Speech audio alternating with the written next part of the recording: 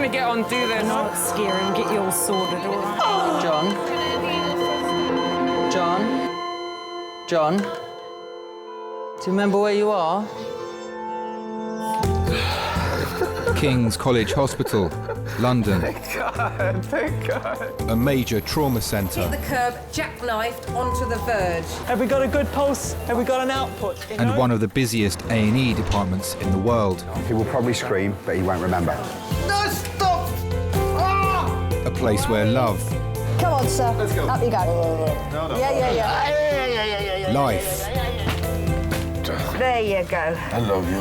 I love you too. and loss It's all right.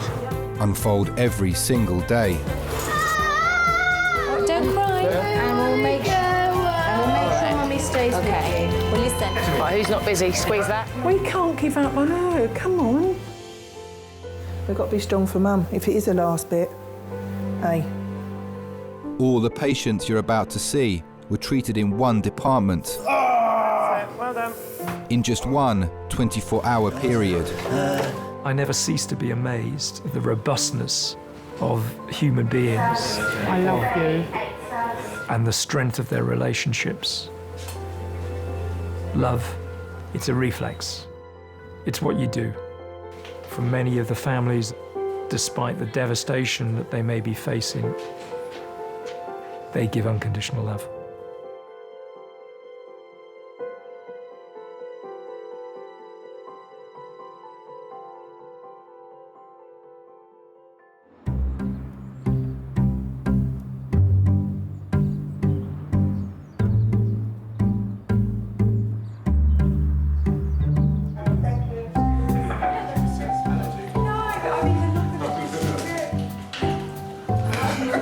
We need the music running through the waves and stuff. Registrar Des will be overseeing resus for the next 10 hours. Hello, Des. Hi, Des. You recovered from your night? No, nor have I. I feel like a zombie. Absolutely. I woke up at 5 this morning. Wide awake. I did that yesterday morning, and then this morning I was awake at 2. I had a fascination with gore and horror movies when I was a kid, I guess, and it seemed like a natural progression to move into medicine as a result, as well as the obvious desire to want to help people. My chick in majors, I think they'll probably send her home. I think they were just anxious and wanted to see someone tonight. Even though I think the bleeding probably was easing up a bit. Okay. I'd worked in emergency departments in Ireland for a couple of years before coming over, and thought that I had probably seen it all. And boy, was I wrong. There isn't a day goes by in Kings that I don't see something I've never seen before. Could I trouble you for some helping medicines for the gentleman in number 2? All right? All right. Thank you very much. That's all right. Thank you, staff. Oh, you've got one of those old man mints, don't you? Did you buy them Murray mints? Thank you. You know, I'm not saying. I'm saying that you're selling yourself short by having the old man mint. That's not what you're saying at all. Don't try and dress it up. Don't try. I'm going to try one, but I don't think it'll be good. I'm not coming back. You can't make me. People are unfortunately capable of doing the most awful things to one another. But people are also capable of doing some of the nicest and kindest things that you would never imagine would happen in a busy sort of urban area like Kings or the centre of London.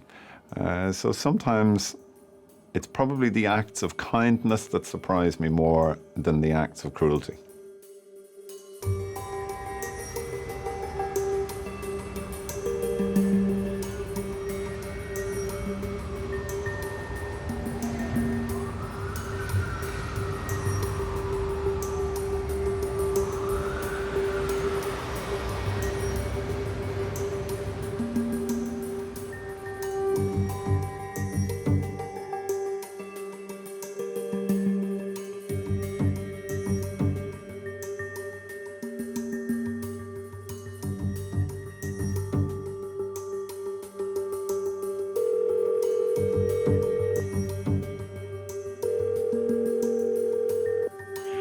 emergency ambulance. What's the address of the emergency? We're on Norwood Road in Herne Hill. We're outside number 47. So tell me exactly what's happened. Well, I just saw it as a lad on a bike. I think she pushed her over, maybe trying to mug her, and she fell over backwards off the curb and really slapped the back of her head on the road. She's breathing like quite strangely. I'm not really sure what to do. Is there any bleeding? I can't see any, no. At the moment, just try to reassure her. I mean, want to try to keep her as still as possible. Keep your eye out for the ambulance. Wave it down when they get there, and we'll get the help there as quickly as we can.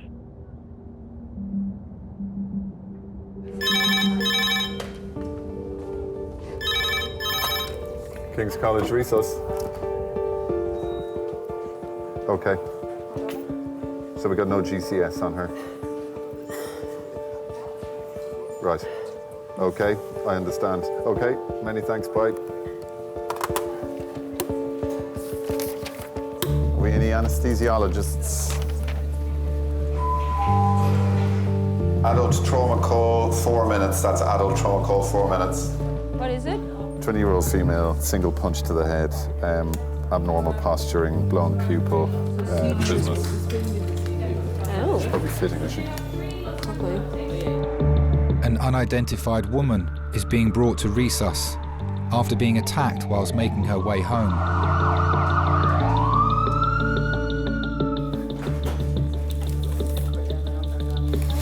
She's been punched in the face and knocked unconscious.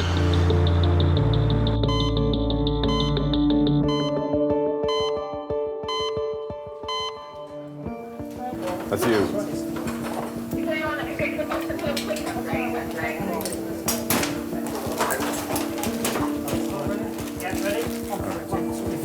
Gloves, please. Oh. Put a vomit. Okay, let's roll her over and suck her out. Thank you.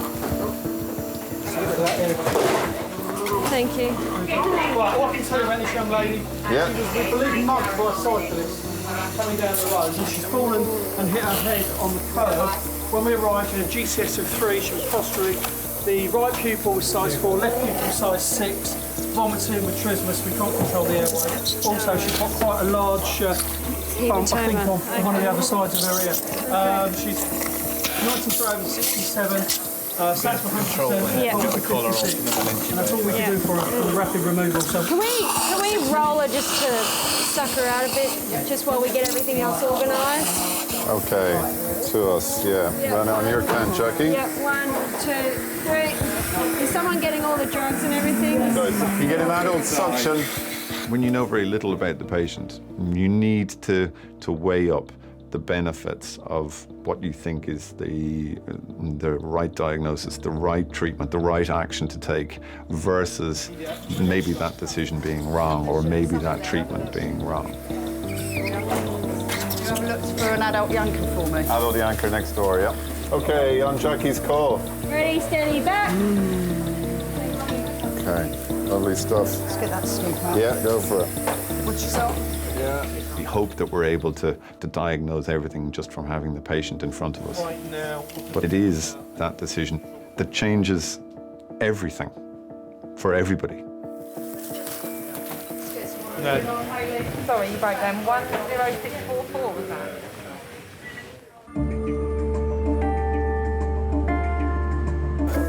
I got them out here. Don't worry about the rest later. Subject to what you find clinically. Just suck it out with the stuff if you've got loads of vomit in there. Just take it off. A young woman has been brought to resus after being attacked 36 minutes ago by a stranger in the street. Oh, Jesus Christ. She's not a fan of that. She's fallen and Got sats or anything, yeah? That's 100. For bradypneic. So as soon as you're ready with... Bougie. And can someone do... Blood pressure's 15769. In trauma, we have what's called the golden hour, where we try to stop life-threatening problems within the hour. If a patient comes and is delivered all nicely wrapped up and they're intubated, then their golden hour is already well underway. 1 to 6 millimetres. Watch out, everybody. Okay, we got no cricoid on. That wouldn't have stopped that anyway. But when they come to us without having any of those interventions done, it means that the clock is already well and truly ticking. It's not fasciculated yet.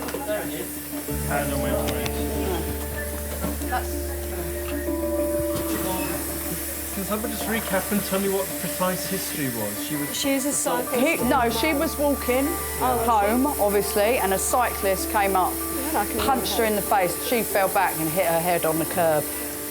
Do they know who she is? As in, any ID on her? Not yet, I don't think. The old bill there, so I'll ask the old bill in a And minute. can we just cut what's left of that shirt on both sides so it'll come off more easily? 6.2 BM.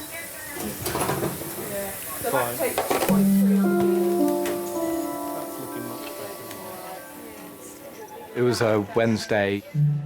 I came home and got changed and arranged to meet a friend in the pub. We left the pub about 10:30. I remember trying to decide whether I would take the bus or just walk. My mind was filled with sort of mundane conversations with myself about that. When I heard a crack, it really stood out sort of above the sound of London at night. Up ahead of me, I could see a man on a bike, sort of standing on his bike. I thought I could see something at his feet, but it's sort of in the shadows between cars. When I got there, there was a woman lying on the ground. She was just completely unconscious. And I realised that the crack I'd heard was her head hitting the ground. She was really alone. She was on her own. I didn't know who she was. She had no people with her.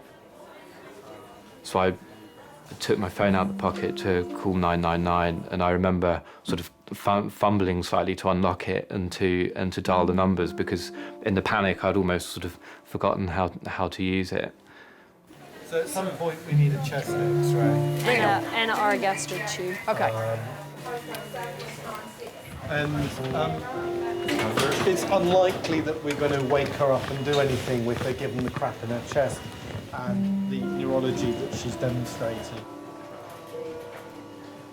While I was still making the call, the 999 call, I sort of knelt beside her and rubbed her arm, because it's all I could think of to do, really. And I think I even asked if she was okay, and obviously there was nothing. She was just unconscious.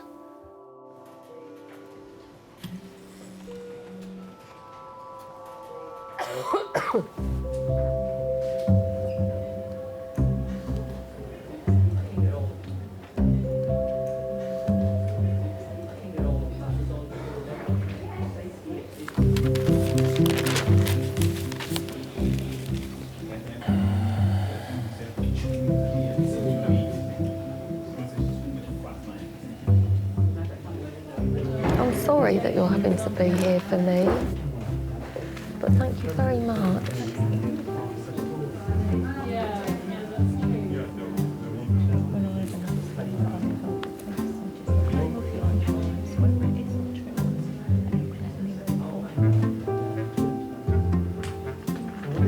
I thought I'd really mangled my hand. Oh, the pain was just incredible.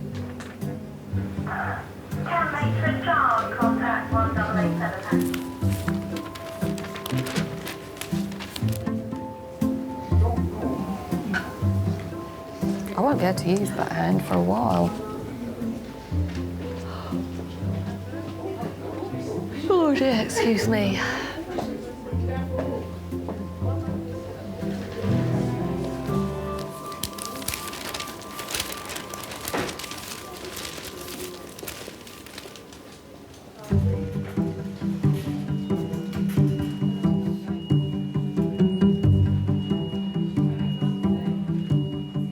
I fell on the floor, I got out of bed, I landed on the floor, and I could not get up. So my wife rang up the medics. So why did you fall? Your collapse? I didn't have a fall. I had no body strength. 90-year-old Frank has been brought to resus after his wife found him collapsed at home. I come from circus, and everybody's fairly strong. Yeah. And I used to break animals, horses and things like that. And I picked up a horse before now, so I've always been strong. But I used to practice judo. I've been a weightlifter. But I mean, I've always been strong, and I could not let go off the floor. My great-great-great-grandfather started off the circus busking in the streets with budgericars. Okay, it's going to tap in the chest a little bit. Right? I consider myself a fairly healthy man, considering I'm 90. You're doing well, my friend. You're doing very well. And when he died, he gave each of his 3 sons a circus. In those days, quite a big thing. And my grandfather, Fred, he had a circus when about 1834 or something like that. And he did very, very well. He was doing great big stuff, you know. My name is Danielle. I'm one of the doctors. Oh, join us. So tell me why you came into hospital today. What happened? What happened? Well, I got out of bed to go and have a tinkle, and I hit the floor. I couldn't get up. Okay. I couldn't get up, and I'm a strong man. I've always been very strong, and I couldn't get off the floor.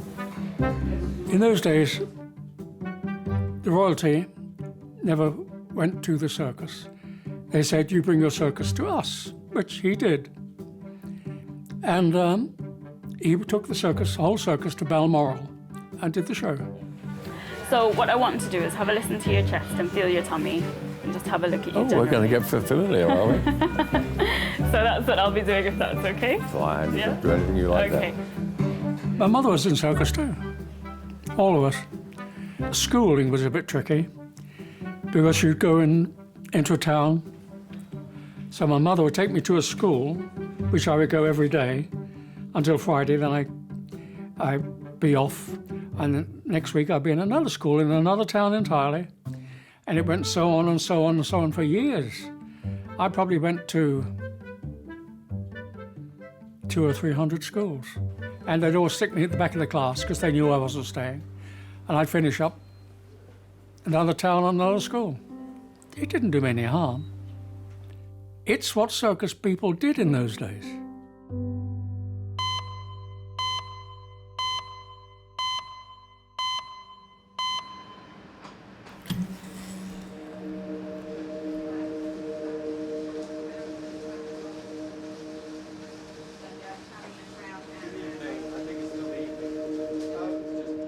It's been over an hour since an unknown woman was punched and knocked unconscious.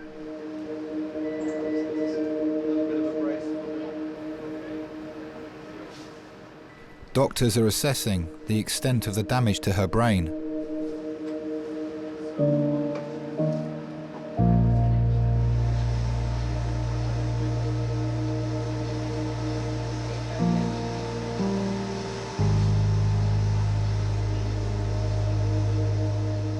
Got home about midnight and I sat up for another couple of hours. I had another phone call from the police.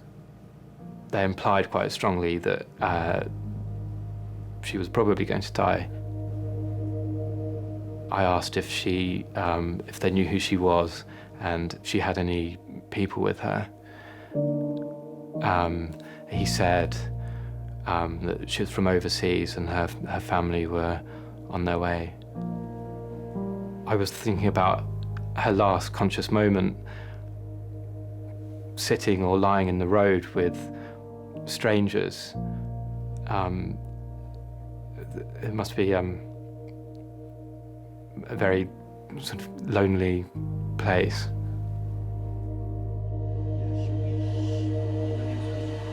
Yeah. I think we should be giving some mannitol, actually. Not mannitol, hypertonic. That's quite nasty.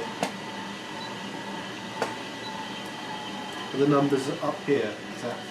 P183 982. When my sister was born, I remember her as a little baby, and I was looking at her, at that small baby, and And I was kind of proud she was my sister. I think she was quite independent. But I remember that when we were teenagers, I was a little bit older and she was younger. And when she started going out, and I felt that feeling of protection, I wanted to be sure that she won't get into some problems. When she was younger, I wasn't thinking of the possibility of her leaving Czech Republic. But it was quite common at that time that girls who just graduated, they left and they wanted to study English and they took the advantage of being au pair. I felt actually proud at her that she was able to suddenly to go and, you know, to find her own way.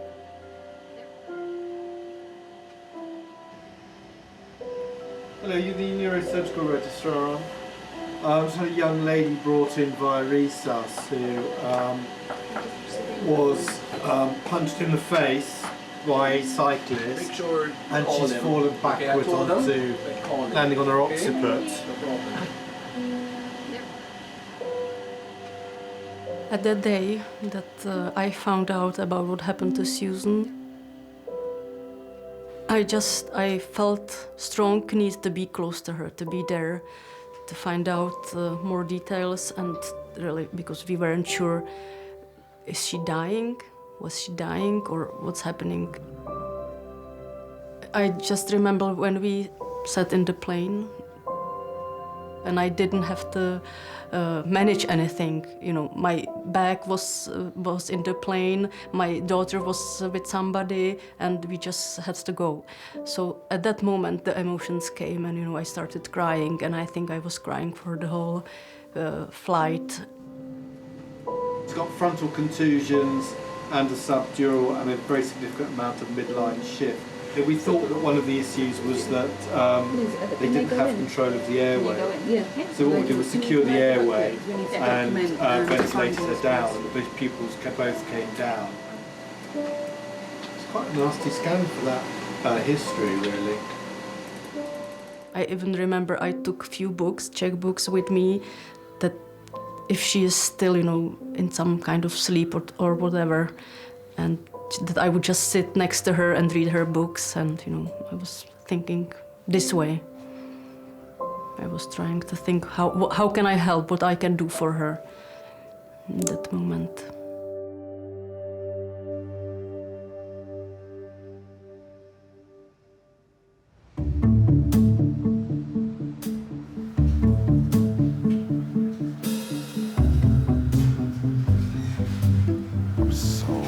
I would make the worst nurse ever. I'd be like...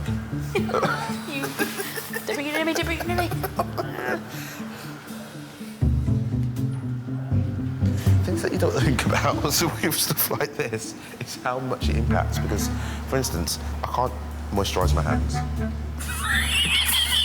I can't do my daily moisturising routine. Can't moisturise my toes. It's just like... My little toesies. My little toesies. You can have one really, really moisturised hand. I can't wank. Vinny.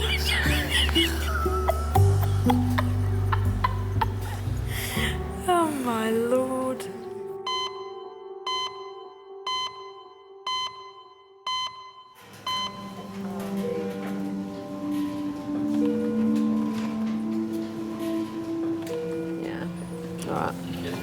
Seem to be down here now. The neurosurgeon's going to take her to the theatre?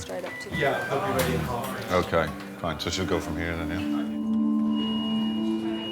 yeah? Suzanne's CT scan has revealed life-threatening swelling in her brain.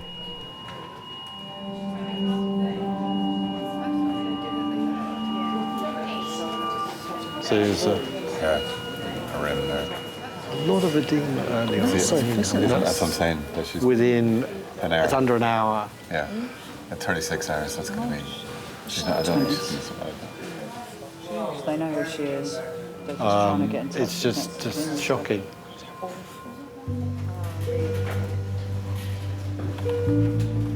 When Suzanne came into us, I think many of us may have seen a younger of ourselves in her. She was a young woman essentially minding her own business, just walking down a street. And this random act has put her in this awful position.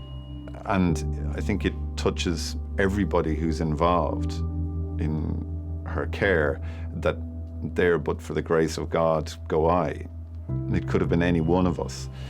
And I think that kind of sticks with you then, how unnecessary this is, how needless it is, what a waste of a young, beautiful woman.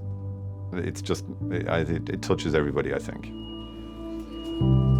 Her brain is very, very, very swollen, but you get this thing which is called, they call it muffining, which is where you take off part of the skull and then the brain just comes out like a muffin out of a cupcake holder. She could easily die from it, I'd say, which is awful. This young lass is... thank you very much for coming.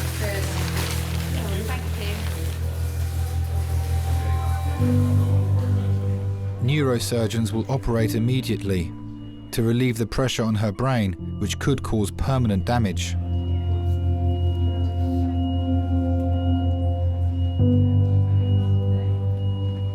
When I first saw her, from one side I couldn't even recognize her because her face was swollen that much that it completely changed her features. But it was my sister, and I was kind of happy that I can be close to her.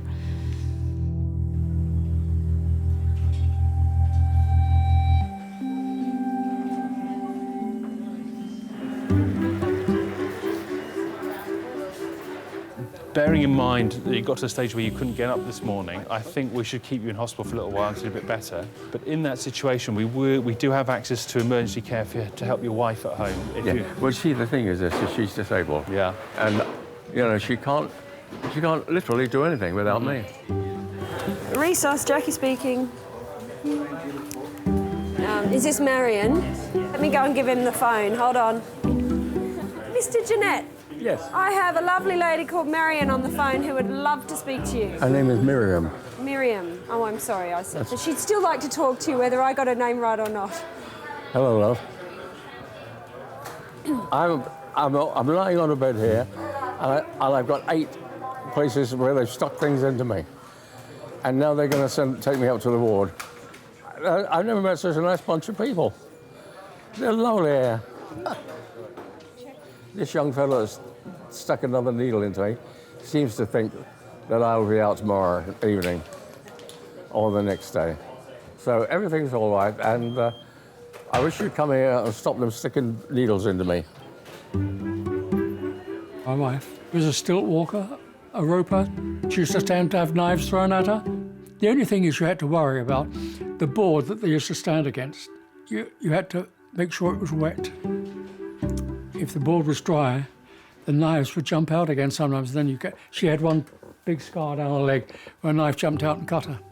And no, I'm actually in the lap of luxury here, except this is the most uncomfortable bed I've ever been on in my life. Oh, it's a terrible bed, this is. But they say the beds upstairs are better. So I'll be going up in a minute. There were 18 chorus girls and 18 chorus boys in the show. Beautiful show. Beautiful girls. And I could have got off with every one of them, the boys and the girls. But I didn't, because I had my Miriam. I'll see you soon. I'll see you soon, dear. Yeah. Bye-bye, love.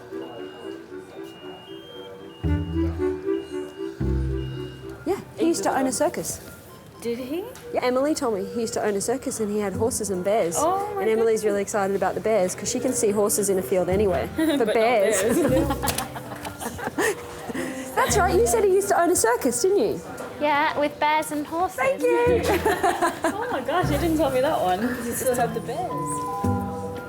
And we're off. I just have a tool belt. Oh look, she's going somewhere.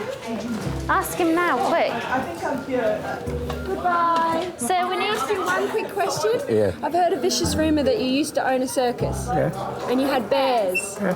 Did you, like, Did you give bear hugs? You're in big trouble if you're getting a bear hug.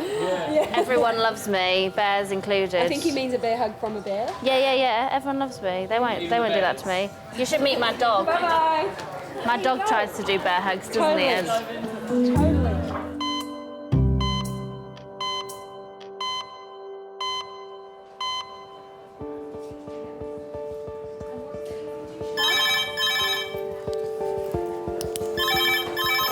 Hello, Kings A&E. Yep. Yep. 10 minutes.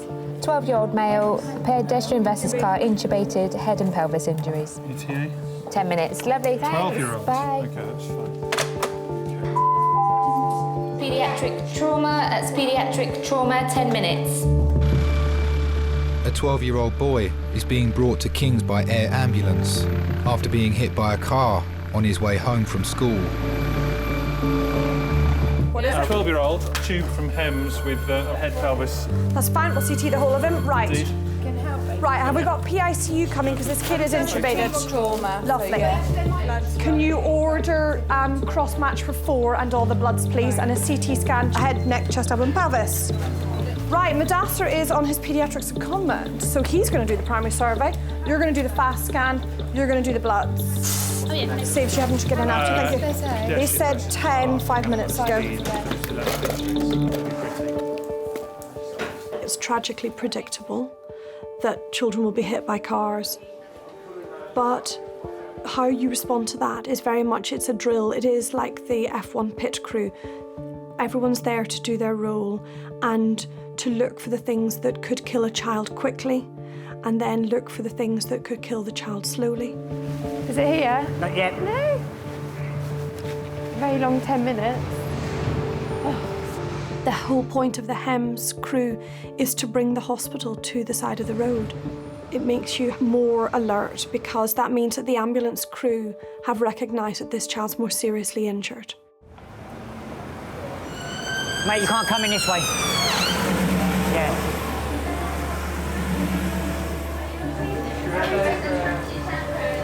It's here.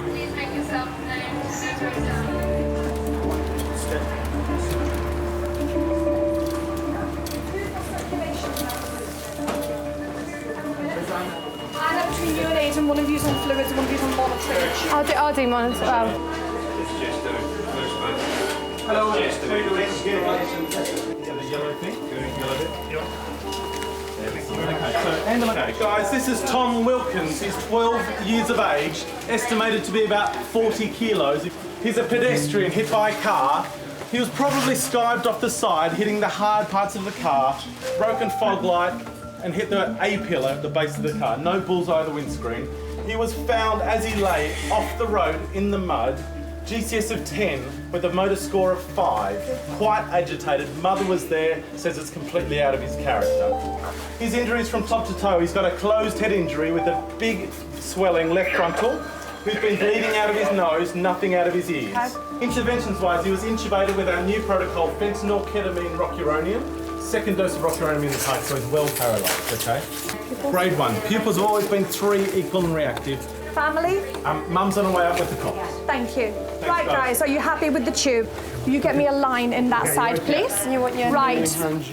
Tube, primary survey, E-fast, line. Thank you. I've got fluid. I can hang them up there. We can connect. Don't run it. Just put it on. No, I'm not running it. I'm just putting it up. Lovely.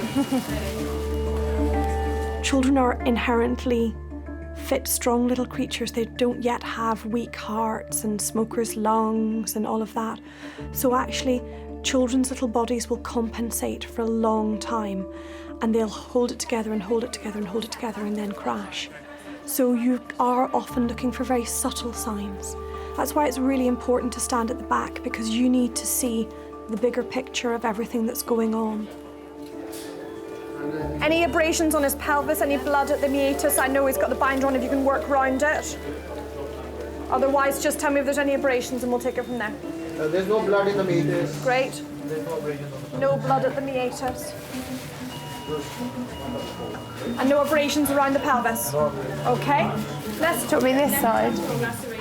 BM is reading low. BM is really reading now? Pupils are 3 and reactive. Do we try again? Yes, do it again. Pupils are 3 and reactive, and there's an abrasion where? On the left temple. Left temple. Okay. And a big bruise on that side as well. Guys, I'm going to order the CTs. I'm going to CT everything. On the right, concentric on the other side. Hands over. Hands over onto some bony bit. Ema, there's already fluids connected. You just relieve those. Very slow trickle. Slow very, trickle. very slow trickle. Hartman's, is that Yeah, it? very slow trickle.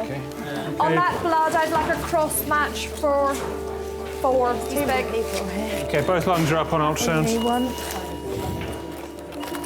To blanket him up. He is just very cold, isn't he? Guys, CT are ready and they're waiting for us. So if we all start getting ready to go, as soon as we're all happy, we're going to go. Charles, you've not seen anything abnormal in your assessment? No, I've just done the fast and that's all normal. You're happy with the tube end. Pupils are still nice and reactive. Lovely, we'll head across.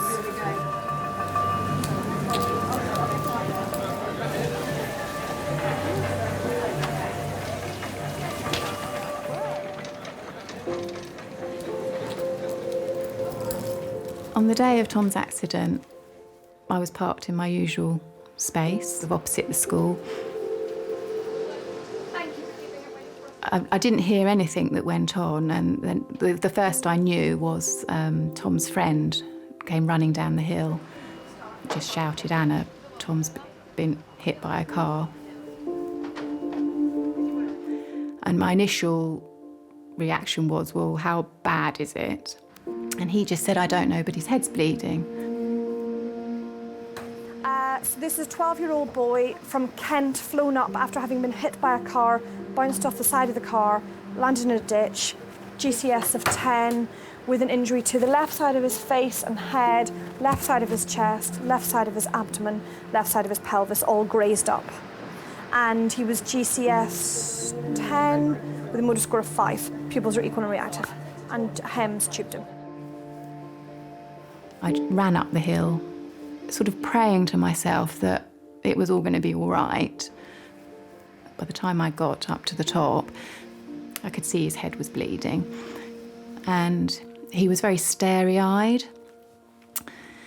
almost looking through me rather than at me.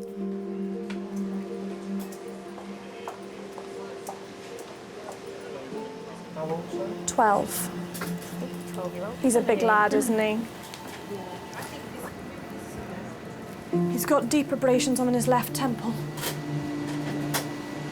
Yeah, he's got a slight depressed fracture of his frontal sinus.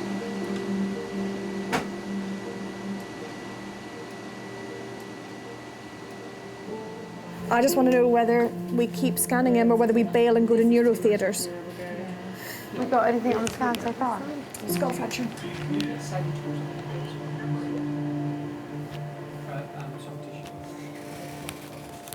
It was quite nerve-wracking being in the police car with blue lights on and sirens. You're thinking, gosh, why is this happening? This is urgent, I've got to get there. But you're also, your mind is distracted. I think it's the kind of denial mode sets in as to try and avoid thinking about, I suppose, what you might be greeted with once you arrive.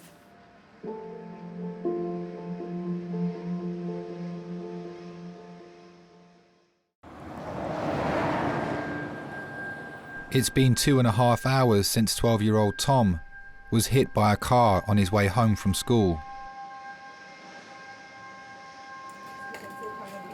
Are you happy? Do you want to go in and just make sure you're happy? If they'll let us, we'll take him upstairs. Nothing else major. So skull fracture, when they get a better light, maybe there'll be a little bit of blood, but not shift. Okay. So he'd be fit to go upstairs if you wanted him to. Now. Shall we? Yeah. Let's go. Tom doesn't need immediate brain surgery. He's being taken to paediatric intensive care, where he'll be closely monitored for the next 24 hours. Fairly shortly after we arrived, a doctor came and saw us, and they did say initial signs, if you like, were good. PICU. So I sort of laid in bed with him You just lay there and you just quietly contemplate. And it was a bit like going back to the baby days again, when you're sitting there and you're allowed to nurture them.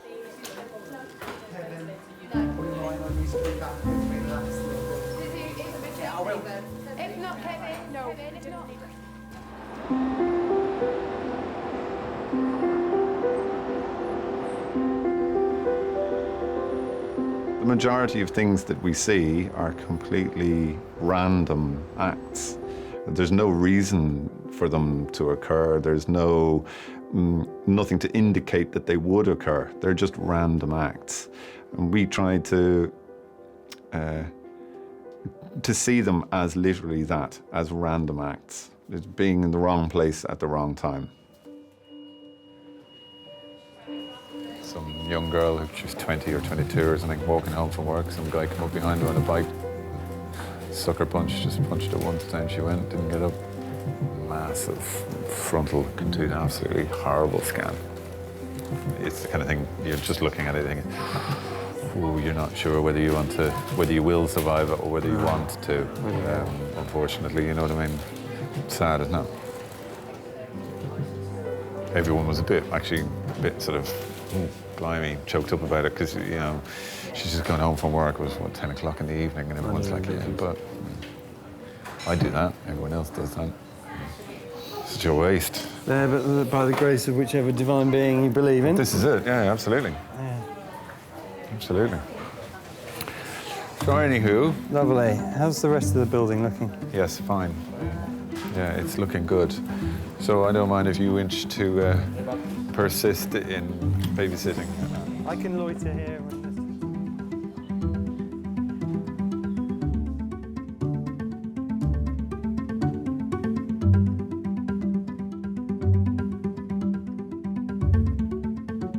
When I woke up, I just saw my parents just sitting there, and then I didn't know what happened. So I just woke up, and then I thought, I don't know where this is, what's going on? And then, of course, they told me what happened.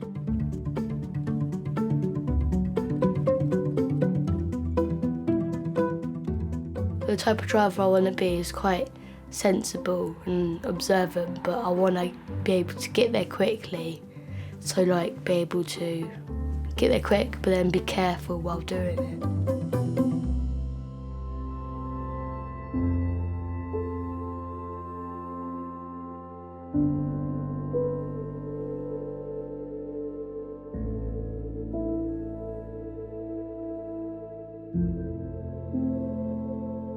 Well, we met and married in 3 months.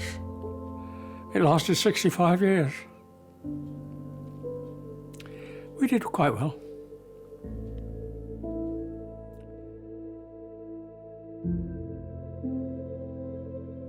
It's coming home to an empty flat that drives me potty, you know.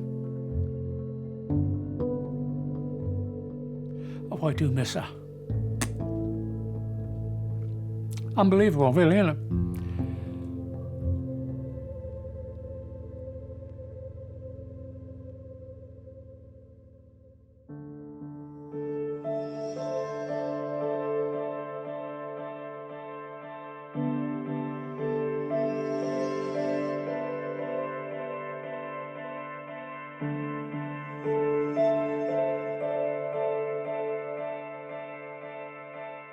When I woke up, I remember seeing my family. My dad, my sister, my mom. And I was thinking, why are they here? Is there a party or something? I never thought of what happened. Because it's not gonna help me and it's not gonna help anyone else. So, you know, I just focused on getting better.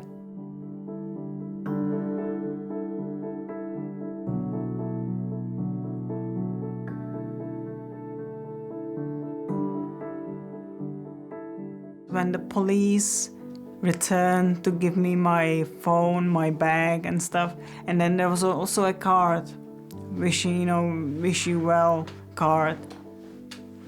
So that's when I first realized then, there was Andrew who saved my life, really. because if it wasn't for him, who knows? There were some people who thought I was drunk and didn't bother. I was really nervous before meeting her, but when I met Suzanne, she seemed like such a sort of buoyant, resilient person who seemed almost unfazed by what had happened, and I felt really good about that. I kind of thinking, I've met this person who was not nice to me, but on the other hand, I've met this person who was lovely to me. So it did kind of compensate for, for what happened.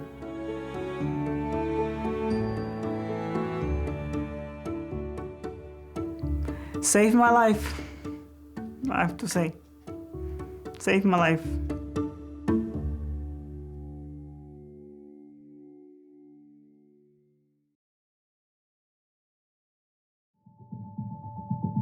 Started off with like the slowest day ever. We've got lack of space everywhere, it's manic.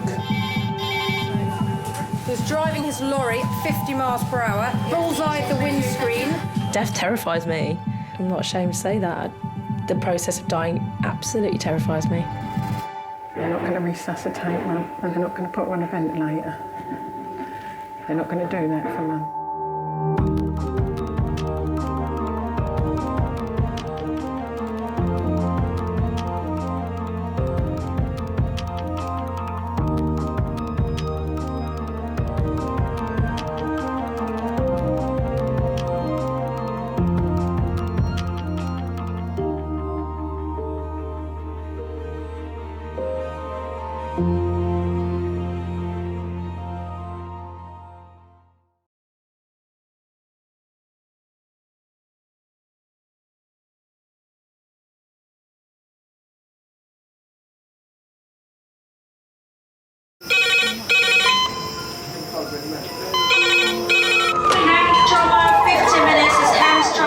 Ortho, surgery, we're just going to get on through this. Not scare him, get you all sorted, all right?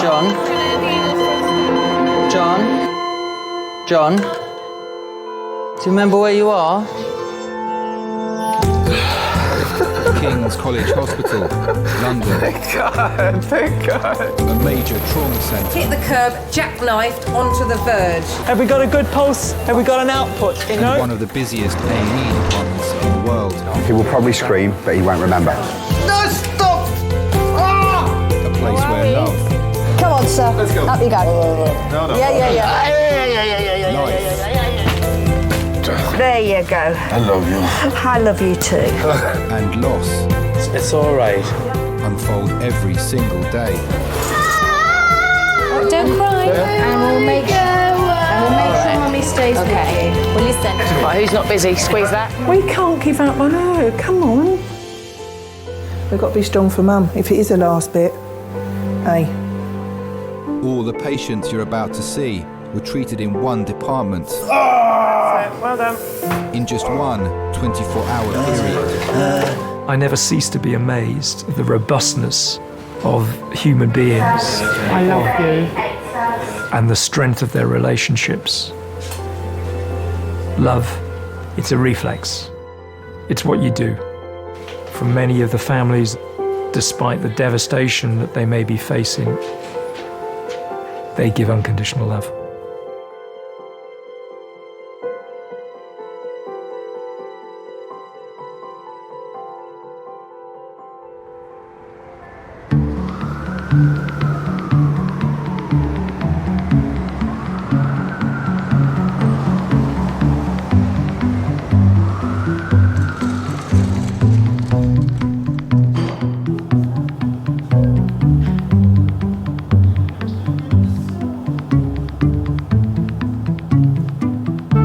Is that for your car window? Is that for your car window? You crack it, you know that? You pour hot water onto a car window. You have to scrape the ice off.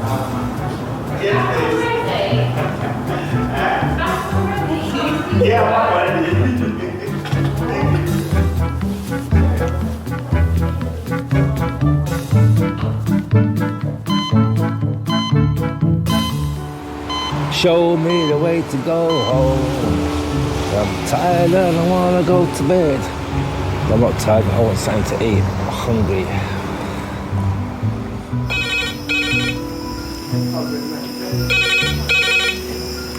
Kings A&E, how may I help? Adult male trauma. Code red, yep. Head, chest, limb, yep. Okay, good. Sorry, was that motorbike or motor car? Motorbike. Hit a car. Okay, cool. Thank you, bye. HEMS trauma call in 30 minutes. HEMS trauma call 30 minutes. What is it? It's a motorbike versus a car. Code red. Head, chest and limb injuries. Sick man. Do people want to sign in at the trauma team, please? Give it a hand, because if we're rapidly infusing, someone's going to have to hold blood. No, it's fine. Can you make sure we have a head-to-toe CT, plus all the code red bloods? So Consultant Chris is leading a trauma team of 20. They're preparing for a 47-year-old man with life-threatening injuries. Which cubicle are we in? Or you can have 4 is free, let's do that. Good. chuck it away. So can we just check this is a male, not a female? It's very important from the blood. The patient is being flown 50 miles to Kings by air ambulance. You're wondering what the impact speed was, whether the patient was thrown distance, whether they hit the windscreen, what other objects they could have hit when they were thrown off. So we're about 10 minutes away, guys. So we all know what we're doing. Everyone's happy with their role. We keep people around the bedside to a minimum because it's getting a bit chaotic in here and it's just... Okay, I've got an anaesthetist, I've got a B doctor, I've got a C doctor, and I've got my orthopod for... That's all we need. Now.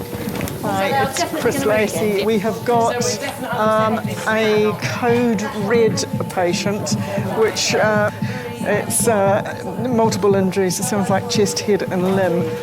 I don't let myself hope. I think I'm geared up to treat what injuries come through the door. Who's doing bloods? I'll do blood. So you're happy? That's it. Okay. Right. You're doing the abdomen. We're all set. We'll just wait. We'll not go anywhere.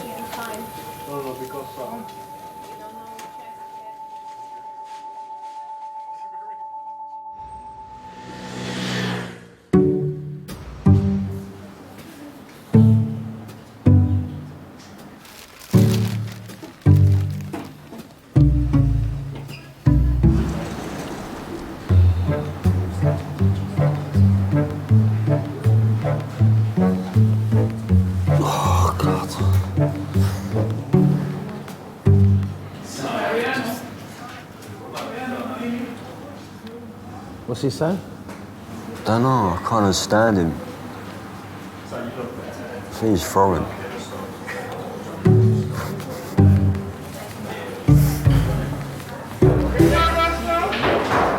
Couldn't understand her either.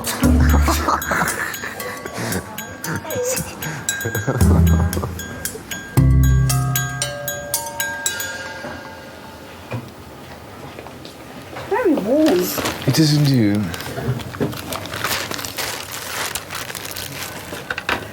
You're gonna put that in my hand? Yeah. Jesus Christ, don't let me see, don't let me look, please. I won't let you look. I've not even done anything yet, and you. He's excited with me. 69-year-old Steve has come in with a fishbone in his finger. Right. God, please take your time with me, please. I will. He needs to be injected with anaesthetic before it can be removed. And then what I'm going to do is put a little injection that side and that side. It's a little bit... Two injections? Yeah. It's a little uncomfortable, okay? But once it's done, it's done. Well done.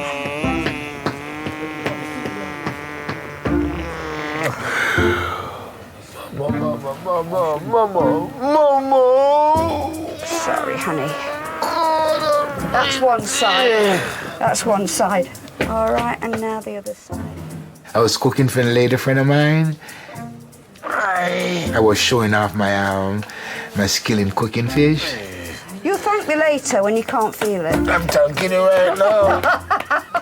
I can see you're happy about it. Her being in the background, I suppose I got somewhat distracted, by her beauty, whatever it was, and I just got complacent in it. That's what happened.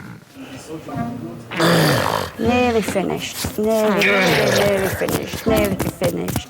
You're such a comforter. There you go. I love you. I love you too.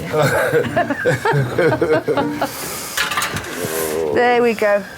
Rest it down, and I'm going to leave you for a couple of minutes now. Okay. Thank you very much. You're very welcome. You're so sweet, so thank you. I shall back a couple of minutes, let that just thank work. you very much. All I right. can continue with my paper now, shall I? Yeah.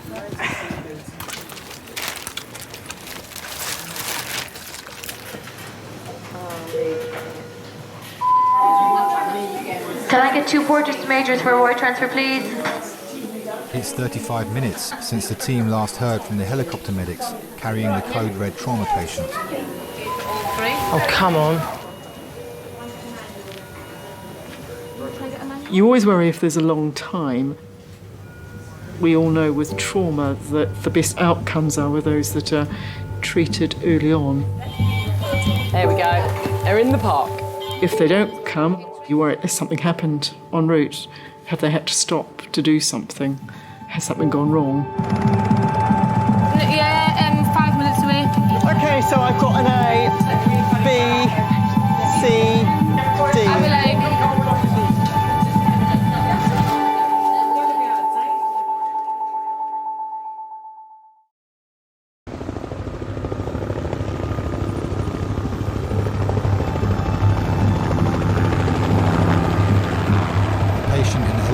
Is Gary, a 47-year-old single father of 2. It was during the evening and I received a phone call from the police, and the gist of it was that Gary had been involved in a terrible road accident and that he probably would not survive the night. Laura's running. Gemma's nurse 1, I'm nurse 2. She's doing bloods, I'm doing monitoring. Who's doing airway helping? I remember feeling numb, trembling. It was just an experience that I hope not to experience at any other time in my life. Everything's there, ready to go anyway. We've got A nurse, B nurse, C nurse. Yes, you have. We're organised. Do they need to smoke, need anything? She's got it. It's 2 hours since Gary was on his motorbike heading home and had a head-on collision with a car. If someone's been hit by a car on their bike, there's no protection. It's literally, the rider versus the impact of the car. If 2 cars collide, you've got some crumple.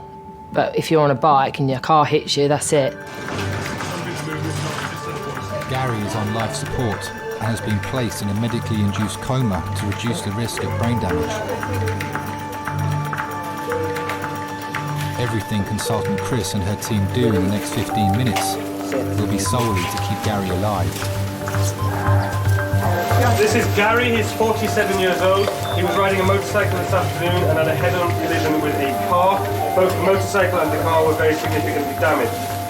Injuries top to toe, he has a head injury, he has a large scalp laceration down to the bone, he has right-sided rib fractures, right-sided femur and an open tib and fib fracture. You're thinking, what will kill him first? You've got quite a lot of information that's flashed in front of you. You've got uncertainty. Sometimes this doesn't quite add up. Okay, as soon as we've done the ABCDE, we're going to CT, guys. Okay. As soon as we're happy, we'll go straight to CT. If the blood pressure is above 90, we're going round the corner. We've got bloods? Yeah, like this. We're just getting bloods. I get bloods. We're going to take bloods and we're going to CT. You're always thinking about the chances of survival. Okay, fine. Then we have a temperature. Not yet. It's freezing though. Have we got a good palpable pulse?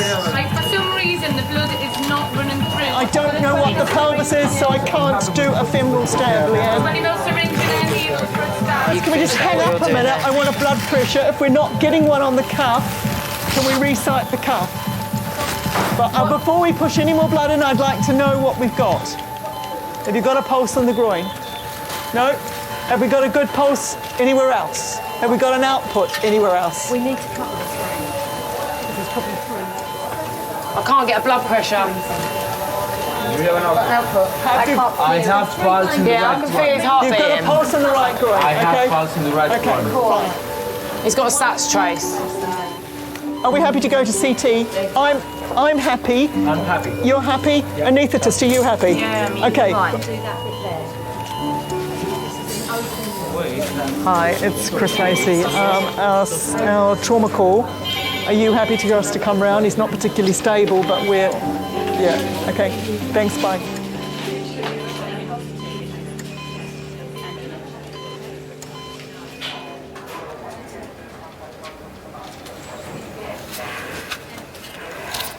Probably don't want to look at this. Don't frighten me, please.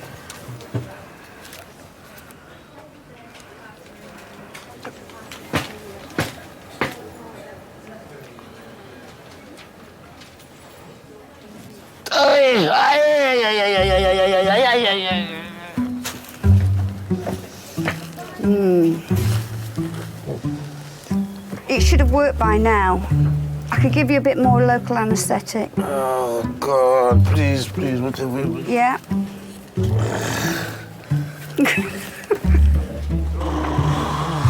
Not even touched you, really. I've only been pressing very lightly.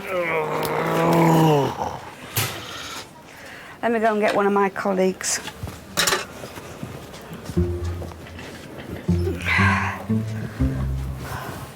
First day back and my first failure. I was looking forward to that too because it's really juicy. So, but he's in so much pain when I try. I've given him loads of lignocaine, but it's just got no effect on him. Managed to use a paper, but touch it, it jumps out the seat. So. I would love to get married again. I don't want to face life by myself like this. I would like to get married again, yes. And I'm married to a wonderful woman. But I lost that. I let my wife down. Above all, I let myself down. Life is about change. Life is about growth. And I would like to think I have changed. I think I'm more mature now. I think I'm more relaxed now. I think I have more respect now.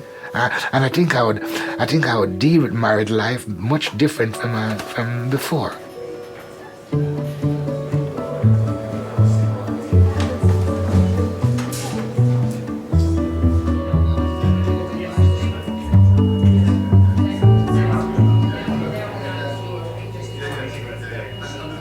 20-year-old Hannah has been brought in by her mum with an extreme allergic reaction to her face cream. How you doing, missus? All right? Yeah, my face is just very tight now. Still sore? No, it's not sore. It's just very dry and uncomfortable. I'm going to get some kind of, see if we can get some creams, but it's just really excoriated around here, isn't it? What can we put on that, like? And I don't know if it's Vaseline still or... Because the face was so swollen, obviously you think about the airway, if there's swelling inside the face and in the throat and things like that, and her tongue. So until you know that her airway is safe, you would always put a patient with that amount of facial swelling that's clearly having a reaction to something in resus. For me, hon. Okay. I don't want to put anything on it because I don't want to make it worse. I just want to think we should leave it alone at the moment, yeah? I know it's sore, but just try and hang in there. If once the swelling goes down, it won't be so bad. We've just got to wait for that medicine to work. I'm allergic to wheat and soybean, nuts, eggs, cow's milk, tree pollen and grass pollen, hair dye, and then a whole bunch of chemicals that are in things like washing up liquid, cosmetics. How you doing? Your eyes are opening. Yeah. They are, aren't they? When a patient first comes into A&E, it's a guessing game. It's like Sherlock Holmes trying to work out what's going on. What did they say? That you are allergic to oat. I am. Oat in this. Oh. Oh, at least we know what it is. No. Right, give that a good wipe and get all that off. It's just baby wipes. I'm sure you're hopefully not allergic to those. We'll rinse it off with water afterwards, okay? Oh, that stings like...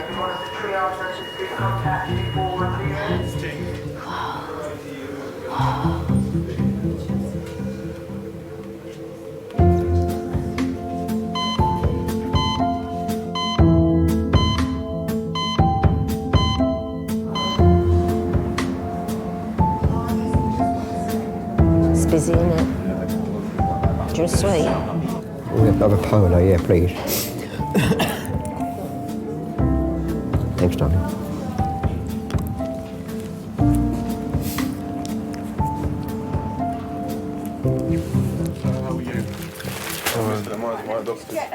How did you manage to get a Fishbone. I was scaling a fish.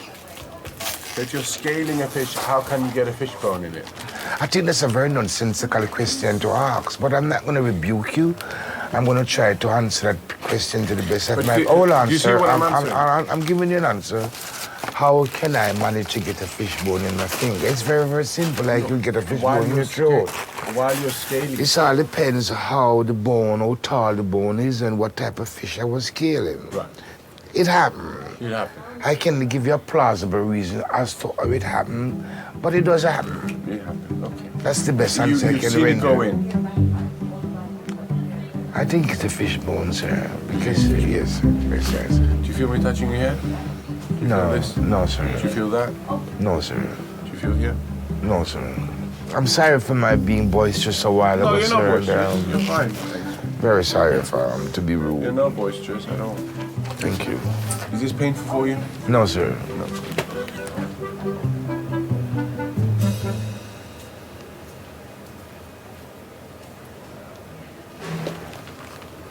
Oh, that's it.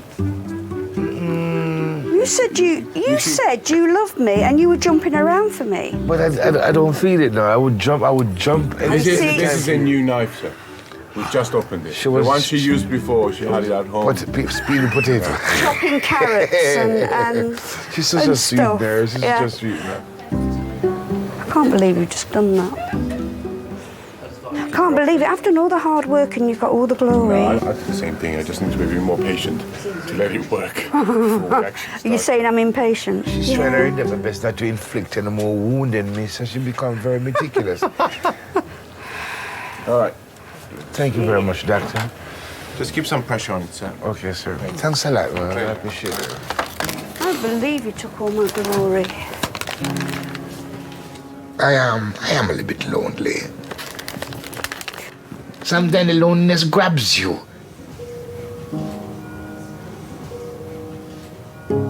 I regret not being the father I would love to be able to be. I regret not being the husband I ought to be.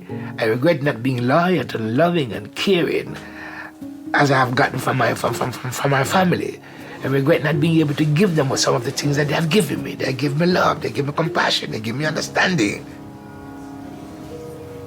What have I given them? Anxiety and stress, etc. Yeah, I regretted that.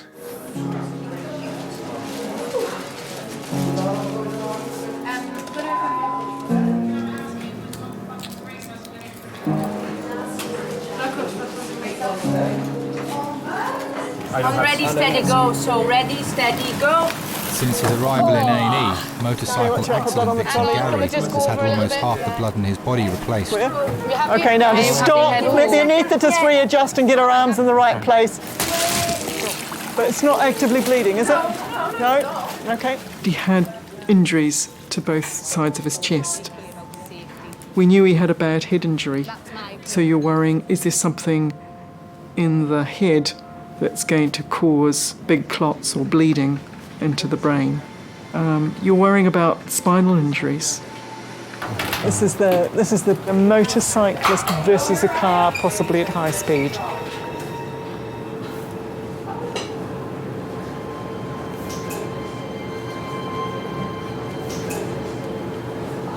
None of us actually know what's around the corner. I didn't spend a lot of time with Gary before. And with hindsight, you would think, gosh, I wish I'd done things differently, wish I'd made more efforts. Pupils reacting. Isn't family more important than all the other things? Shouldn't we make more time to do things with people who are important to us, so we don't have regrets at some stage?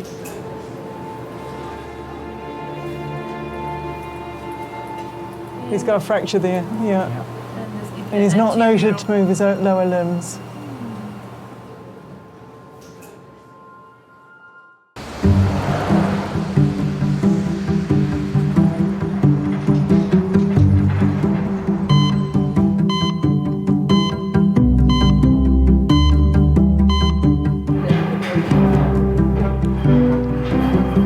This is not going well.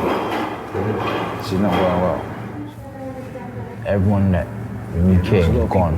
Yeah, they're gone. Everyone that when you came here and before we sat down, they're gone. Actually went. Except for these two in front of us.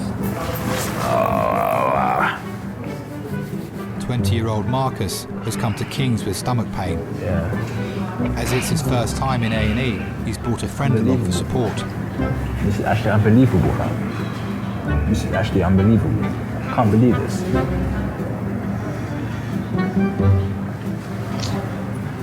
That much of pain. So I need to take painkillers then. No, I'm just gonna walk. Stay cool.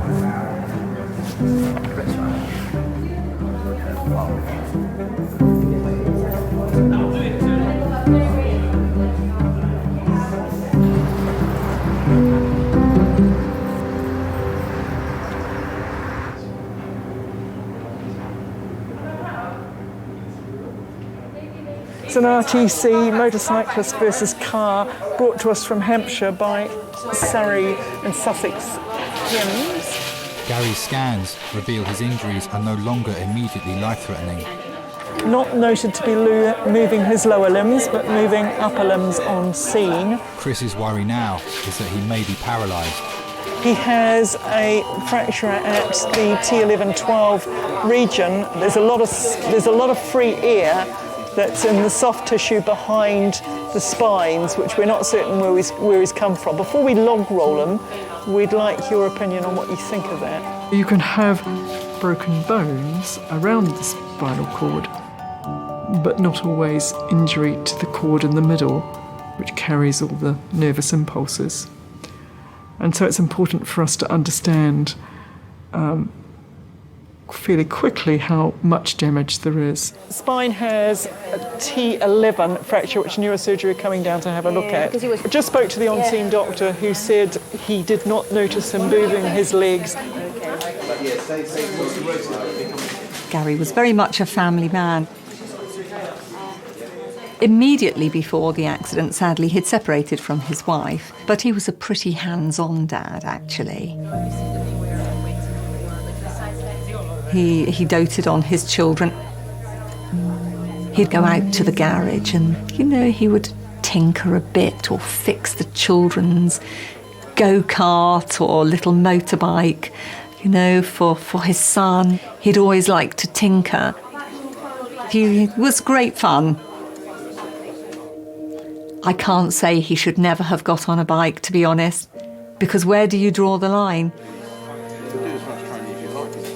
With hindsight, he might not have made that trip, but he wouldn't have lived his life differently.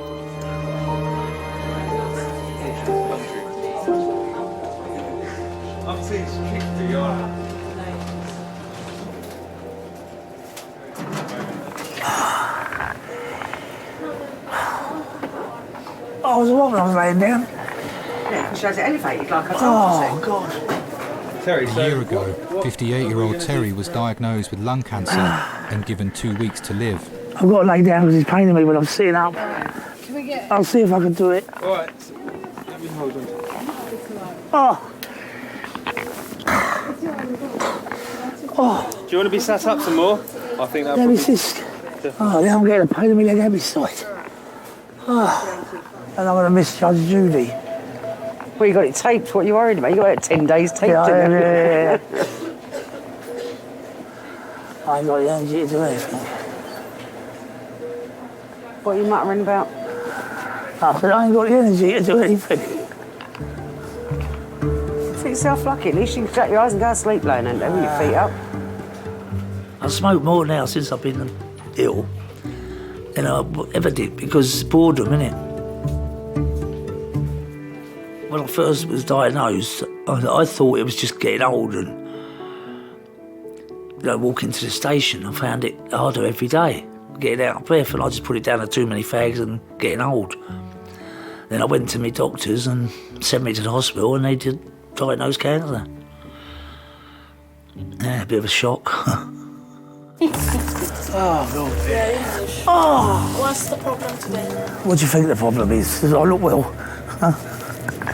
Pains in my feet are swollen up and pains. Smile, I can't feel My foot's all swelled up and painful and everything. And, That's only the feeling. well, I've got lung cancer. That's originally what I was in, and chemotherapy. I mean, I think it's a question of all the medication I've been on, the steroids. You're on chemotherapy. Finished it now. You finish it now. Yeah, there's no more they can do. It's all finished. 4 weeks ago. 4 weeks. There's no more they can do. It's over. Finished. Terry's not a person you can sit and go, oh, I do feel sorry for you. He's just not that type of a person. You know, you say to him, well, you know you've got it. You know how far it's progressed. You know how to deal with it now. You know, and if you can't deal with it on your own, I'm here to deal with it with you. But I'm not going to sit there and wallow in self-pity with you. We are going to fight whatever it is, you know, that comes along. And this is what we've done. You know, Terry's a fighter. He's not giving in on anything. Any chance of a cup of tea? After this. I'm going to keep on till I get one.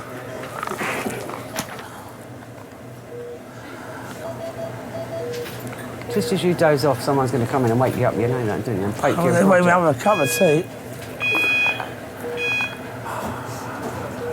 At least you had your toenails cut, so that's all right. Yeah. I'm here. Yeah, and you're here. And your beard's off, so you're all right. They asked me, it fell out, all right.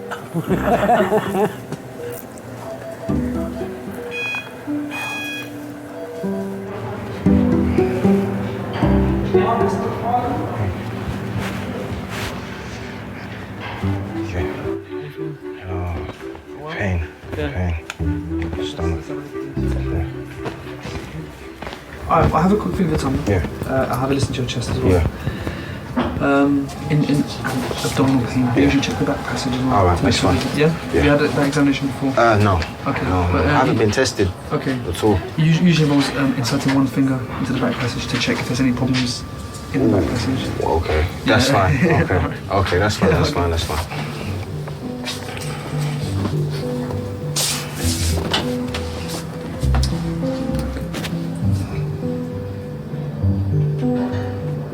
Yeah.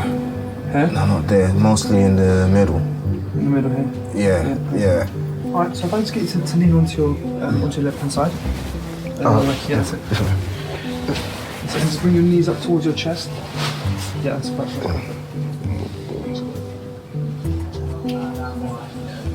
You okay now? Yeah. Oh.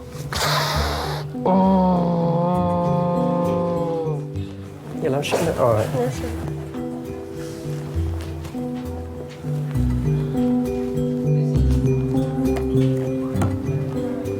Wait a minute, leave it there.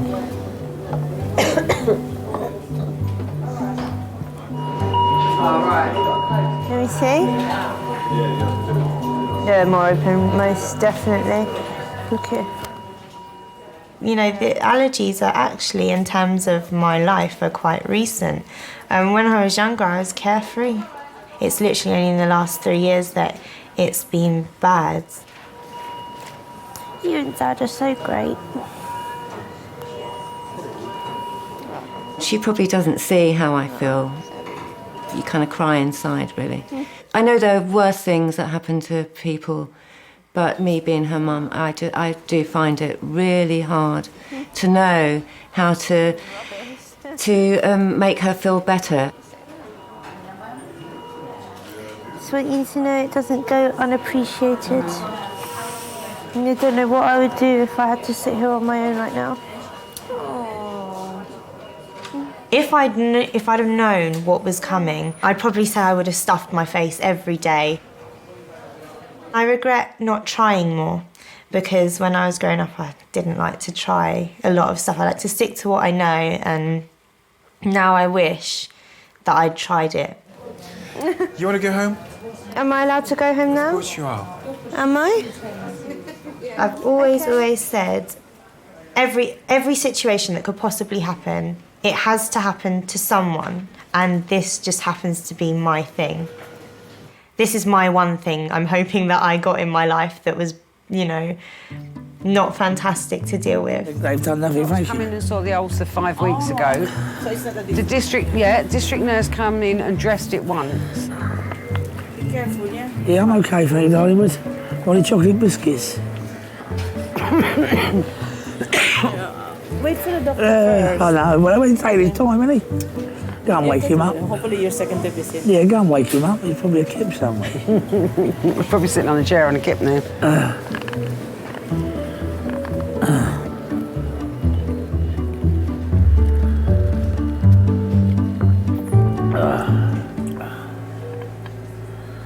That was disgusting. You drank it anyway. Wet and warm, isn't it? Yep. Wet and warm. His brother died last year, and I looked after his brother. I wouldn't have done that. No, you shouldn't have done, should you? No. His brother said to me, if anything happens to me, Terry won't handle it. Make sure he's all right. And you know, you look after him. I wouldn't say we enjoy each other's company. We tolerate each other. But we get on. And because of Tom and what Tom asked, then I now do it for Terry. Yeah, a couple of papers on the way home. Who said you're going home? I ain't staying here. You won't go home, I shouldn't think. They're going to have to give you a massive dose of antibiotics. I can give you the night, but I'm going out tomorrow. Yeah. And not at no 3 o'clock either. Why, is it race time at 3 It's o'clock? racing day I tomorrow, knew yeah. that's what you was going to say. It's race day tomorrow. Yeah. He likes the pub and racing are the only two things that I know that him and his brother they've ever liked. They love their drink, you know. I've never known two people like drink so much, but they did like their drink, and that was their life. That was it. Can't you look at your newspaper and phone them through to one? I could do, but it's not the same. I'd like to watch it. I'll get your telly up here and you can watch it. Oh, yeah.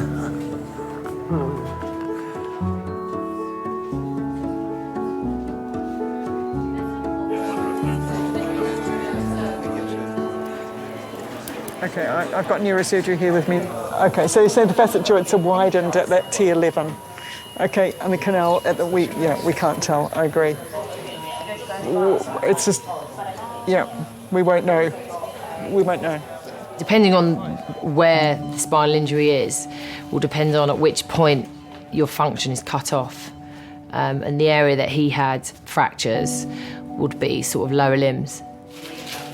You need to know for sure, and you can't know for sure until you wake somebody up. It's grim. It doesn't happen a lot, but it's grim. Nothing else we need to do. We're just going via plane when you're ready. Yeah. When that's written up, the notes are done. The trauma team have done all they can, and Gary will be taken to intensive and then I'd be care. happier if I had a temperature. His family is being We informed couldn't and get are on round it their because it was way. too cold. He's stable at the moment and he's been seen by a number of different specialists. He's going to go to our intensive care unit. At the moment, we have had our CT scan, which has shown us a number of injuries, none of them which are immediately life-threatening. So I can put your mind at rest there. I think you never want to break bad news over the phone if you can possibly avoid it. But by the same token, you don't want to lie or deceive or lead on a relative. He'll need some further imaging tonight, which is an MRI, which is to look at his spine, to his lower back. So he's had lots of pipes and tubes going into him, but he's doing very well, and he's very stable. Okay. So he's in good hands. Very shortly he'll go round to a ward called surgical critical care. I suppose if I hadn't been expecting that maybe he had died, this would have been bad news that he was so badly injured.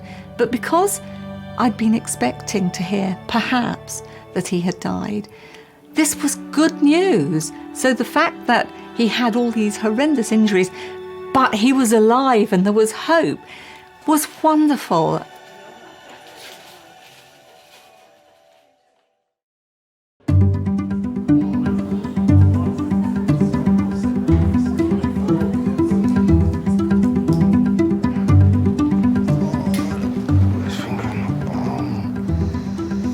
Doctors suspect Marcus has irritable bowel syndrome.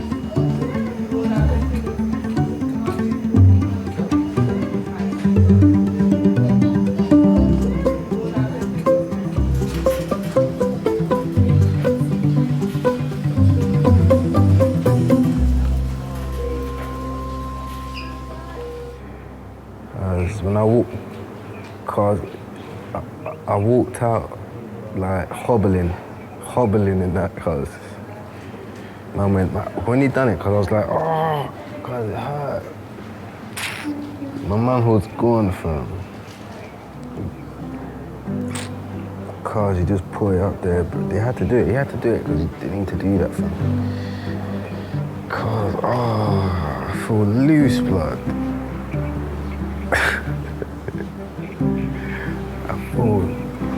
I feel loose.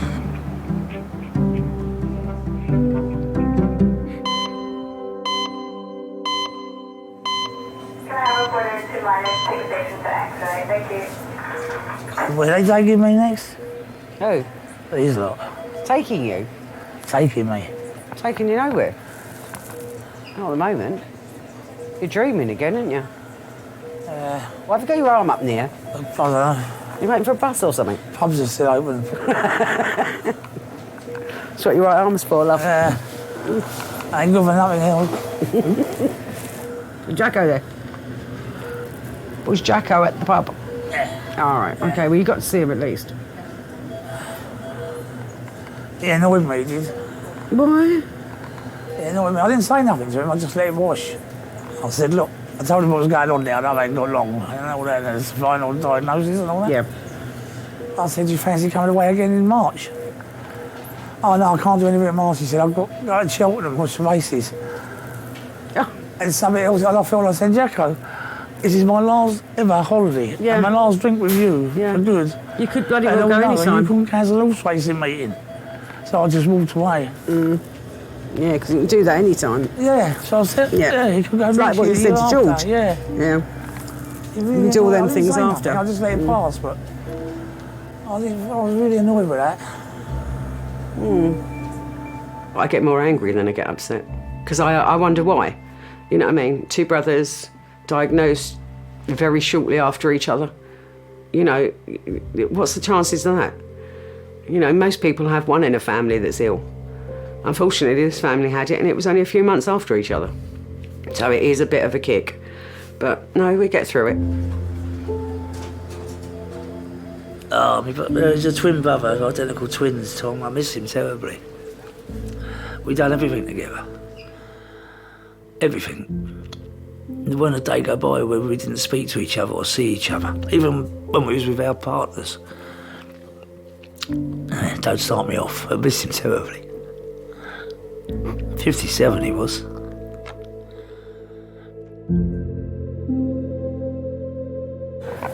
What's this? Send the stuff you have at home. Thank you. That's not the same, is it? Yeah. Tastes different. No, yeah, same stuff. Sometimes in a way it makes it not so bad when I think about it. I think to myself, well, at least I can join Tom. Not going to be on my own, you know what I mean? I've got me brother.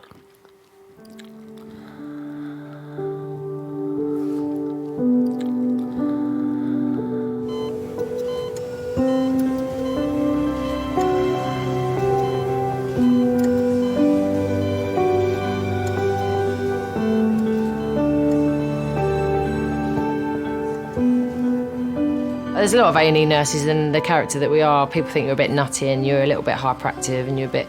But I think when you do that job every day and you realise how short your life can be, literally nothing's taken for granted.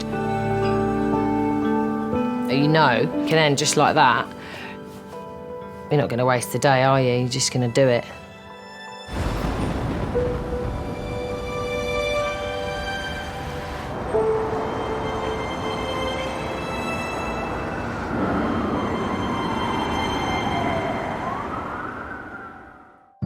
Hello, Gary. He looks really good. You're looking great. It's good to see you. He brought all sorts of stuff with us. It wasn't for some weeks that actually made the diagnosis and told him, Gary, you're not going to walk. This was the one where the car went over the top of us. Oh, Gary. But this is the one where they got the bar. That's it. He was explaining. The bar goes all the way down. Yeah. And he had it. I'd talk to my husband on the way home and I'd just cry, you know, with the sadness, you know, everything that had happened and how different his life was going to be. It was just a very, very sad time. I won't never make any stupid mistakes like that before. Good. That's 100%. That is. I want to live a lot longer and I want to watch my kids grow up and have them watch them and when they have kids.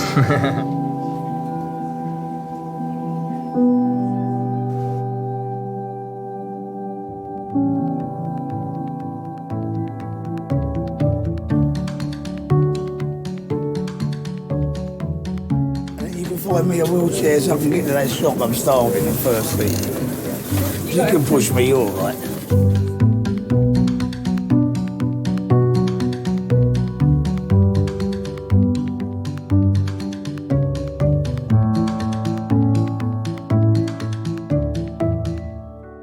You watch this way.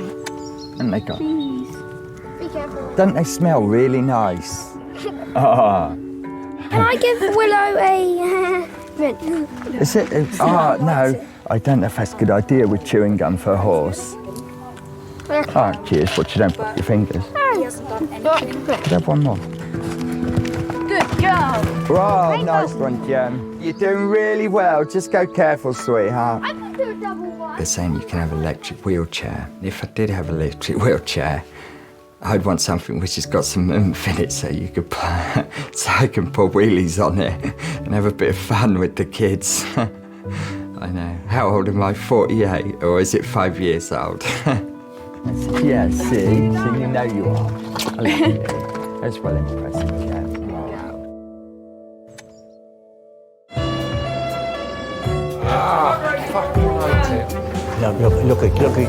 Look it. You weren't particularly attached to those T-shirts, were you? They're the best T-shirts I've ever bought, to be honest with you. Laugh and the world laughs with you. I know, yes. What I want you to do is get your bottom right up on the chair. Cry and you sleep alone. They look after me nice today.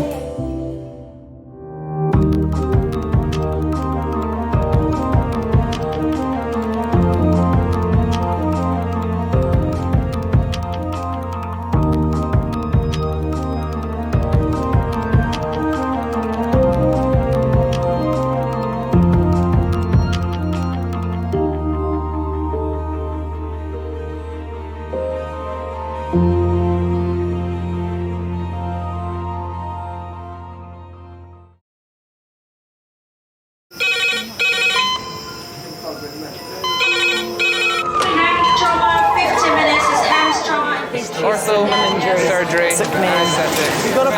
We're just going to get on, do this. Not scare and get you all sorted, all right? John? Do you remember where you are? Kings College Hospital, London. Thank God. A major trauma centre. Hit the curb, jackknifed onto the verge. Have we got a good pulse? Have we got an output? You know? One of the busiest A&E departments in the world. He will probably scream, but he won't remember. No, stop! Ah! A place where love, Come on, sir. Let's go. Up you go. No. Yeah. life, There There you go. I love you. I love you too. And loss. It's all right. Unfold every single day. Don't cry. And we'll make sure Mummy stays with you. Well, listen. Right, who's not busy? Squeeze that. We can't give up on her. Come on. We've got to be strong for Mum, if it is the last bit. Hey. All the patients you're about to see were treated in one department. Well done.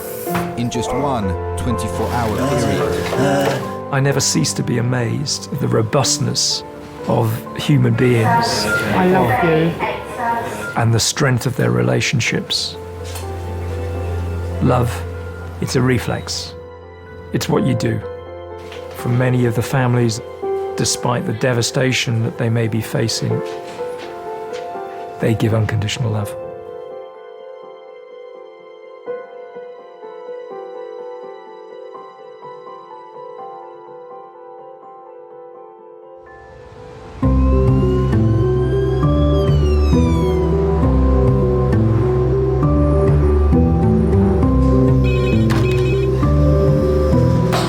Good morning, A&E, Michael speaking.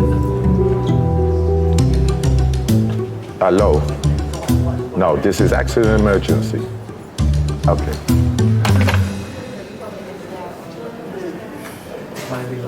It's getting silly now, man, come on. I need to go and have a beer or withdraw stuff.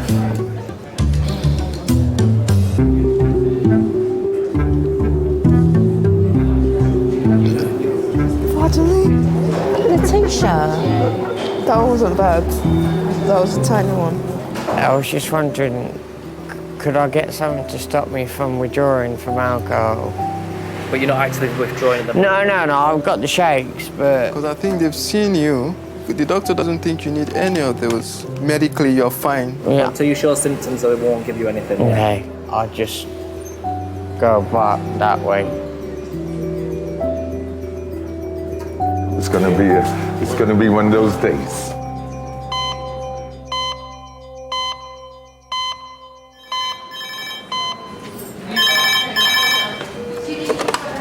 A&E Resource Kings College Hospital. That's lovely. Thank you. Bye. Fitting.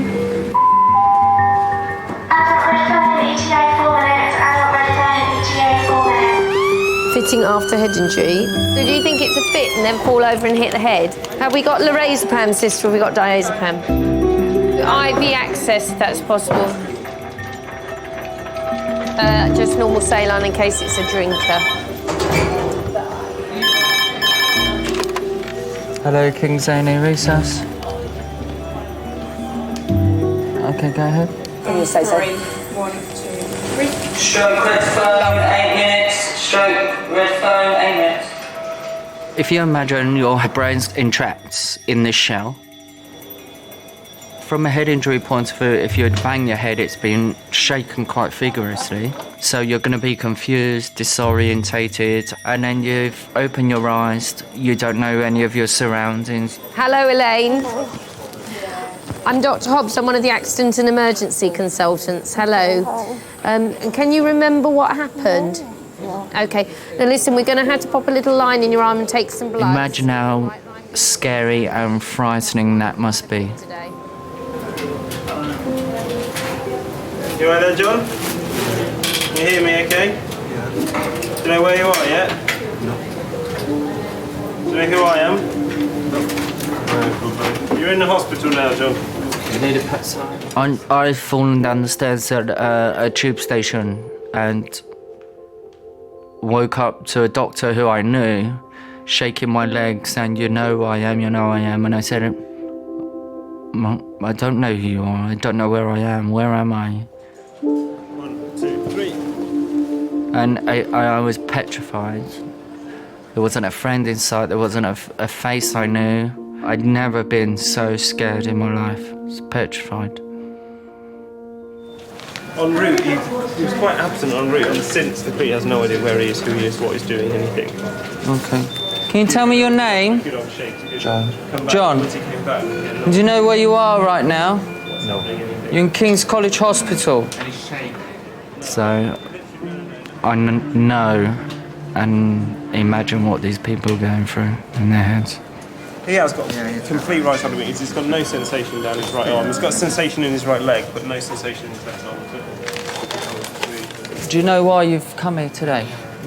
No, okay. You went to St Thomas's Hospital. You showed signs of a right-sided weakness. So they're querying whether you may have had like a little stroke or something. Okay? Now we're a specialist centre for that, so that's why they've sent you here, so we can get a scan of your head. And if it does show that you've had a stroke, then we have a sort of clot-busting drug to clear that blockage, yeah, and try and get you back to normal again. Are you allergic to anything? Just work. Work. I think I might agree with you on that one.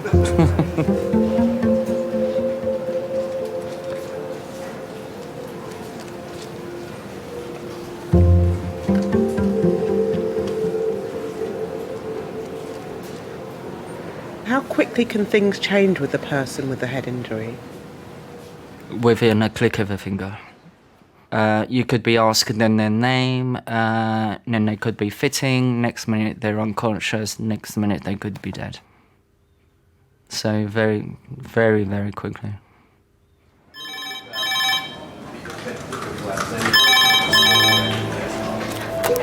Hello, Kings A&E. 12 minutes. Okay, thanks so much. Thanks, bye.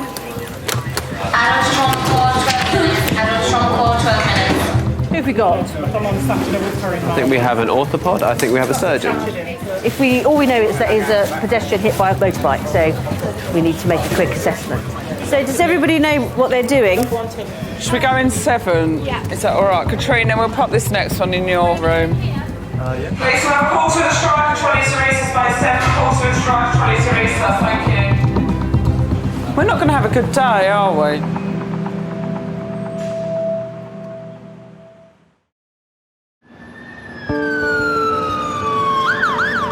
All we know is that is a pedestrian hit by a motorbike, so... Oh, they're here? Yeah.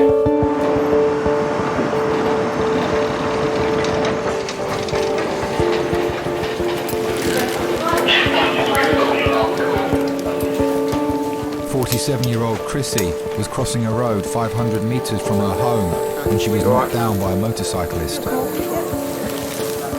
Okay, this is Chrissy, she's a 47-year-old female, hit approximately an hour and 15 minutes ago, left-hand side impact with a motorcycle RTC. Querying loss of consciousness, she doesn't read the incidental. She's got impact on the left-hand side of the face, she's got altered swelling to the left-hand side. We'll wrap you all up in a minute, okay? We just need to get some clothes off, okay, lovely? So A is clear, trachea central. Concussion is equal. The left side of Chrissy's face took the force of the impact. The main concern is potential bleeding behind the eye or in the brain. Okay. I'm just going to try and lighten your eyes. Pupils 3 millimeters post-reacting, no regular medication. Doing really well. Chrissy, got a concussion, my love, and a little bruise in your brain. Okay, we're going to scan your head. Do we need to ring anybody? Depends how long I'm going to be here, maybe. We've got some details of ringing anybody. No. Do you have any details of... I've only got the female's details. She's got a mobile phone, but it's obviously coded. Coded. So I can't get into that. We believe her husband to be Tim Fenner. Is there any chance you can try and track down a number for him? Because her memory's a bit stuck at the moment. Chrissy, is there any pain there? Where? On your neck? Here? Here? A little bit there. So maybe a bit in T7. Yeah, all right there. I'm at this RTA shooter's hill. I've got the casualty up at Kings. I've got a name and a date of birth, and we're desperately trying to find the next of kin contact number. I was coming back from the garage where I'd got the car. I'd taken the car in to have some work done that morning, and the traffic was just stacked up all the way down the hill, and I was like cursing and swearing because I couldn't get home. So we make sure we take a vomit bowl. Of course, I got stuck in the traffic jam that her accident had caused. First thing I knew was sort of coming in and the phone ringing. And I've got this guy from the Metropolitan Police telling me that, you know, my wife's been involved in an accident and I need to get to Kings College as soon as possible. OK, my love, what we're going to do now is we're going to move you onto the CT scanner. You just lie there and the scanner does the scanning, OK? Sorry, sweetie. It was 20-odd years ago. We started going out together. Ready, brace, roll, slide. We didn't work in the same office as such, but on the same floor. I'm pretty certain it was almost love at first sight. So, sounds a bit corny, doesn't it? But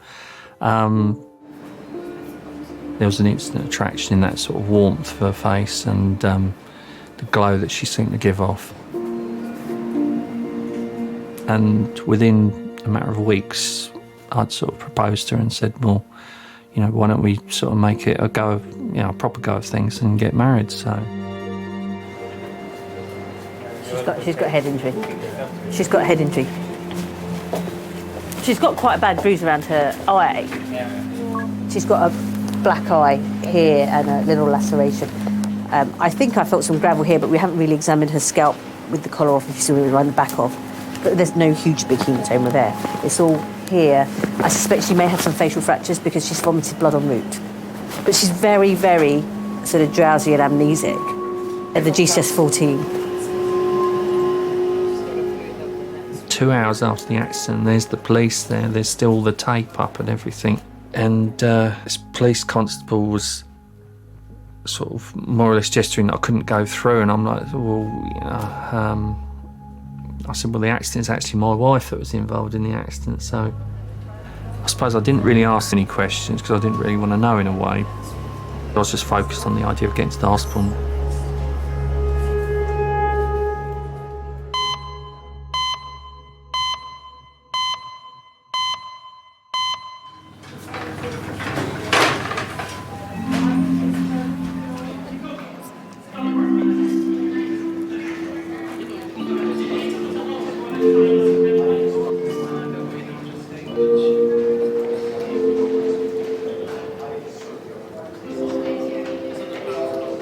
I don't know whether I like even like taking that as a compliment. That everyone always says I look like your sister. That means I look old. No, it means I look young, and I want to look like your mum. That means I look old.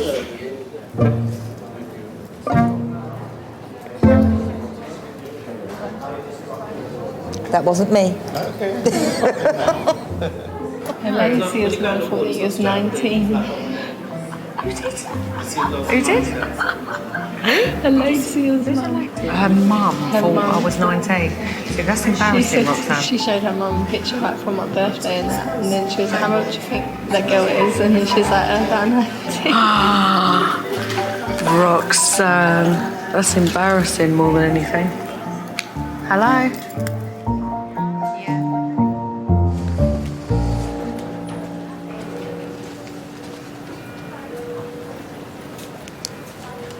Yeah, John? John? John? You all right there?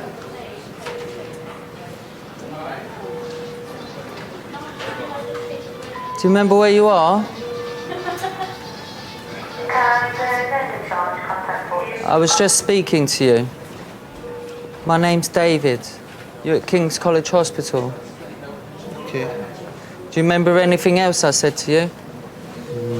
No. No, okay.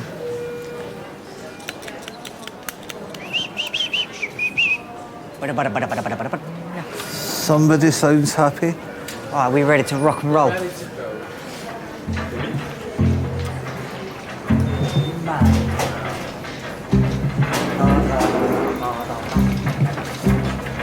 And now the unders knee. I must face the final curtain. Yeah, you got it, my friends. You got it. You got it. They did it my way.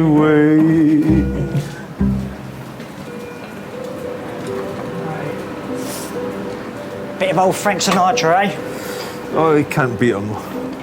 Hello. Do you think you'll be able to shuffle yourself over onto our bed, or do you want us to slide you? Of course I can shuffle. Lovely, great. Lovely. I can tango as well if you want. Just the sliding for the moment, maybe the tango later. Oh. I know, spoils the water. A stroke is a blockage to a vessel which stops oxygenating blood getting to various parts of the brain. If you have a blood clot on the left side of your brain, your right side of your arm and leg will stop working. Whenever you're ready. Okay. I think. No, the leg's not working. Not working. Okay, Let's we slide. can slide you Let's there. slide you across. All right. Why is it not working? Well, we're not sure at the minute, so that's why we're going for the scan of your head. Okay, but let's slide you across. All right. It won't take too long.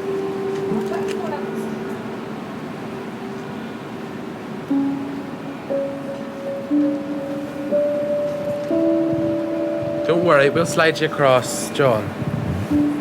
John. Oh, hold on. Don't want you to.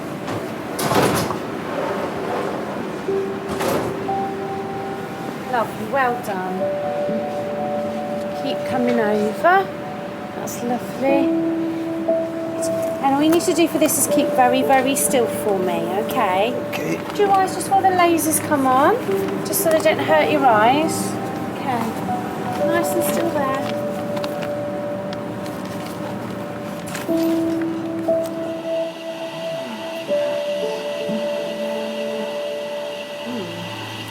You did an operation for a cyst. That would be it then.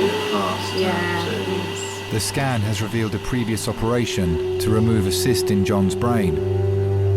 It explains some of his short-term memory loss. There is some brain there. Yeah. But there's no blood. So we just carry on and thrombolise. While the doctors have found no significant bleed in the brain, John's history of right-sided weakness means they will still treat him for a minor stroke. Joan, how are you doing? We believe you may have had a stroke, Joan, so we're going to give you some clot-busting medication. Okay. So I'm not going to die yet. Not at all. Don't talk like that.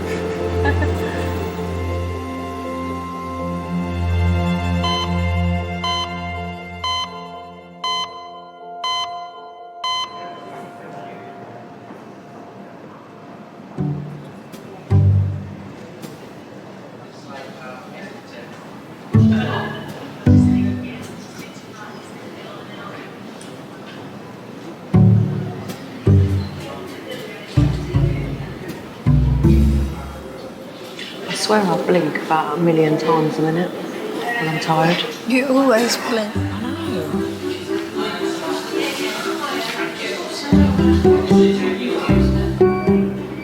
I feel sick. Yeah, you feel sick probably because you need to eat.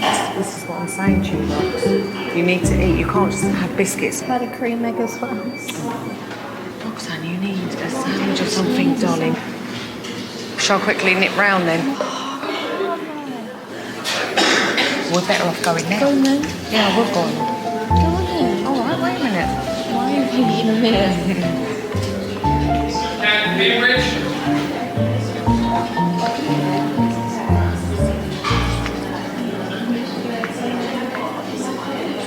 Okay, I'm gonna go. Right, what do you want?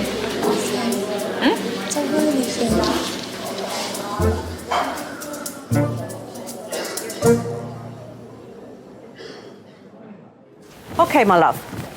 The scan does show you've got a broken bones around your eye. Sure. That's okay, they get better. And you've got a little fracture in your skull, okay? So you've obviously, when you landed, just landed thump here. These things will fix. That's why you feel terrible, why you're vomiting some blood. The scan shows that you haven't got anything wrong with your brain, so that's good. But you probably do have a bit of a concussion. So you're definitely going to be with us for today in hospital.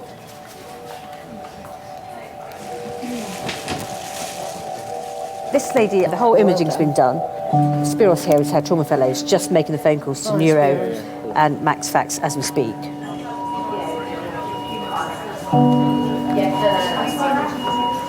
Sorry, how this morning was supposed to work out, was it? Tim was on his way. You haven't got to worry about anything. Luke, 3999, don't ask any old.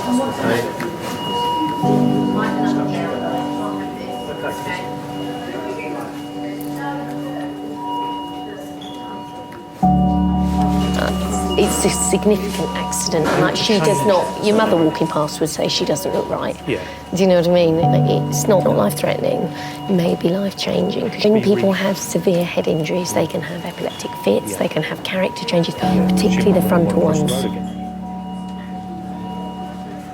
The truth is, you're not necessarily back to normal again once you've had a serious head injury. You can affect blood flow to particularly the frontal cortex, where our personality comes from, and our personalities change.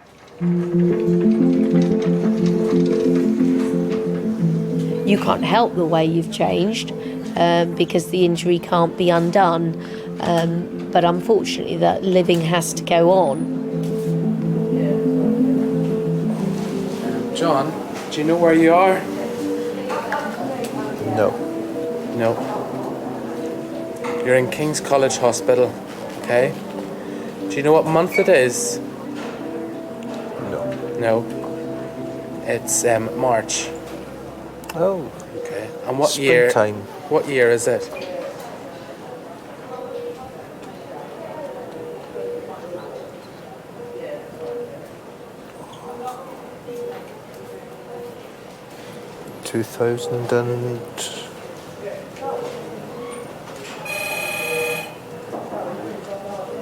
It's 2012. No. No, it is 2012. Okay. Alright, Alright?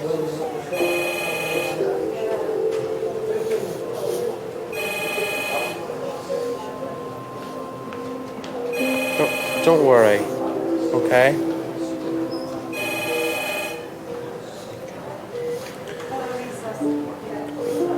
Gonna have to shine light into your eyes as well. The tissues over there. Got some tissues here. It's all right.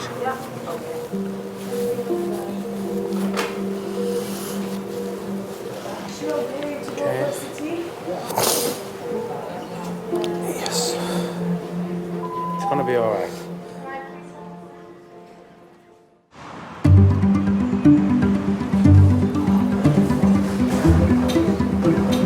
Hello. Full cream or low cream? What time do you have your dinner then? I'll have it later. What time do you have yours, Ivy? Later. About 6:30. What do you eat all day then? I haven't eaten anything yet. I haven't had anything, but I only usually have a sandwich anyway. You have no breakfast, friend? No. I only have a bit of toast in the morning. Oh dear.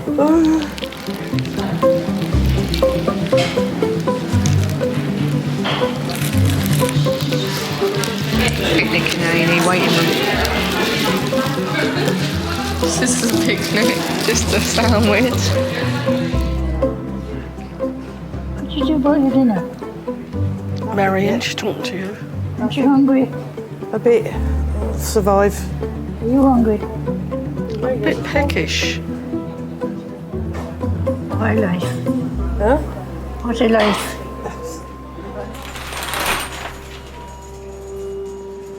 Oh, hello, eye clinic. Sorry to trouble you. Can I speak to the ophthalmology registrar on call, please? It's a lady who was crossing the road who was hit by a motorbike. In her left orbit, she's got a fracture of every single wall. So the lateral, the medial, the posterior, and the inferior. The only thing she hasn't fractured, we think of that, is the superior wall, okay?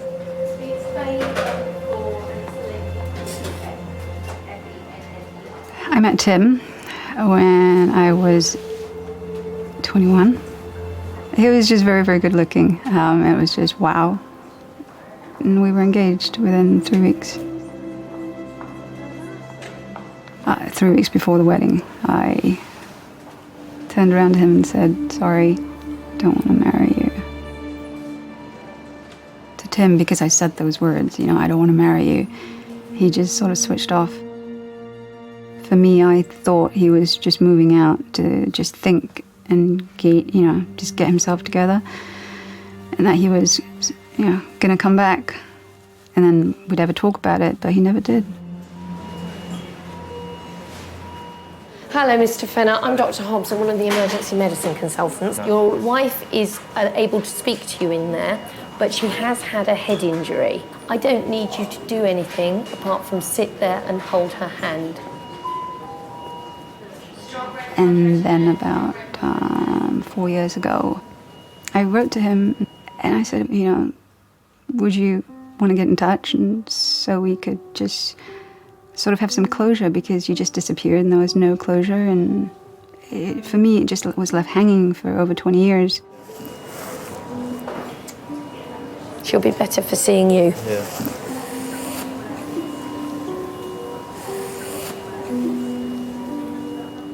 There's this letter in front of me from a person that I'd really loved and felt such a great bond with, and yet, yeah, things went wrong at the time, but there were still those feelings there. I actually sat on that letter for about a month thinking about things, and I got to the point where I thought, well, what have I got to lose? There is no bleed as such in her brain. Right. Where's the blood at the moment coming from? And it's just like a bit of sort of tissue or swelling, blood swelling from all the soft tissues and the muscles that surround the eye, and it's in its socket. We didn't plan anything, it just happened. It was like doors opened and you had the choice. You either go through the door or you don't go through the door, and it was just the universe paving the way for us. To us, it was like getting a second chance. It was like, you know, look, we messed up the first time. You know, we shouldn't have broken up. And it just felt like the universe was giving us a second chance. And I suppose I felt an overwhelming sense of, you know, I'm home, I suppose, in a lot of ways.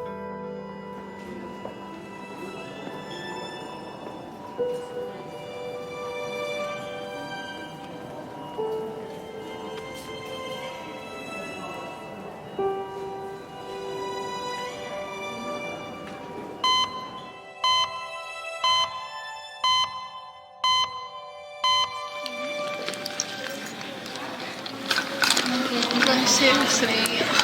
All right, it ain't gonna be long now.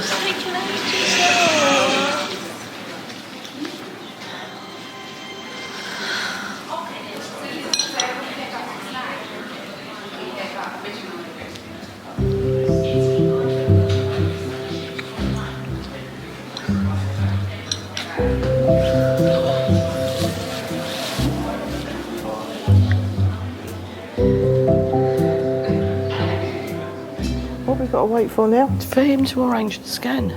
A scan or an X-ray? A scan. That's where they put the jelly on, isn't it? I think so, yeah. Like a baby scan. Yeah. They'll put the jelly on to scan it. What did I wake up? Jelly and custard. Very funny. What time do I get me dinner? We don't It get won't it be here. long now. Won't be long. Hey? Try and get you a cup of tea in a minute. We've got to wait for him to do the X-ray of your Just waiting to go down for an X-ray. I got to wait all the time for my dinner. No, we'll get you something, Mum, Mum, because... because... then you can have your dinner when you go home. Yeah, but by the time she waits We've got to wait till I go home for my dinner. I think so, yeah, but we'll get you something to keep you going. Do I get my dinner here? No, you... Just tell her yes, you do. Yeah, in a minute, yeah. They're cooking it now. And I get my dinner. Yeah, they're cooking it for you. What would you? He's going to ask you what you'd like. What would you like for dinner? What would you like for dinner? Roast dinner. Requests. Roast dinner. A roast dinner. Right, no problem. Oh, you got to go and buy it somewhere. No, they're going to do it for us after that. You can't eat before the scan. You're not allowed to eat before the scan.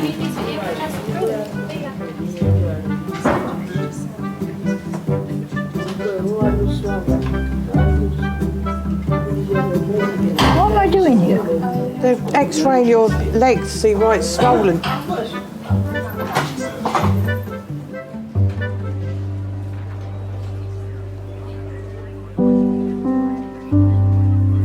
"22-year-old Benedict is back at King's. He's been drinking.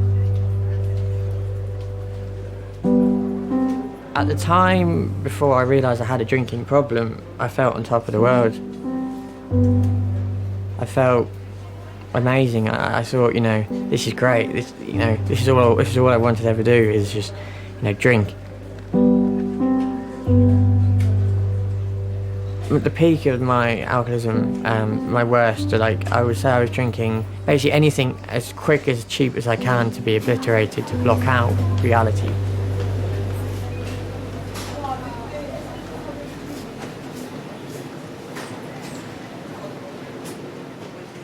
I was just in my own little world. It was just me, the street, the off-licence, and the can of lager. That was me. How much do you normally drink a day? About 74 units. About how many? 74 units. 74? Yeah. A day? In one day? Wow.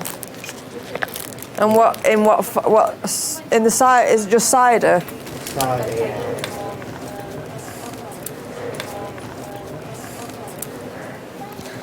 No, I could easily have up to 9 litres of 3 litres of white ale.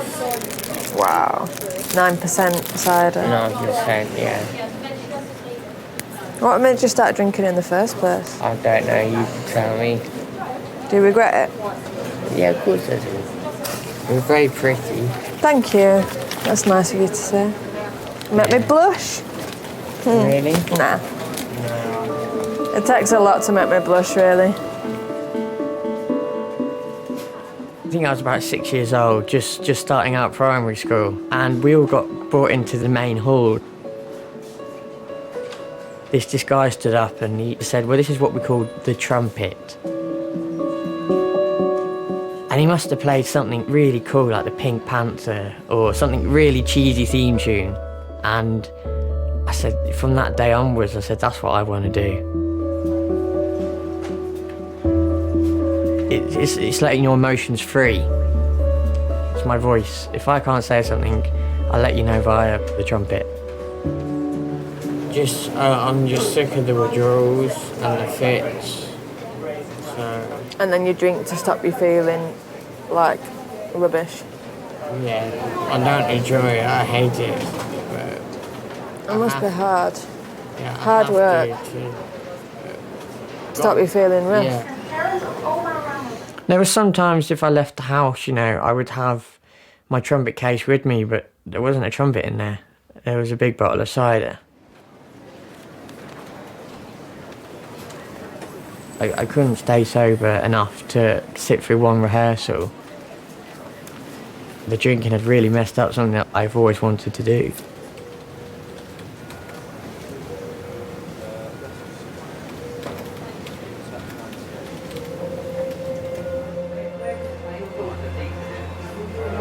Thanks, man. Yeah, I had a chat with her earlier, so she's got more groggy now. I wish her a speedy recovery. Okay. Yeah. Okay. No worries, Tim. All right. Thank you. Take care. Thanks. Bye. It is a marathon, it's not a sprint. Long after the hospital has discharged them, the process of getting well may still be going on, and it's the relatives who carry the burden of that. First floor of Jamie Wing. Okay. All right, you go and we'll meet you there. It will affect a relationship between a husband and wife, a relationship between the parents and the children, or even between the children. They will carry the weight of that burden for years to come, probably a lifetime. Because I suffer from severe withdrawal from alcohol. The nurse said, I can't give you a fag. There we go, so a lot worse off than I am. Another one? Yeah.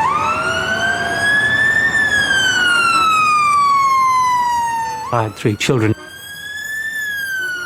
Simon is very political, which I enjoyed. Emily went to my college and did English and drama, and I love English.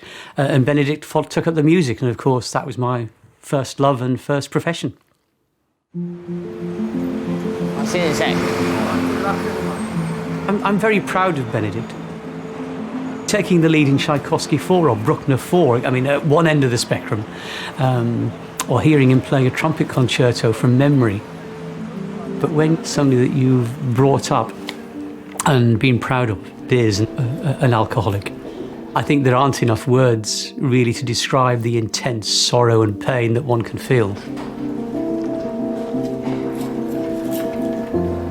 It's a disease which just, it's like cancer or MS. It doesn't matter who you are, where you live, how rich you are, how powerful you are, whether you have one parent or no parents, whether you're in prison or whether you're a high court, it just grabs you. And I think I don't think there is a stereotype. It can happen to anybody at any time. No.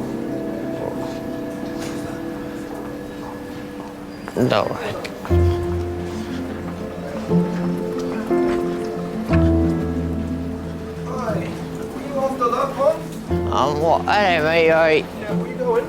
I've got a bed. You got a bed where? I don't know. Wait. Yeah. Come here. Yeah. Quick. Yeah, Yeah. Put him in the chair. Sorry. Yeah. He's just getting back to his walking back slowly. Yeah? Yeah. Walking back. Is it Don't need a chair. No. You're gonna fall, mate. Yeah.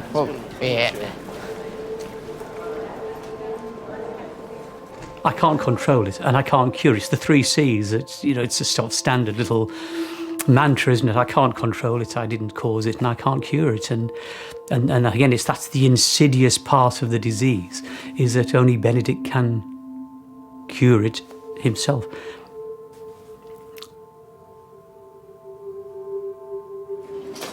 Yeah. All right, cool. Thank you. Ben, what are you doing outside? I fag. To tell the nurse you went outside. No. You should have told the nurse.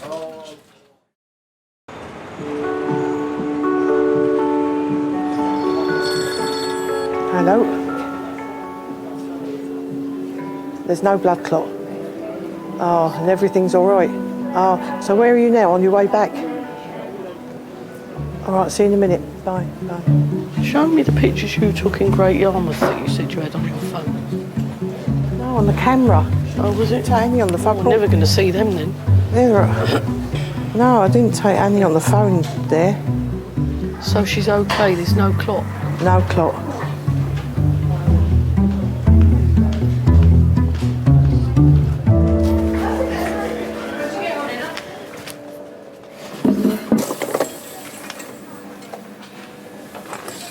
Hi, Benedict. Hi, it's Emmanuel from Mental Health. Yeah, I remember. You remember me last night, isn't it? Okay. What's happening? I had a withdrawal fit. Normally, I have a certain amount of drugs that I have to take, but they're not giving it to me, so... If you need it, definitely they'll prescribe it for you. Yeah, but I do need it. One doctor said, yes, you think you need it, but when they've done the assessment, they don't think you need it. It makes you feel sick to the stomach that I actually became a compulsive drunk alcoholic liar. I was that guy. I was the guy. I was like, I'm not him again, you know. Here we go again. It's the same routine. I wanted the attention. I wanted the care. How best will you describe your mood at the moment? Out of 10, about 1.5. And how long have you been feeling low for? I'd say since I was about 19. I'm now 22. I cut my 2 sides of the neck, as you can see. And why did you do that? I tried to kill myself.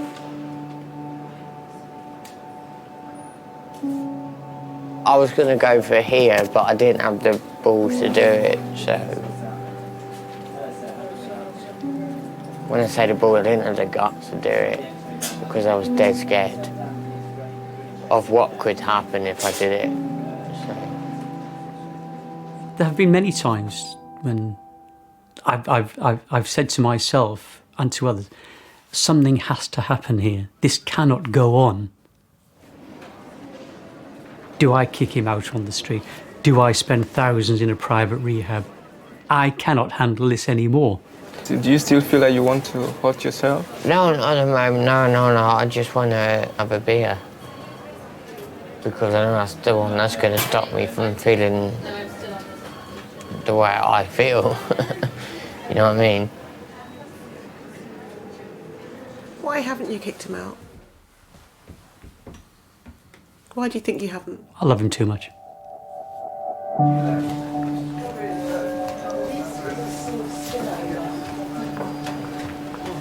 Yeah, I'm good to go. Well, I'm having a go and chat with the doctor, so you just take a seat. I wonder what's going on.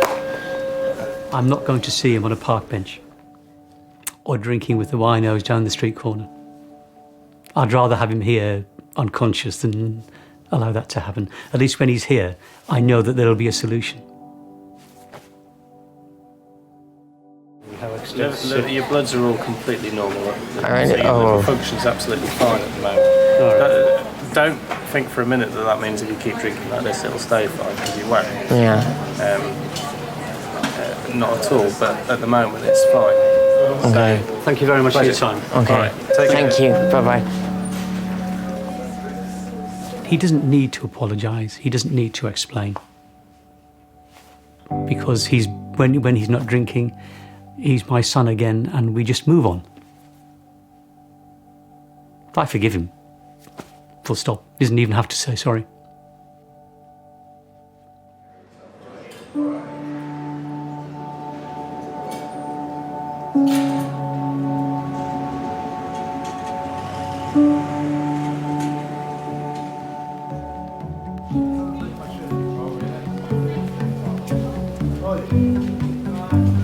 Missing you already. Bye.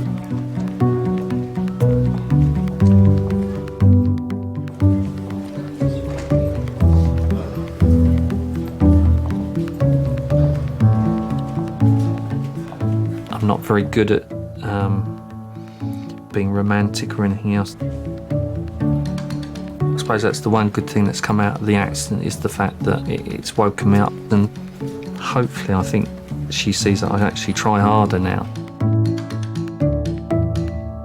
Couldn't imagine life without her, really.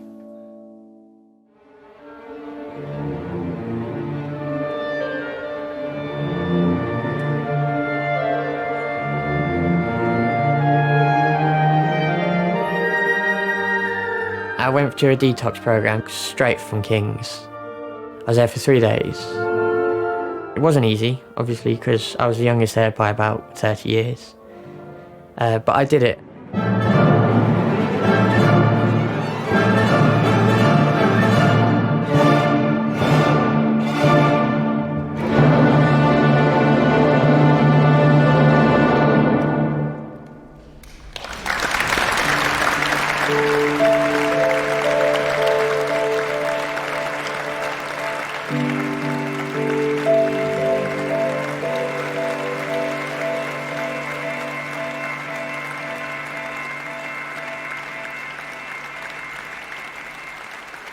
Every night I lie awake and I'm scared.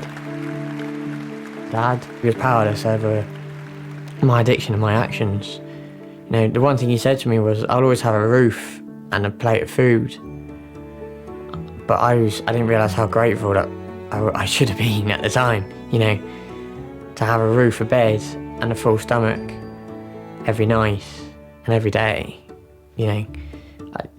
to this day, can't thank him enough. Security control, good evening, hello. There's a reason why we do checks, okay? There's a reason why we do checks. It's a hospital. 8-year-old fallen 3 metres. Do you want to go round? Head injury in children always makes me worried. They want, please tell me this is going to all be all right. And I can't, because I will not give false hope.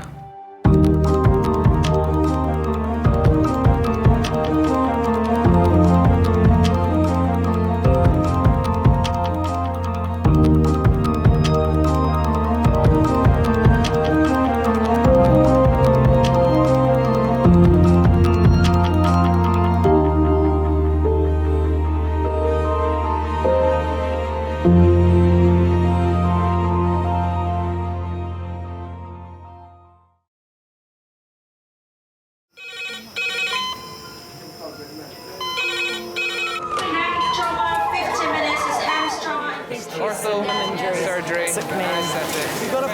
We're just going to get on, do this. Not scare him, get you all sorted, all right? John? Do you remember where you are?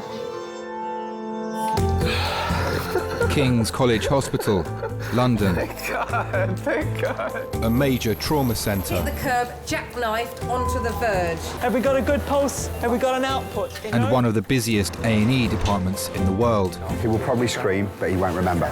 No, stop! Ah! A place where love, Come on, sir. Let's go. Up you go. No. Yeah. life, There you go. I love you. I love you too. and loss It's all right. unfold every single day. Don't cry. And we'll make sure Mummy stays with you.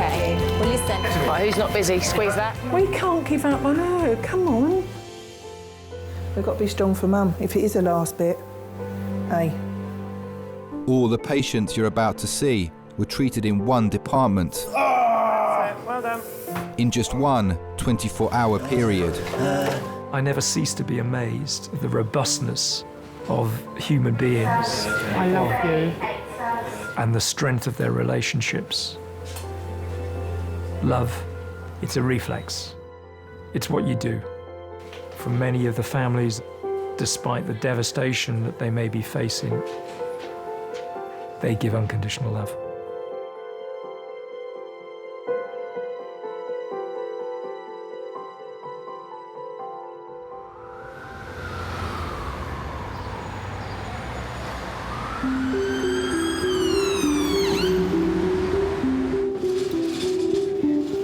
Hello.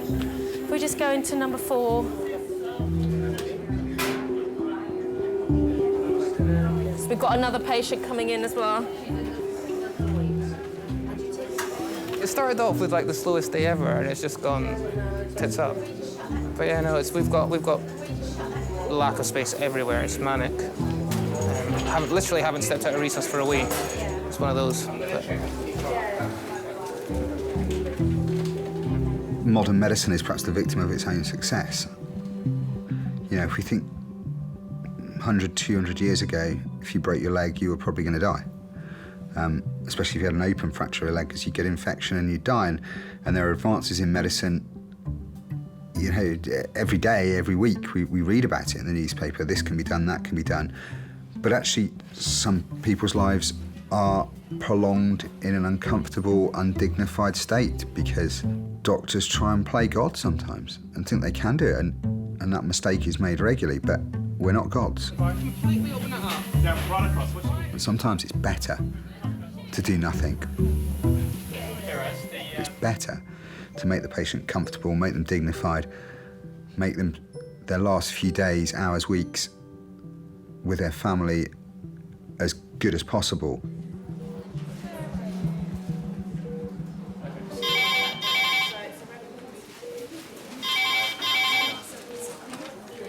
Hello, Kings A&E recess, good afternoon.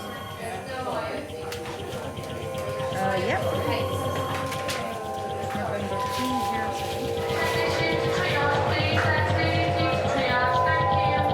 Next trauma, 15 minutes.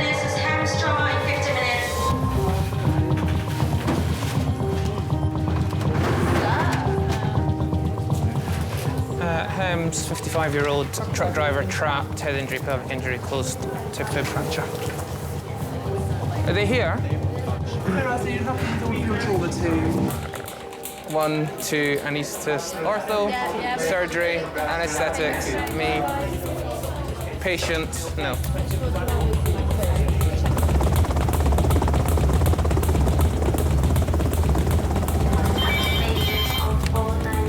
Hello, Kings A&E. It's Kent Hems, 5 minutes away.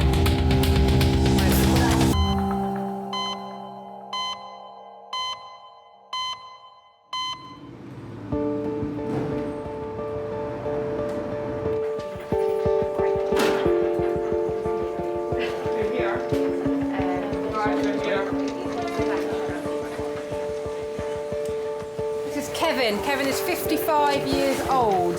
He was driving his lorry uphill, approximate speed 50 miles per hour, hit the curb, jackknifed onto the verge. He has bullseyed the windscreen and the steering wheel has a marked dent in it. Injuries: head, neck, possible pelvis, left femur closed and left closed tib fib, neurovascularly intact. Interventions: he's had 2 milligrams of morphine, 4 milligrams of ondansetron, 30 milligrams of ketamine. He's got a pelvic binder and a Kendrick splint on the left leg. Lovely, thank you very much. I don't have any ED reg. Can you do a quick primary survey? We're going to skip plain films, just go for CT. Always patients. Lovely. Yeah. Just bracing, okay? Ready, steady, brace. Kevin had his accident 20 miles away in Kent. Helicopter medics treated him for over an hour on scene. One of them was King's trauma consultant Malcolm, who does regular shifts with the air ambulance. That's where he falls on his head. Right up high, just trapped by the steering wheel. Over his legs and lower abdomen. Lovely. Fast scan of his chest and abdomen. Beautiful, thank you very much. It suddenly became really apparent that this was quite a serious crash when we were flying overhead. The mechanism is really, really important. So we sometimes take photos and, you know, when you decelerate in a crash like that, it can cause damage to your internal organs, the aorta, the main blood vessel in your body is particularly prone.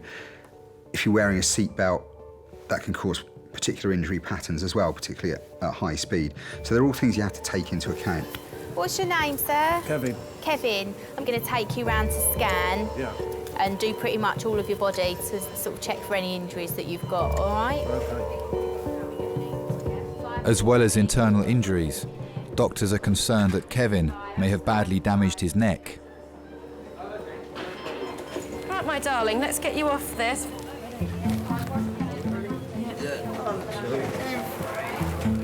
Right, we're just going to get you into a gown, my lovely. Make a little fuss of you.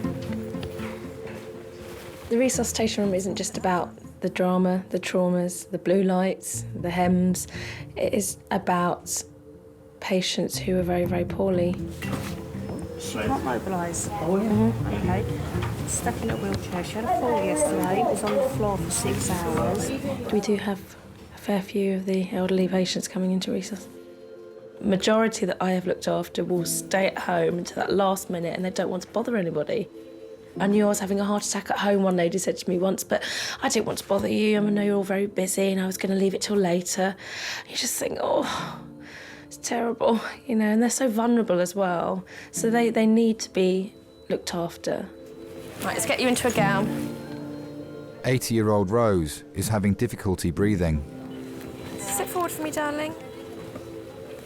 She's been brought into King's by her 3 daughters. Hi, it's me. We're in Kings College. Mum's in. She's gone into recess, and their doctor's with her at the moment, so we don't know the details. But they've told Christine in the ambulance that it's not a chest infection; it's Mum's heart. Well, now she's in the best place. She was sitting at home, getting worse and worse and worse. So, yeah. What I'll do is I'll let you know as well about coming because obviously we don't know how long it's going to take to get a bed and everything. Have you got any pain anywhere? Yeah. Where's the pain, darling? What's worse, the breathing or the pain? Breathing. And then it causes pain. Alrighty.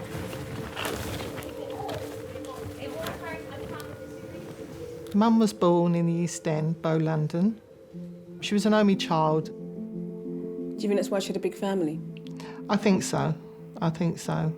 Well, I'm the second eldest. And I'm the third eldest.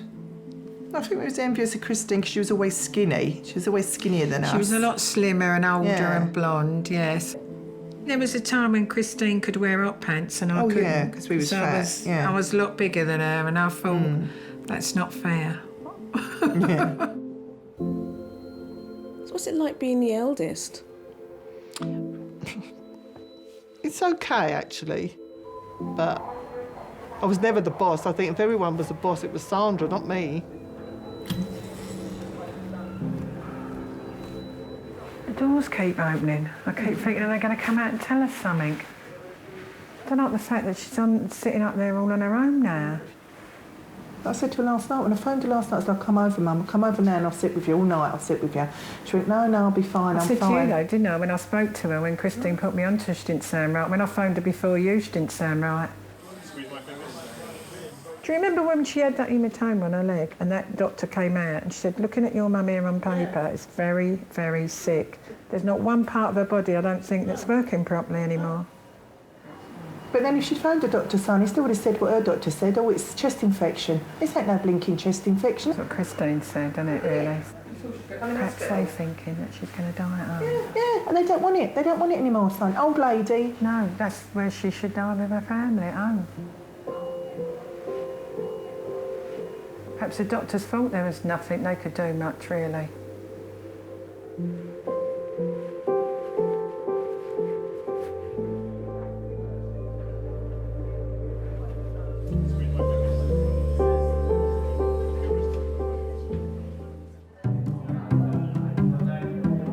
You know dominatrix makes like £800 in a night? Sorry? A dominatrix. What? Yeah. Dominatrix makes What's this really weird film? I think you found a calling in your life, Meg. How do you know that? Well, I looked it up. £800 an average night's work for beating up 800 men. I would happily wear some leather and whip a man for 800 quid. I'd probably do more. I probably do.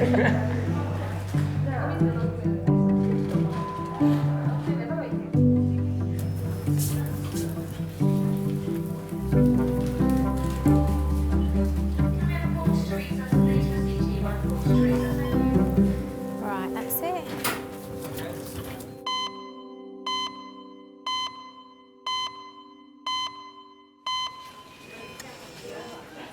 Kevin, a 55-year-old lorry driver, has had a CT scan to check for damage to his neck and other internal injuries. The results are not yet in. Kevin, I've got a message. Your employer called. Yeah. Oh, he knows where we are. He's bringing in your partner, and they'll call back in an hour. Oh, fine. Is that all right? Yeah, that's great. Okay, cool. On the motorway, you'll probably see at least one accident a day. You know, I used to see some accidents and think, oh, well, how did that silly idiot manage to have an accident there? Till I had my accident and thought, well, yeah, this silly idiot managed it.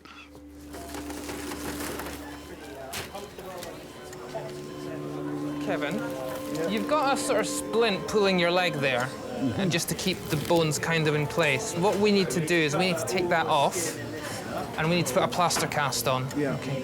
Now, as you can imagine, if you've got a break there, that's going to be painful. Bloody painful, yeah. Sorry to be blunt, but before we do that, I'm just going to give you some more morphine. Yeah. Okay. Yeah, Take the edge off the pain. I'm gonna give you more than what you had the first time round. Yeah. Okay. If you bear with us, it will be uncomfy when we do it. There's no way around it. But Yeah. once the cast is on, at least it won't shift and you'll be much more comfortable. Okay? Oh, try not to nod your head as well. Just say yes or no. Okay. The only bit I can't remember is the very first bit of what started the accident off. The rest of it I can remember as clear as anything. I remember looking in the mirror thinking I shouldn't see that much of a trailer in the mirror. As the trailer started to come round and started to jackknife, and next thing I'm off down the embankment thinking this is going to hurt, and it did. Sorry, mate. Sorry. Take some deep breaths, mate.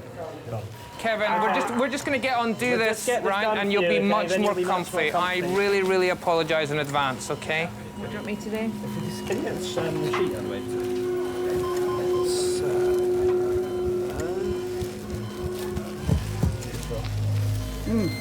Sorry, mate. This is going to be the worst bit. Just double that back a bit so. Kevin, I'm just going to keep pulling. Try and keep it okay. as extended as possible.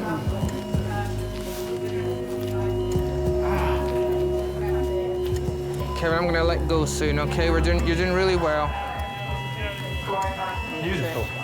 I'm sorry about that. Thank you so much. That'll start to feel better now, okay? Some deep breaths. You've done really well. Sorry about that.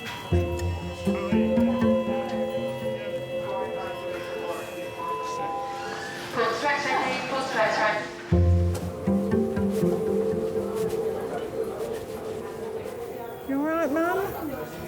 Hey? You're all right. Can't breathe. You've only got a chest infection, Mum, you're going to be all right. You're going to be all right. All right, Mum? Rose and her daughters have been at King's for an hour. Last night, she collapsed in her bedroom. I just need to have a quick listen to Mum's chest. Right, can I have a little listen to your chest? Would that be all right? If you take some nice deep breaths for me. She's now having trouble breathing.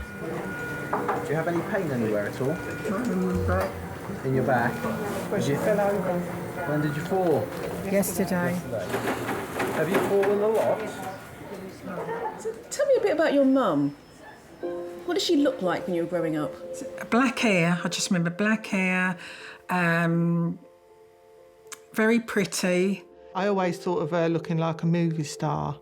To us, when she was younger, she looked glamorous. She was very, very beautiful. She used to always be quite suited and booted, Mum. She was a seamstress. Any pain in your tummy at all? No. And she was always busy. She'd go up the market, come back, cook a stew, do a bread pudding. You know, everything was for us, for the children. She just doesn't feel hungry. She was always sort of, you know, full of energy. That's why I think she hated hospitals. She hated going in hospitals, and she'd try and get out of it as much as she could. And even when she went in, she'd try and discharge herself. She just, yeah, she didn't want to be in there. One night we had a phone call at 11 o'clock at night. She'd managed to get herself out. She had told them she had care and everything at home, so she didn't have to stay in the hospital. So every time she went in, we used to say to her, keep her in here, don't let her out. She's got to stay in the hospital. Hello, darling, you all right? We've only just been allowed to go in since she's been coming here from the ambulance, but she asked to come in here. She knew she was that ill. She looked like she was dying then. I really thought we was going to take her out in a box. I went, come home with me, Mum, stay in Gabs' bed and we'll be fine. And then she went, no, I want to go to hospital. So we knew then that because she couldn't breathe. She was like, you know what I mean? Just could not breathe at all. No, yeah. So is it a little bit like pneumonia with the fluid in the lungs? The fluid in the lungs isn't pneumonia. Pneumonia is infection in the lungs. Yeah. So there's probably an element of that there. Yeah. But there's also the fluid, which just complicates things a little bit further as well. So we'll see how she gets on over the course of the next hours. Right, that's great. Okay. Yeah, thank you, Doctor. Mum, don't get scared. You're not dying. You're not dying. You're not, Mum. If you was, dying, you wouldn't be here. You're doing. They might put you in high dependency after this because they want to keep you on a one-to-one till you get better. Yeah. But you're not, Mum. All right? It's the You've fluid. Just got pneumonia again. Yeah, that's all it is. So go and get Debbie. Yeah. Yeah, see, you should have come in earlier, wouldn't you? Hey? You're stubborn, Mum, honestly. Don't you? Don't want to go in hospital. But we keep saying this to you. You come in earlier, then you can get sorted out quicker. Mum, you all right? Yeah? Look a lot better than you did, to tell you that. Hey, kiss. Do you feel better? Yeah? Sure? She's just scared. Stop frightening the life out of me, all right? Because I can't cope anymore. I have to get in that bed with you. All right? I can't take any more of this, Mum. You've got to stop it. I can have a nervous breakdown. All right? Hey, you thought you was had it, didn't you, really? Yeah, I thought you did. Yeah. You're not, Mum. You're not dying at all. And I'm telling you now, you're not going to mess them about and tell them that you're all right to come home until you are in here. You're going to stay in here and get better. OK? We ain't told Michael anything yet, and we ain't heard from Michael. He's probably got no credit on his phone again, so I'll ring him in a bit, yeah? When did you start doing your Dennis Healy with your eyebrows? Getting blood. Gonna smack you. Oh. Yeah. You're getting used to these, Mum. I have to get you a set. That's what you'll buy for Christmas, set of hospital. We struggle with what to get, and we get a set of hospital aprons and little walk blue. Doing a bit rest, Mum, or what? You're not going anywhere, Mum, because we wouldn't leave you, you know that. Yeah.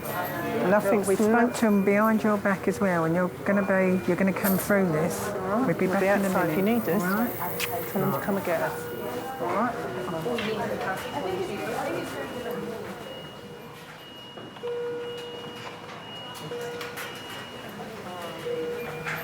Yeah, we wanted to chat with you, to be honest. Yeah.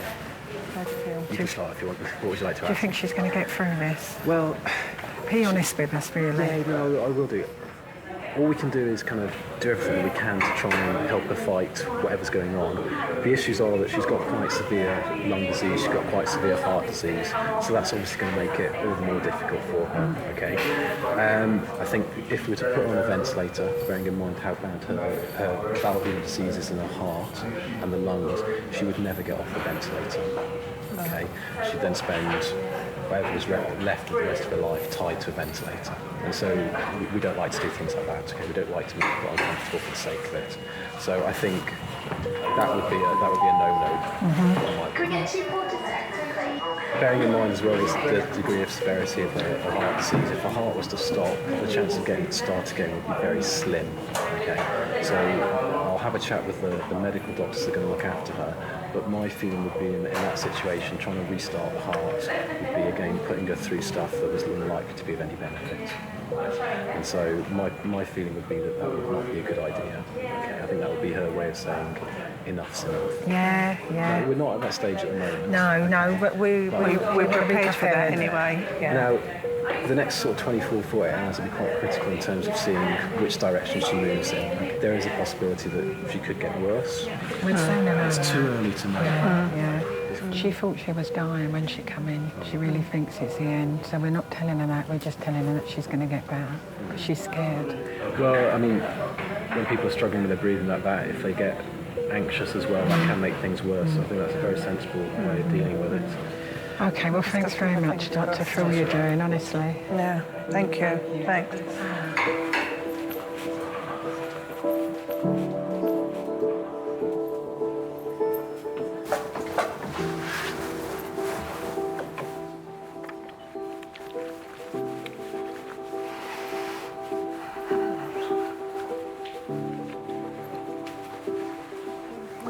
Doctor's just smoked her. What did you smoke her? Pulled us round the front. It's not good, is it? No. I'm not going home at all. Next Next 24, 48 hours. But they're not going to resuscitate Mum. And they're not going to put her on a ventilator. They're not going to do that for Mum, all right? She could come through it, Chris. But he's saying, he's just telling us he's not going to put Mum on a ventilator and he's not going to resuscitate her because it won't be any good. She'll be on a ventilator and all it'll be doing is keeping Mum alive for us to switch off. So it's the next 48 hours. So I'm going to ring Steve to bring my stuff over. I'm going to stay at Mum's. Michael? It's Christine, where are you? You need to come to Kings College. Mum's in hospital. She's not well.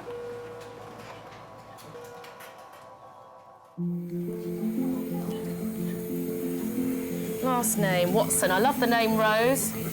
Yeah. I had a little girl, I call her Rose. It's really cute. Well, a lot of people I know will say, well, when your time's up, but actually, death terrifies me. I'm terrified of dying. I don't want to die. You know, and I do. I'm not ashamed to say that. The process of dying absolutely terrifies me.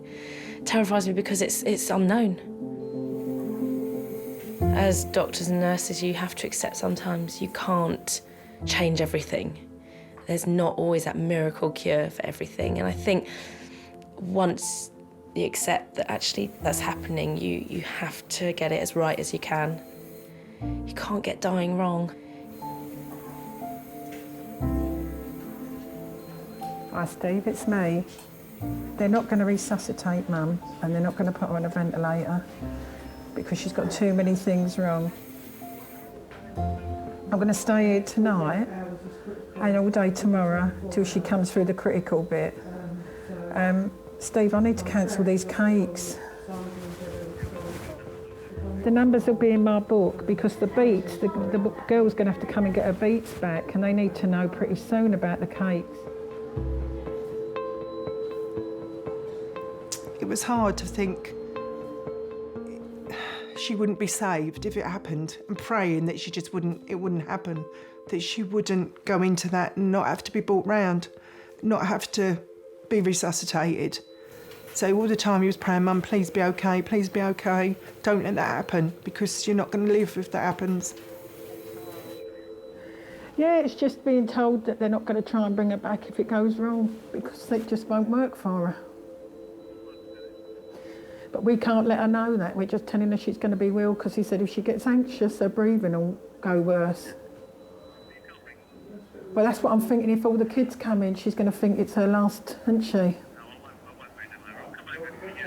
But we're here. She's got to. Well, Debbie wants George and Gabs to come over, I think. I'll ring you back later on, yeah? I'll let you get on. All right, then. OK, bye. But if we're staying over, that's the excuse we've got. They've got to be here because we're staying over.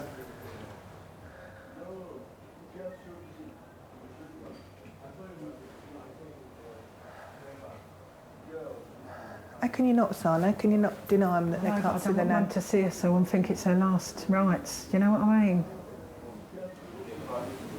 Do you know she's going, son? Because she said, where's Debbie?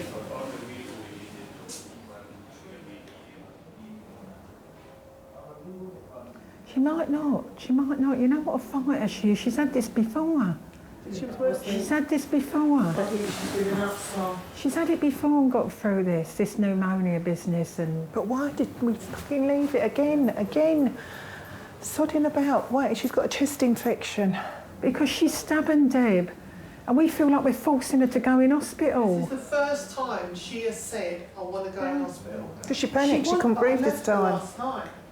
I missed her. But Chris, she wanted to die at home. But she's not going to die comfortably, not being able to breathe. It's like you're drowning. When you've got fluid on your lung, it's like you're slowly drowning. Here, she's going to be comfortable. Please have a portal to X-ray patient go back. Thank you.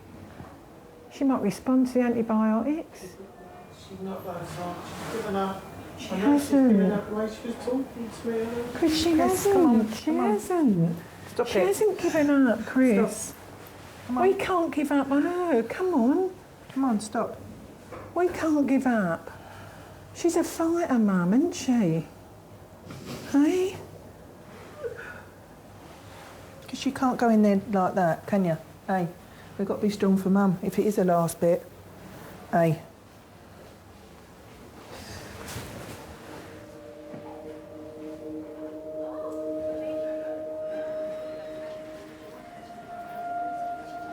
We've got this bit of time with her, Chris, and we can't let her know. We can't let her know, because he said she'll get anxious and her breathing will get worse.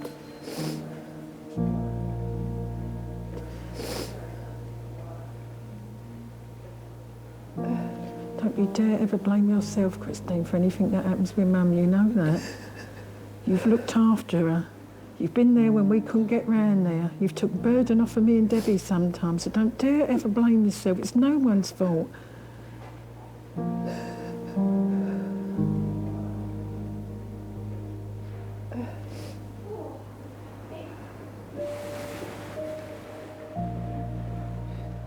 Do you want a coffee?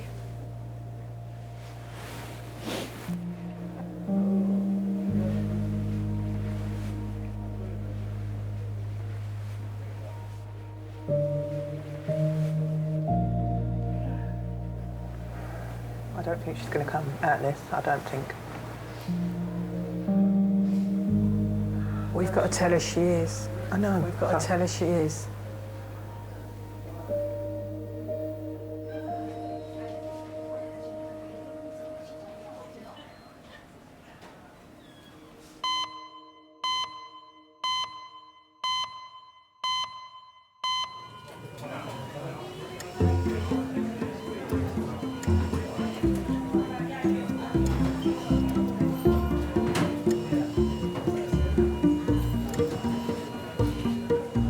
Kevin jackknifed his lorry on the A21. He's broken 6 bones in his body, including 1 in his neck.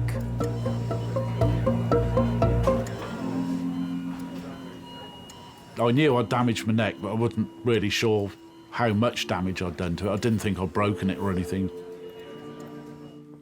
Thought I'd just sort of pulled some muscles in there. That was wrong. Hello, sir. Yeah. Hiya, we're going to move you out of this room now. It's got a bit too noisy here for you, I think. Hey there, sir. We're rolling around the corner with you, all right?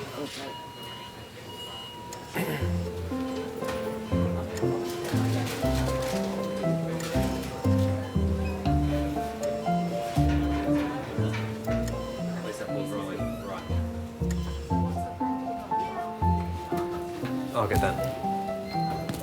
Oh, sorry, sir. Did I just catch your toe? Yeah. Sorry, all right. sorry. Well, the least of your worries, isn't it? Yeah. The old big toe. Driving for a living, doing long distance, about 10 years.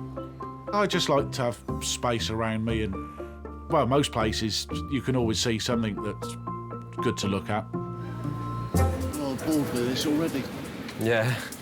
We're giving you a different ceiling to look at. Oh, that's nice. How about that, hey? Favourite road? Well, a very difficult one. I mean, was it the 4... I think it's the 473 going through Mid Wales. Nice road. Now, there's another scenic ceiling for you to look at. Yeah, that'll do. They look the same. Is there any chance of letting my wife in to see me? Has she arrived? I Have you think seen so. her? I haven't seen her, no. All right, let but me I've been find told out she's for you. there. Okay, let me find out. Because I know she'll be flapping Yeah, around. okay. I was just leaving work and I had a telephone call from his office saying that Kevin had had a serious accident, was being airlifted into hospital in London. He had head and neck, leg and multiple injuries. And I thought, my goodness, I'm going to find him on life support or something. You can stay with him as well. Come on in. Here's your wife to see you. Hello, dear. Sorry. I don't know what happened. Bloody lucky. I'll leave you two for a couple of minutes. Thank you. From what the fire crew and the paramedics were saying, was bloody lucky. I've just got this. When I heard of the neck injury, all sorts of things went through my mind. How are we going to cope with this? How are we going to carry on with our lives if he's going to be paralysed, if he's going to be stuck in a wheelchair? You just don't know. It changes your life completely. You're just in limbo.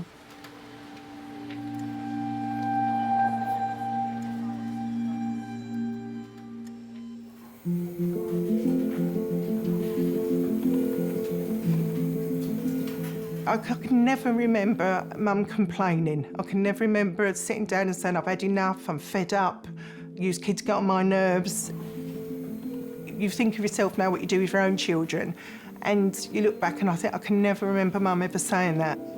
She knew us children so well that she'd know if something was wrong.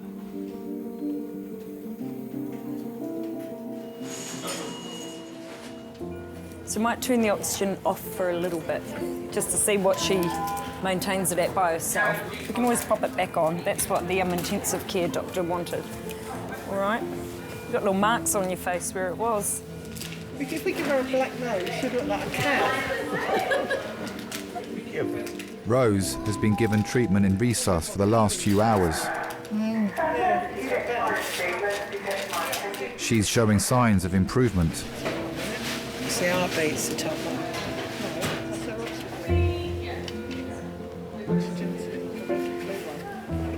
She'd call me every night at 10 o'clock and I'd call her if she didn't ring, just to make sure that we was both okay. I was the only one in the family that had been divorced, that was going for a divorce. It was hard to tell her because I just felt that she'd worry, and I knew she would. My husband left in the February and my dad died in the March. So it was a very big emotional upheaval for all of us. Yeah, it was hard. It was hard for me to think that I'd put another load of trouble on top of all what was going on with Dad as well.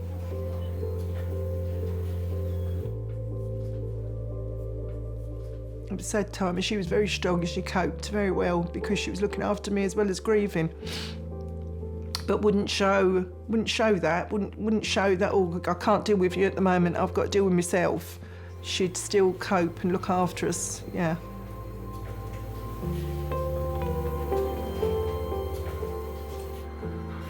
She looks better.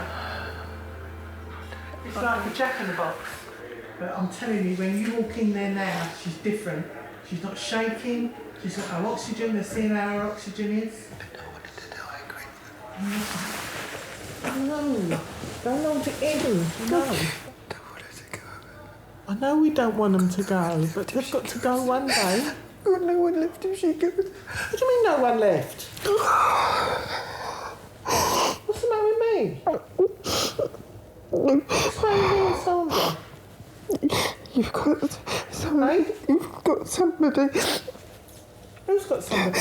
You, you listen to me. Okay. Me and Sandra are there for you, and we're as good as any husband. Even better. Because we're women and we understand. But you've got to let us in. And you're not letting us in, you're pushing us away. And you keep saying, I'm this big, strong Debbie. I can cope. And we all need one another. Do you understand me? You've got to let one another in again. Dad said this, you've got to let us in. Stop trying to think you can do it all by yourself. Because we can't. Yeah.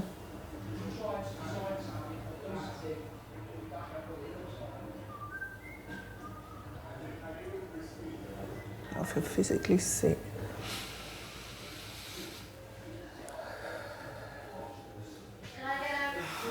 Not now. Everything's looking good, but she could come through it. So that's what they're saying there. And she's talking to cardiologists about getting a date. What, for the heart? She's going to talk to me here. Can't see her now. Can I go with them? Yeah, doctor's just looking at her legs, all right?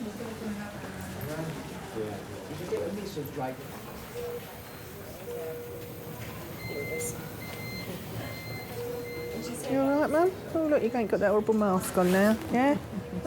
Just a kiss, Yeah, babe. I'm all right. How do you feel? Do you feel a bit better? A lot better than this morning. I know, Mum. All she had on the soft band and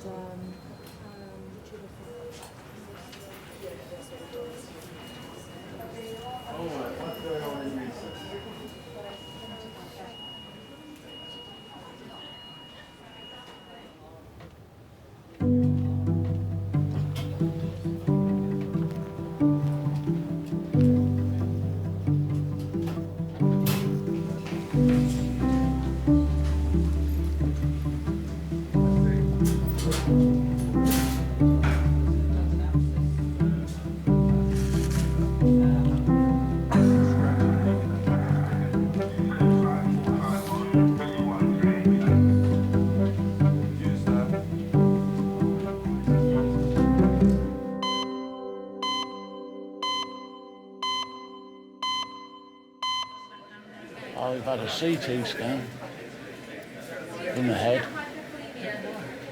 had x-rays. Truck driver Kevin has been joined by his wife Janet and his boss Rob. I reckon I must have been there an hour, 2 hours. Right, there is a small break in one of the bones in the neck. Now, it's a bone near the top of the neck, near where the neck joins to the base of the skull, it's called the odontoid peg, and it allows for a lot of the mobility you have in your head, allowing you to look left and right. The neurosurgeons, who are the experts in this area, have looked at the pictures on the CT scan, and they don't think it needs any operative treatment, so they don't think they want to do an operation for it, but we do need to protect your neck and that part of it to let it heal. And unfortunately, that means 12 weeks in a collar. I knew I could move my hands and my feet and everything. I wasn't thinking of, am I ever going to walk again or whatever. It just could have been a lot worse. Fraction of an inch made all the difference of me being here talking about it to not. Yeah, I think I was very lucky. I mean, at the time I thought I was very unlucky to have the accident, but I was lucky to get away with it. Hi, it's me. I might run out of credit on this phone in a minute. But she's looking a bit better and her bloods have come up, so... can you just pop my slippers in the bag as well for me? And a bottle of that, you know that by the front door, there's some carver. Bring a bottle of that. 2 bottles. 2 bottles, yeah. Yeah, I'll see you soon. Bye. He's got to go and get money to get chips. He's taking a bottle of sauce in the car so they can have chips. I said that to him. I'm going to go and see her quickly then. Don't leave my bag, will you?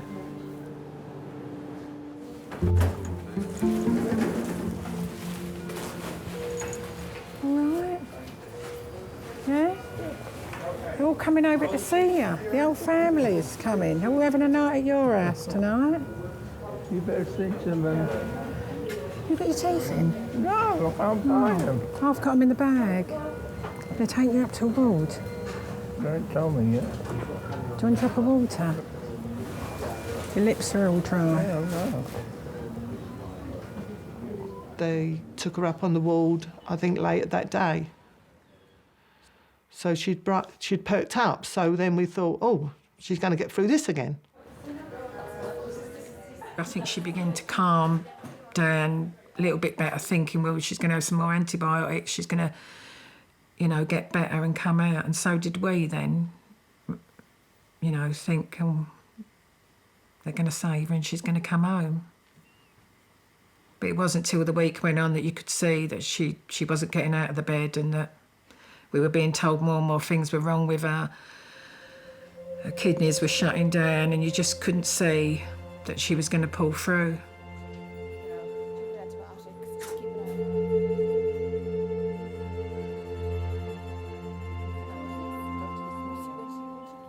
Mum was moved to a family room, which they said they would do when they knew that she was going.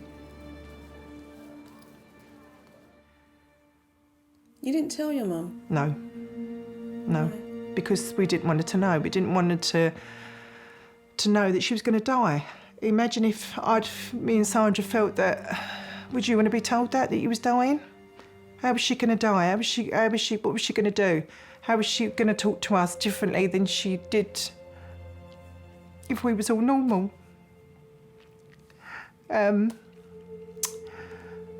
We regret it now, I suppose, because we'd probably think, what would she want to say to us? Perhaps she would have wanted to say something to us, but we didn't want her to know that she was going to die.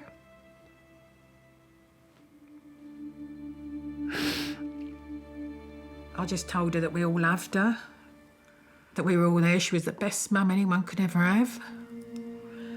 And just to rest now, Mum, and go to sleep and rest and don't fight anymore. And she took 2 last big breaths and that was it, just died.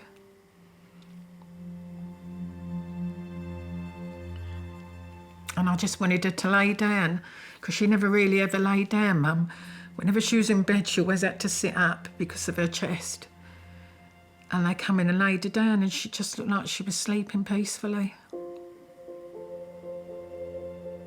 But we were all with her, and what a way to go, all your family with you, loving you, so. We're very lucky to have a mum like her. Very lucky.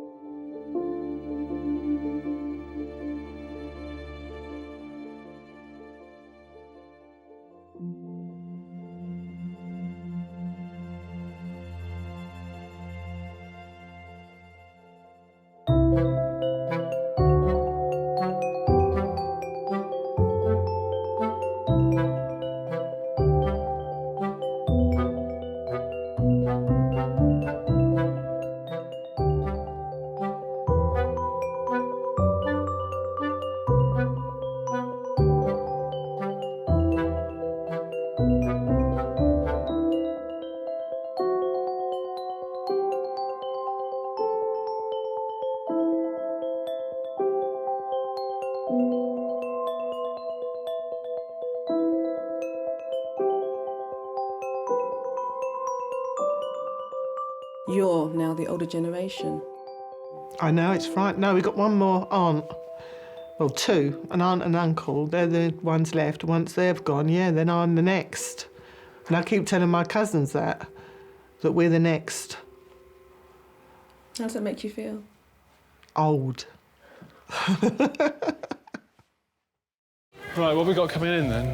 Road traffic, collision, query chest, abdomen, pelvis injuries that would be pretty nasty. If you've just been pulled out of a 100-mile-an-hour smash, you must be thinking, am I going to survive? Yeah. Did it hurt when you fell from heaven? Papa, Papa. Over 2,500 left-handed people are killed every year using products made for right-handed people. I'm here for you. Got your back. Yay. Yeah.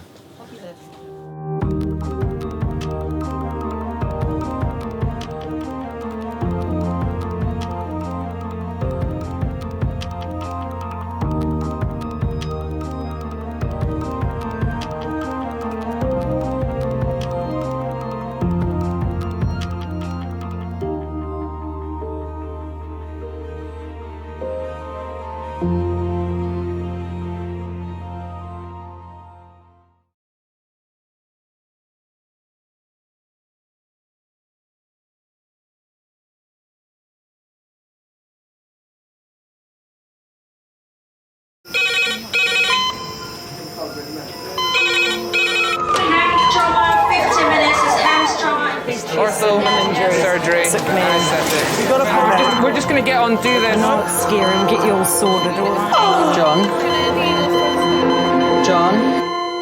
John? Do you remember where you are? Kings College Hospital, London.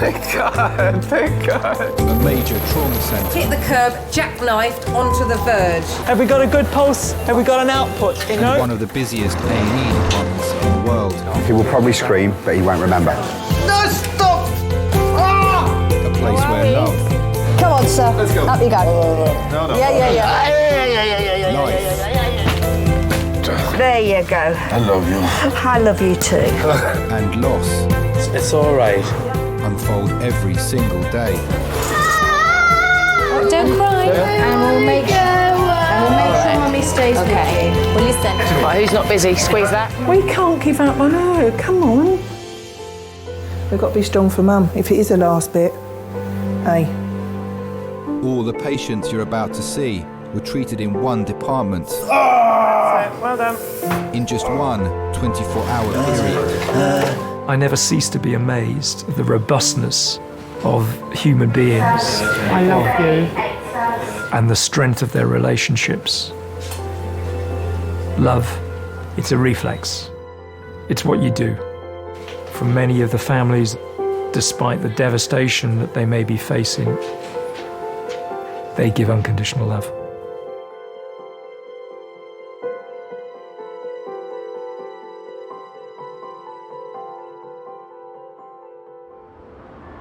You're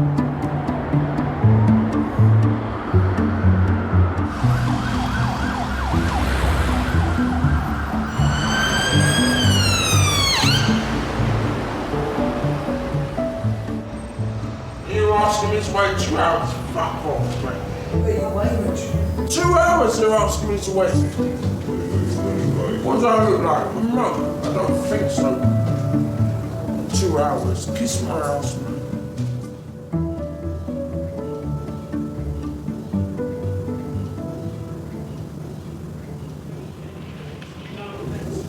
I'm sorry. I'm sorry. You remind me of my nan. You look like my nan. I'm not that old, am I?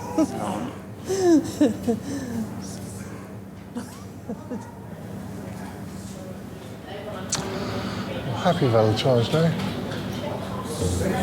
not is it 12 o'clock?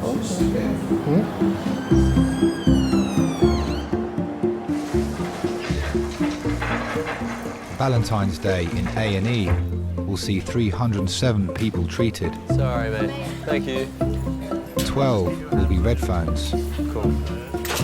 6 will have been assaulted. And 3 will be arrested. Valentine's Day today. I have to remember to stop on my way home and buy some flowers or I'm going to be shot. I tried to cancel it, but I'm completely absolved from any Valentine's Day responsibilities. I was lucky. Well, it's not a very romantic place at the best of times, I suppose. We had, a couple of years ago, was a couple that had had a blazing row, and we didn't realise at first that this is what happened, but one of the guys came in and he only had a half a finger. And we were like, oh, what did you do there? And it, you know, first of all, I caught it in a door and then, you know, some other story. And in the end, it transpired that his partner had bitten his finger off. Relationships in A&E, it can go either one way or the other, I guess. One, it can bring people closer together because they get a fright and then they realise that some things actually really don't matter. Now my partner's sick. But you do see the odd fight.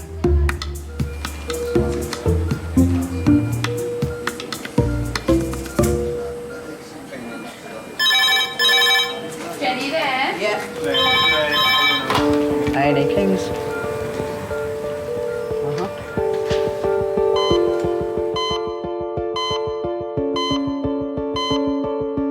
Adult red phone in 3 minutes. It's adult red phone, 3 minutes.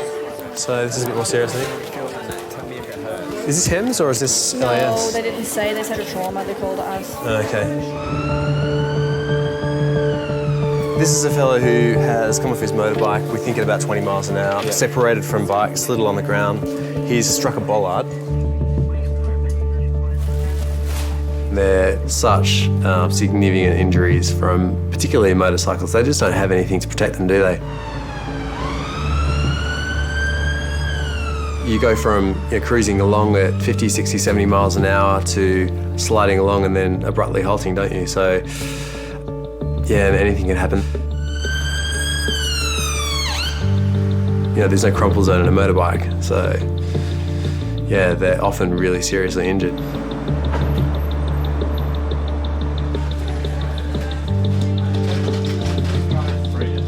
John, 53, motorcyclist, low-speed impact with a metal bollard, probably about 20 miles an hour. Father of 3, John, came off his motorbike on his way to work.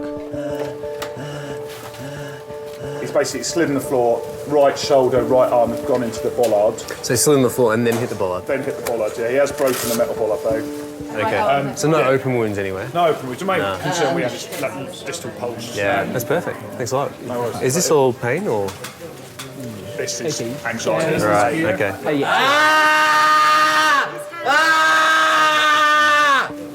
Okay, just don't move his right arm again.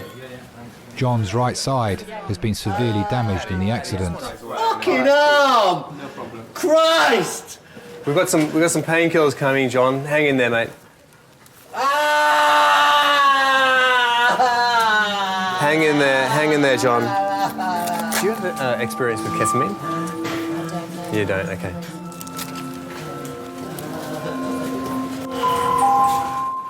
Could Malcolm Tunnicliffe please call resus on 2397, thank you.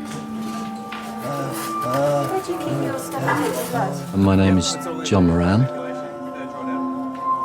How do you think your wife would describe you? Chaotic, selfish. Hey John, I know you're in lots of pain, mate. Yeah. We've got some pain relief coming, all right? Good. Okay. Good. I'm a psychologist. Some of the work I do is with pain management, and I teach particular skills to my clients. None of those skills were of any use to me at that time. Sorry, John. Guys, can we have a hand just for a sec? Thanks, just to brace him getting off the board. Yeah. Okay, you got it? Excellent. John, hello, John. Hello, mate.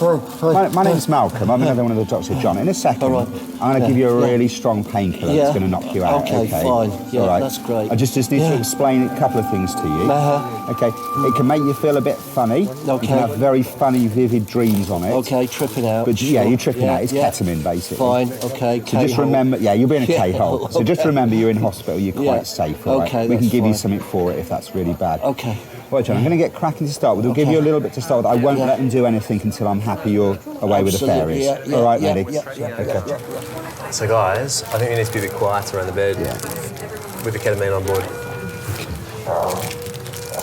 Well done. 50 milligrams of ketamine, a sedative so strong it's also used as a horse tranquilizer, will knock John out for 20 minutes. Enough time for the team to straighten and plaster his arm. John. Only then will he be settled enough to be scanned for internal injuries. John, can you hear me?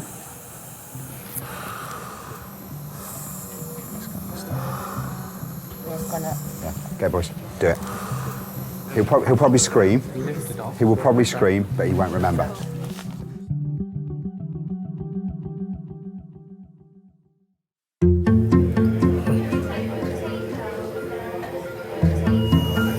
Bloody Valentine's Day, isn't it? But I see not a very nice Valentine's Day. There you go. Happy Valentine's, babes. Oh yeah, did you get lots of cards? Oh, loads. I got a bunch of roses with a card that said I would. Really? And that's it, Abby, I would. That's nice. We're all flesh and blood. We've all got two eyes, a nose and a mouth. You know, what appeals to one person doesn't necessarily appeal to somebody else. I love him with all my heart, and I love him from the inside out. Gary is my soulmate. I trust him with my life. I'm in hospital, Dad. Yeah, up in London. So I'm in at Kings Hospital now, and I had a CT scan, and he said I've got a bleed on my brain. Because my blood pressure's too high, Dad. Gary, a 52-year-old paint sprayer, was leaving work when he began to lose feeling down the left side of his body. I heard Gary's car pull up outside. He came in and said he thought he had a migraine. And when I looked at him, I could see the side of his face had dropped and his eye had dropped. I thought I'd better let you know anyway, because otherwise... I'll keep him informed. And I'll probably be here a couple of 3 days, I don't know. They're giving me some stuff just now. I've been doing all these sort of reflex tests and stuff. And, I mean, he called it a bleed. I've got a bleed on the brain, I suppose that's what he classes as a stroke, isn't it?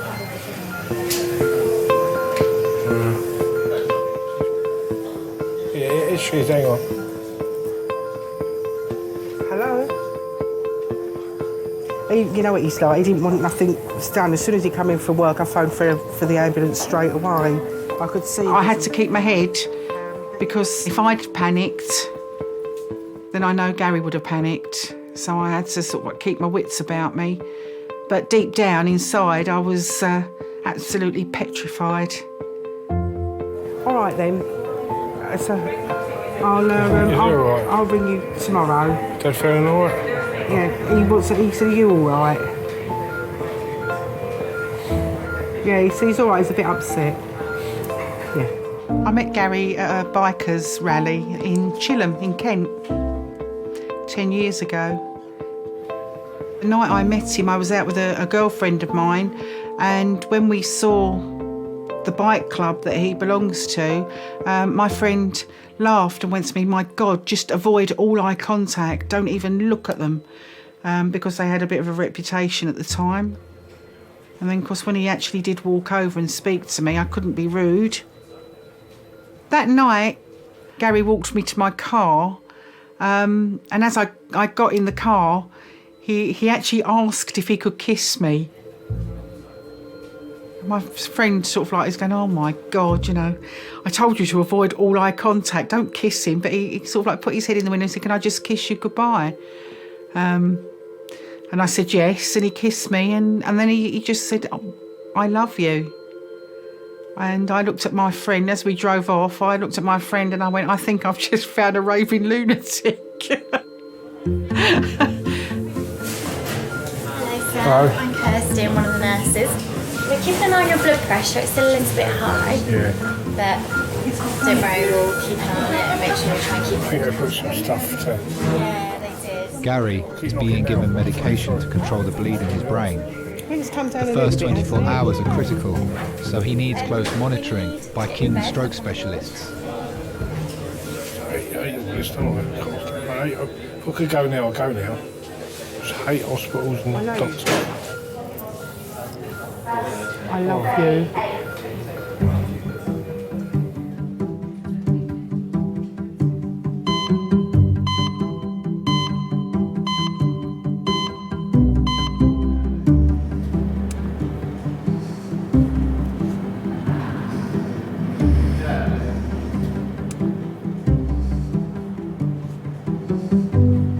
Valentine's Day doesn't mean so much to me now as it did in the past years.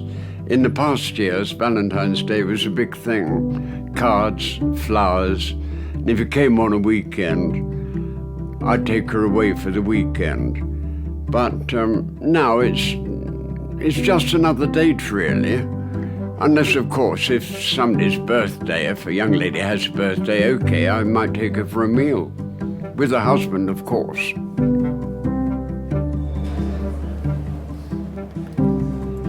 Are you here on your own? Well, no one's ever on their own, really. No. 84-year-old Ronald has come into A&E after being bitten by his dog Benji. When I was brought up, we used to respect the ladies. At least that's how I did it with my wife. Kathy was the first one that I really fell for. We were married 50 years. You've obviously got someone looking after you with your nice. You've got someone looking after you with your nice tidy dressing. Oh, that's on. all right, yeah. And you were seen here last night. Yeah, seen here, in there. Yeah. And They told me to come back at 10 o'clock this morning. Who did? Was it definitely? Are you meant to be at fracture clinic? I don't know, it's a bite, dog bite. Have you met Miss? Repairing. She was 5'3". She was a little bit plump, although she'd hate me to say that. She had beautiful hair. I think the nicest thing you can say about her was that we loved each other. Let's look you up on the computer. Hold that for me, because I think you might be meant to be at fracture clinic or something. Because he was seen here last night. Nobody loves me. What's your? Tell me your full name. Ronald Kane, K-A-N-E. Ronald Kane. She tripped over in the previous flat we lived in. She hit her head on one of the wooden jambs, and she had a stroke. She was one of those people who detested hospitals. She was afraid of them. Well, most people are anyway, especially when you get to our age. So I used to go there and look after her myself. Mr. Kane, do you want to come through? You want me? I do. I was sitting with her, and a nurse came in and said, I want to wash her face. I said, okay.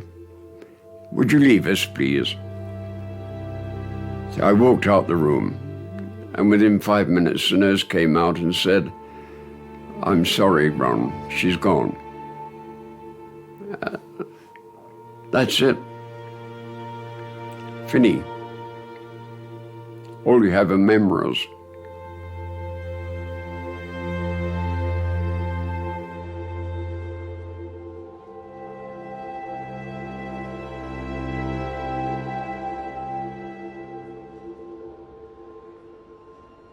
Oh, Jesus.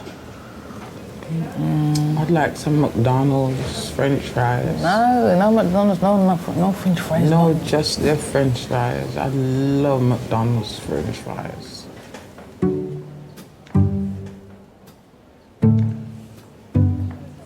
I wouldn't mind a Big Mac either. With some sweet and sour sauce.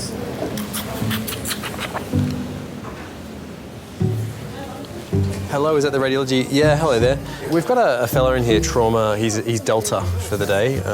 For Valentine's Day, he was trying to climb up the side of his flat and got as high as the first floor balcony and lost his footing. He's fallen backwards, and on the way down, he's managed to hit a retaining wall. Do you ever get any Valentine cards by people at work? By people that I work with, or from patients? Patients or people at work. Oh, okay. No, I get surprisingly little in the way of cards from my patients. Maybe I'm expecting too much. Maybe I give them too much ketamine, they forget who I am. It's been over an hour since John came off his motorbike. None of his family yet know he's in A&E. So, John? Yes, mate. So far, so good. I mean, we know that you've got a broken bone in your arm here, okay? Yeah. And that was, kind of bent out of shape when you came in, causing all that pain, all right? Right. But we gave you a really, really strong medicine there that kind of almost put you to sleep. Can you remember? Can you remember what? Yeah. Can you remember we gave you a medicine, very strong medicine, and we've made this arm in the right shape again. Oh, Yeah. Oh, you put it in the right shape. Yeah. Oh, well done. Yeah. So it's in a plaster now. Now what? it's you did all that? Yeah. In a plaster? Exactly right. What? So it's. How did you do that? What time is it? It only took about 20 minutes. But look. 20 minutes? Exactly. Look, it's not. No, stop talking. It's not fixed. Stop talking. Me or you? Stop talking. You. Stop talking. You got a question? Time is it? It's. There it is. 11, 10:40. 10:40. 10:40. Right. Okay. You've been with us for about an hour. Fucking hell. Do you want me to explain some more? Yeah. Okay, so this arm, it's not fixed yet, but at least it's in the kind of roughly the right space, the right place, and that's going to have helped a lot with your pain, I'm hoping. How is the pain in your arm? The overriding thing that has always been a problem is riding a motorbike. I've never agreed with that. I've always worried, but I learnt very early on that there was nothing I was going to be able to do or say. He would placate me that it was safe and that our quality of life was much better if he rode a bike because he would have more time to spend at home. The procedure that we've done on your arm is not the be-all and the end-all. There's a bit more work to do there, but at least it's a bit more comfortable for you. There's a bit more work to do where? With your arm, with the broken bones in your arm, okay. But at least at the moment, I'm hoping that we've got you more comfortable. Have you had many motorcycle accidents? Not accidents, necessarily. I mean, you'll come off, if the road is wet or whatever, you might slip on some oil. You might get cut up by a motorist. I've broken a scaphoid. I broke my ankle a couple of times. Look, you've got some more X-rays coming up, just of your chest and of your pelvis, all right? Yeah. Then we've got to go through the motions of making sure nothing else is injured, so X-rays of your neck as well, all right? Yeah. The bike has been an overriding shadow because he gets on it every morning and he goes off to wherever he's going, and there is always that fear. In the majority of accidents, you'll arrive home that day, and, the eyes will be rolled to heaven, and you just get on with it. But in this instance, there was, it was clearly a lot more serious.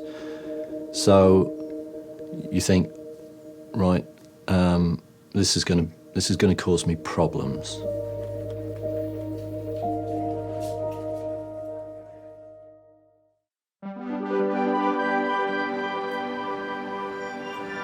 Breathe in. Hold your breath. Breathe. 53-year-old John crashed his motorbike 3 hours ago. Anything? No. With his arm in a cast and his pain under control, he can now be scanned. Breathe in. Hold your breath. I really wonder about his spine as well. It doesn't look like anything. No, I got away with that. Hold your breath.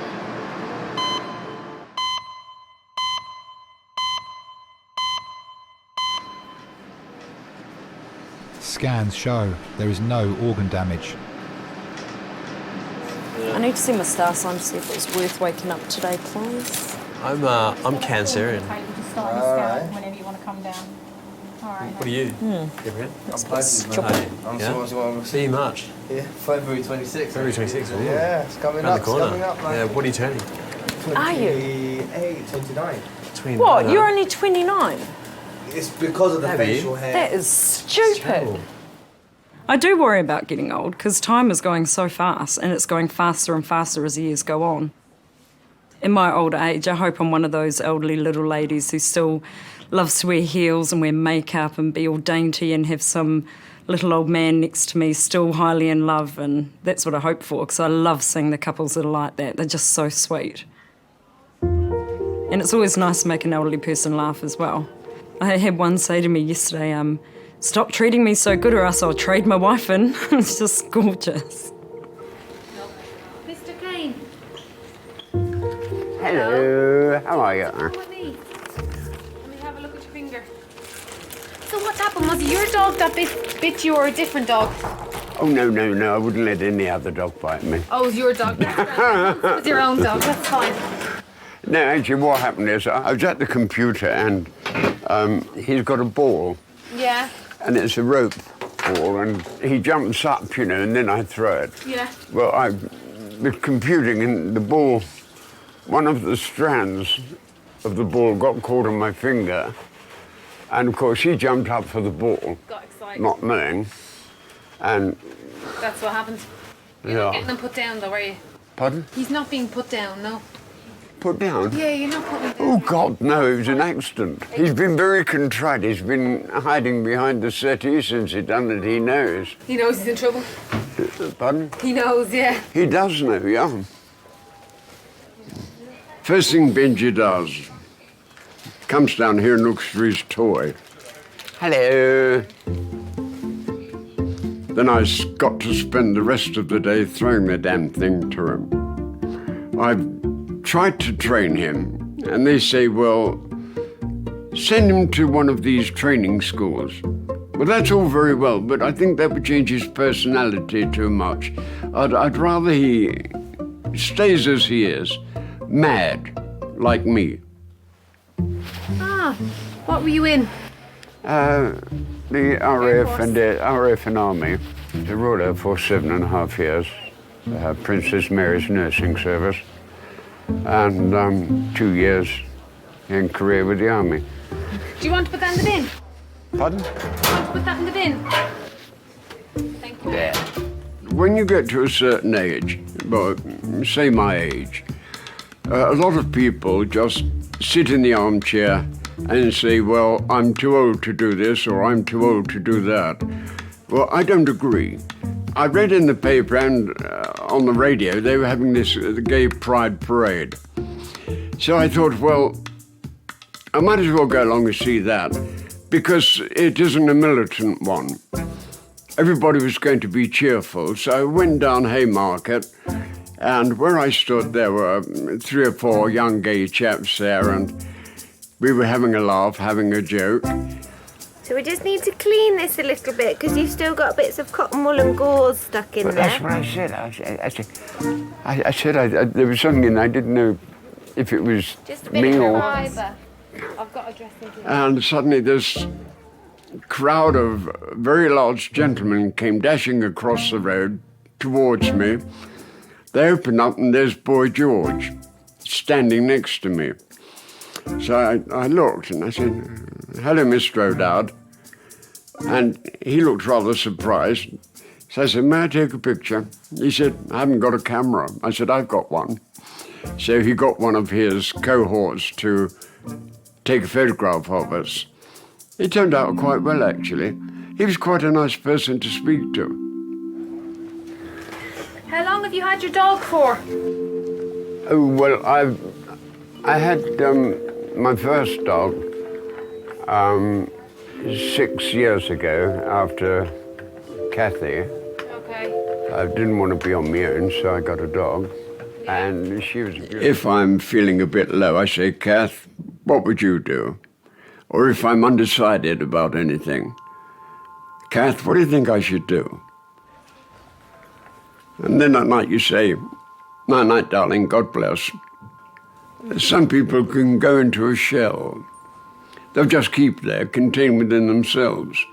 Other people, they can sort of throw it off. Not in their minds, but in their personality. And I think that's what I did. I just threw it off and said, get on with your life, Ron. She's not coming back. She wouldn't want you to be unhappy, be miserable. Do what you want. And I did. And here I am now. Okay. See you later. Bye-bye. Take care. Thank you. See you later. Bye-bye.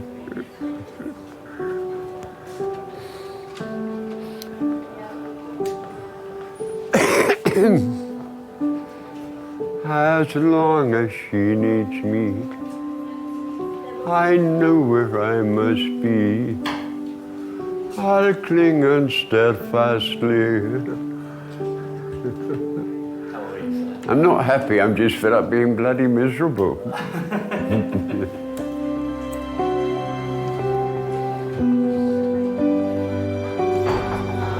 Bye-bye, dear. Bye.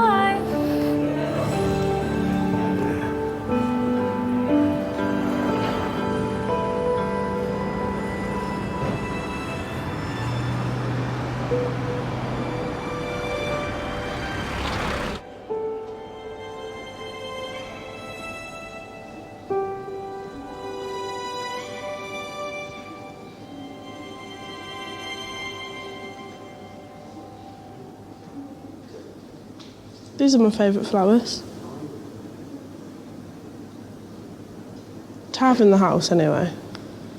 If you're going to buy me flowers, they're quite cheap, so I'd probably want something a bit more expensive than that if you were going to buy me them. But if I was going to buy myself some, just to brighten the house up. Oh, yeah. See if I've got any pictures of flowers that I'd be delighted to receive. Yep, they would do. Just, I'm not asking you to get me flowers, but if you were going to get me some.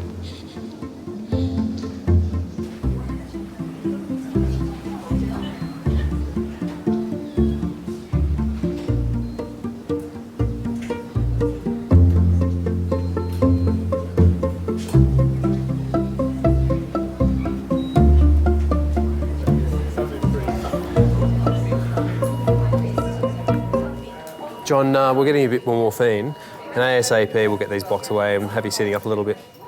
Right. You all right? What's going to happen now? Well, have you been told about the results of the imaging? No. So far with the plain films, I mean, you've got some pretty nasty breaks in the forearm here, okay? It's going to require an operation, okay? So that'll be under the orthopaedic team. You've also broken the shoulder blade, okay, the scapula, and it's broken in a few different pieces, and the reason it's so sore around your shoulder here is that it looks like, you know how there's a ball and socket joint? Okay, well the socket of the shoulder, I gather from the CT, there might be a break through that as well as other parts of that shoulder blade. So it's pretty badly broken. And simply for the reasons of analgesia, you're going to have to stay in. I mean, not just for the fact that you need an operation, but, you know, I think you're going to be pretty uncomfortable with this shoulder blade thing. But if I can point out a bright side there, is that your shoulder blade and all the big muscles that kind of pad over that shoulder blade have taken the brunt of this, and it looks on first glance that your scan of your chest is okay.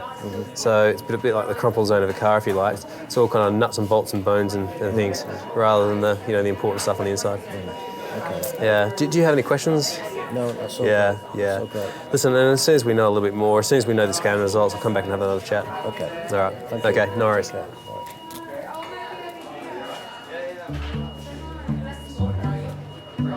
I was hoping I would get away with a cast. You know, the cast would be okay, I could manage that. Surgery, not so good. That means plates and extended periods of recovery and so on and so forth.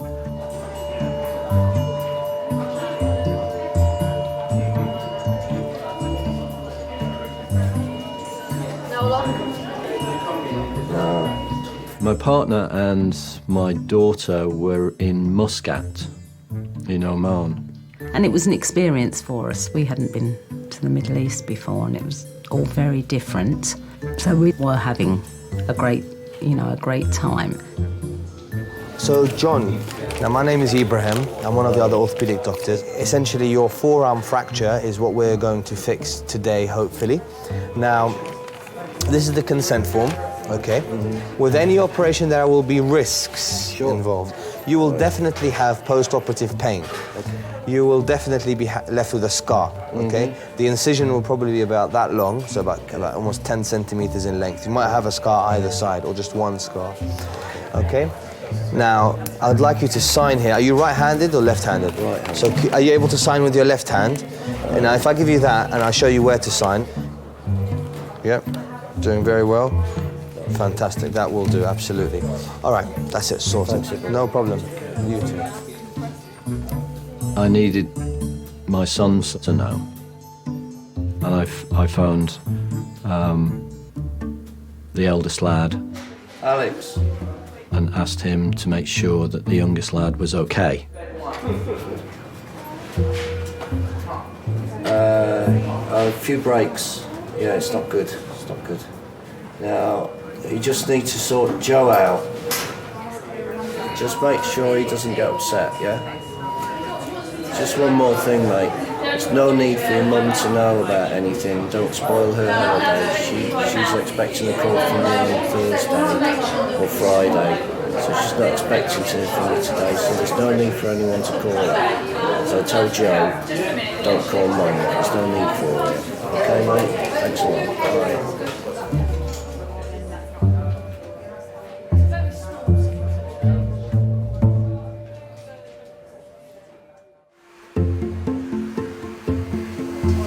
She said yes. She said yes. He got down on one knee, Maggie. He's right in front of us. One knee. He got down on one knee. Oh, and we saw it. Everyone left the pub and we saw it. But he didn't have a ring. No, Maggie. The thought is he went down on one knee and he just said, "Will you marry me?" She had tears in her eyes. It was just... Oh, it was lovely. It got down one knee and everything. It was absolutely amazing. It was, man. Gary's left side was affected by the stroke. No. But his coordination is already improving.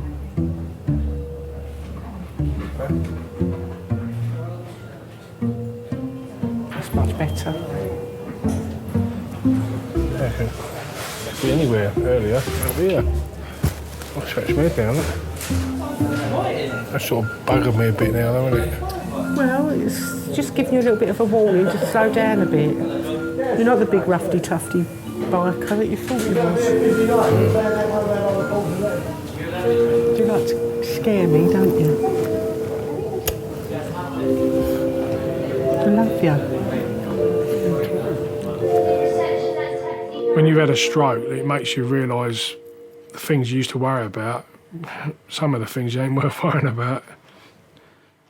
The other day I was in Bexley Heath and I heard this lady talking to this old lady, and I was sitting there. Tracy had just gone to the toilet and I was sitting there with a bag, and she come out, she goes, "What's up with you?" I was looking in the bag. I had tears coming down my face, I did. And what happened was, I heard this lady speaking to this old lady. She said, "How are you today?" "Yeah, I'm all right, yeah. It's my birthday today. I'm 74. And she said, "Oh, that's nice. Any plans?" I said, "No, I've got no plans." And of course, "All right, I'll see you later." Then she went off, and I thought, that old lady ain't got anyone, that old lady, like. So we walked off, and we got round the corner, and I said, "I want to buy her some flowers." So we bought her some flowers, and I went back there, and I said to Tracy, "Is she still there?" And she said, "Yeah, she's still sitting there." And I didn't know until I got back, because I'd only seen the back of her. When I got round the front, she was blind. So, a bit of joke. So I went up to her and I said, "Sorry, I wasn't here, Wig." And I said, "I just overheard that it was your birthday."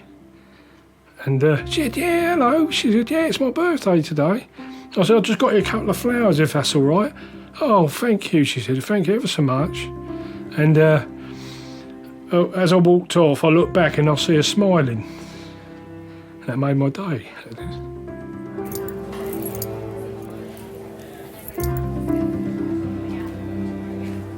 My idea of romance. Gary Mitchell, I suppose.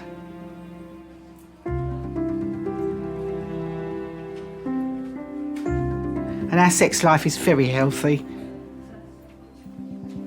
In fact, none of his friends will ring us on a Sunday morning because they think Sunday morning is our morning. And are they right? Yes, they are. Sod boot fairs.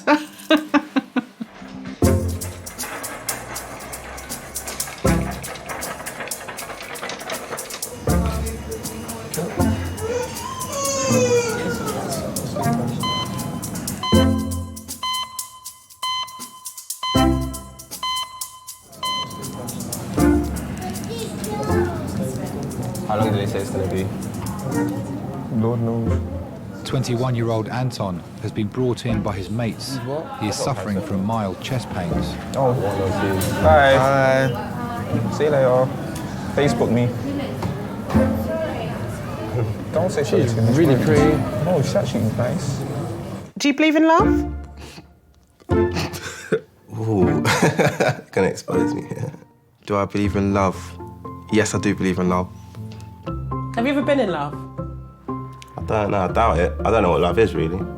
I mean, I think love is probably being with someone that you know can annoy you, but at the same time you still want to be with them. Have you ever been in love? Yeah, I've been in love 3 times.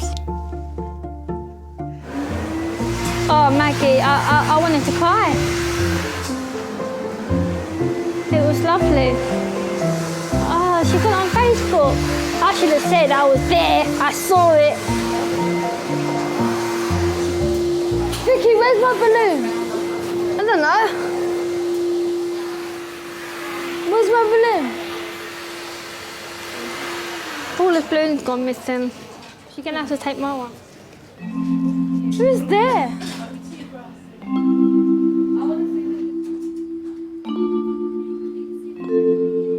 Relationships can be very tricky, and they have to be, well, not they have to be, they can be hard work. Just stay nice and still there for the sec. G'day. John is going straight to theatre. Alrighty. where he'll have 2 hours of surgery. Okie dokie. See whether you feel a bit more comfortable. How's that? Is that all right? Feels good, Yeah, nice little change, huh? I genuinely had no idea whilst I was away. I did speak to John on the night of the accident. All the very best, eh? Yeah. Yeah, take care. Very much. Yeah, no worries, John. All the best. I called her from my hospital bed and just said that, everything's okay, but I'm not going to be able to pick you up at the airport. So I just thought I'd keep the artifice going a little bit longer until I got home.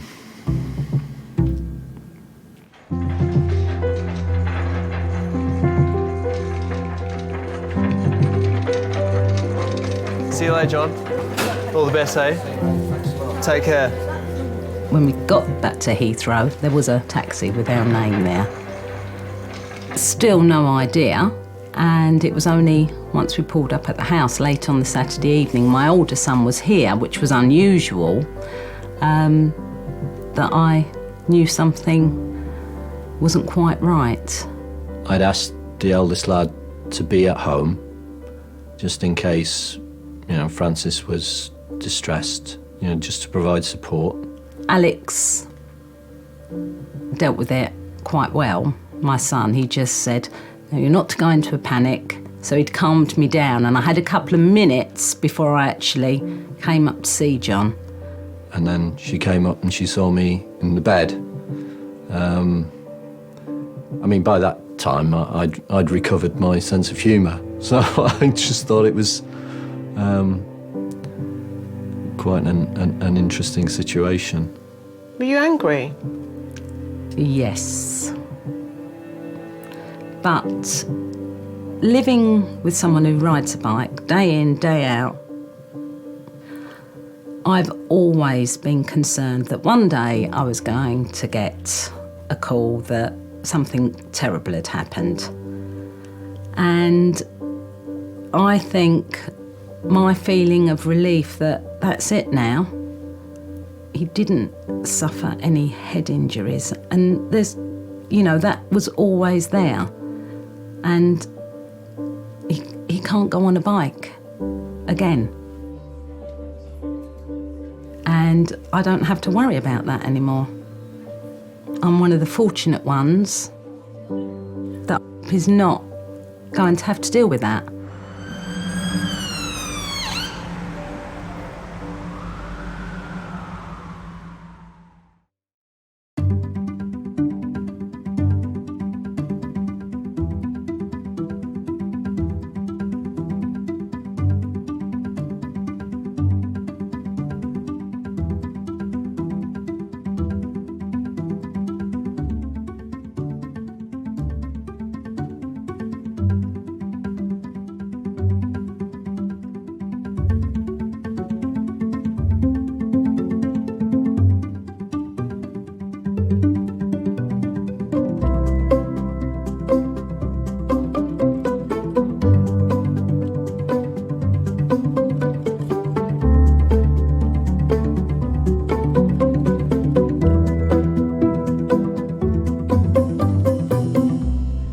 Do you see yourselves together in another 25 years?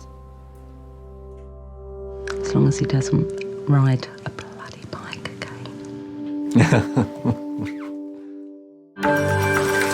Lovely. Can you remember what happened? She's got a head injury. She's got a head injury. It is a marathon, it's not a sprint once you've had a serious head injury. Do you know where you are right now? Queering a loss of consciousness, she doesn't know the incident at all. And it's the relatives who carry the burden of that. It's gonna be all right.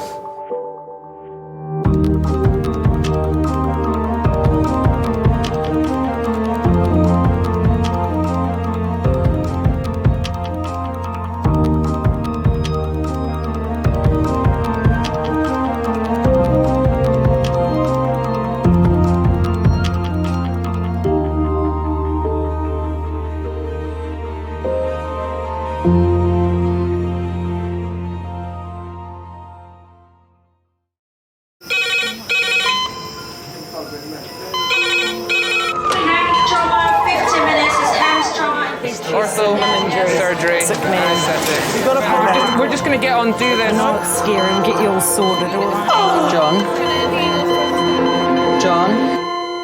John? Do you remember where you are? Kings College Hospital, London.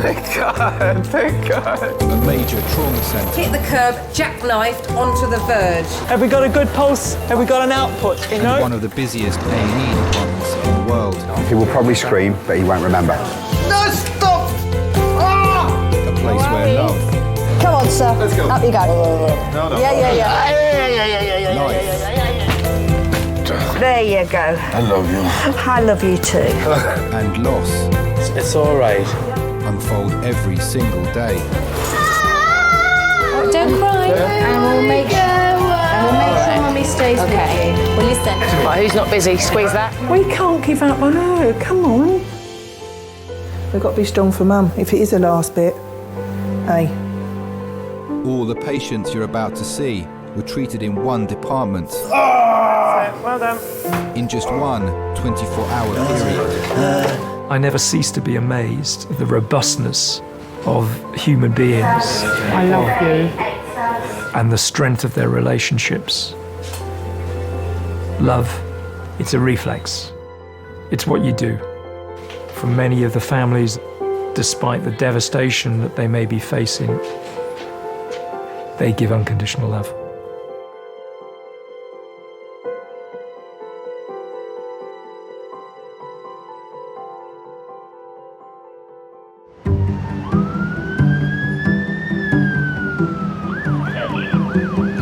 Yeah, just keep your eye on the guy that's sitting on the chairs near the phone. Charlotte was having a word with him when I come down. He's definitely as drunk as a sack. And he was irritating people, so I've told him to quiet down, but he's on the phone. The perception of security is people that couldn't make it in the police force. I wanted to be a police officer, I'd be out there, but it's not like that. Hospital was different, 100% different.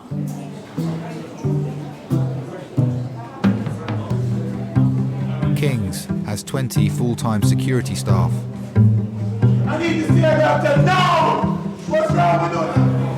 Every month in A&E, they deal with over 50 incidents, ranging from verbal abuse to assault. Some people you can help, some you can't. And the ones you can't, in the end, they go either on their own or we escort them out. One way or another, peace has got to be made. Go ahead. He's drinking alcohol out of a bottle now. Off-ski, Manny, come on. You have to go, because you're not allowed to drink alcohol on the premises, my friend. No. Yeah. No, it's time to go. You can willingly walk out by yourself, otherwise I'd have to get my colleagues down here and they will sort of kind of carry you out. And you don't want that, do you? Because I don't want that. Come on. Nice buses. Where you are, see? Come on, that's it. You can go up, that's Daisy, it. There you go. that's it. There you go. No problem. Easy. Let's go. Easy, tiger. Easy, tiger.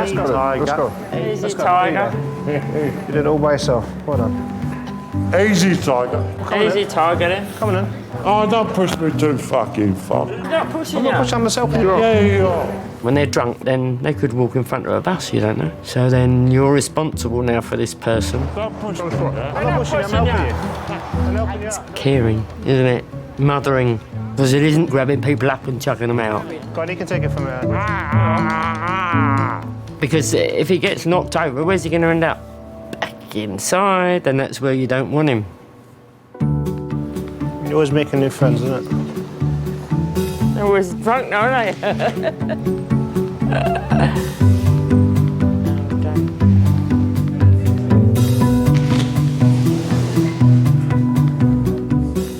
Yeah, control that gent's left now and he's gone on the bus to Croydon. Jolly good. I won't go into an A&E, I think I'm dying. And that's what it is, an accident. What is an accident? And an emergency.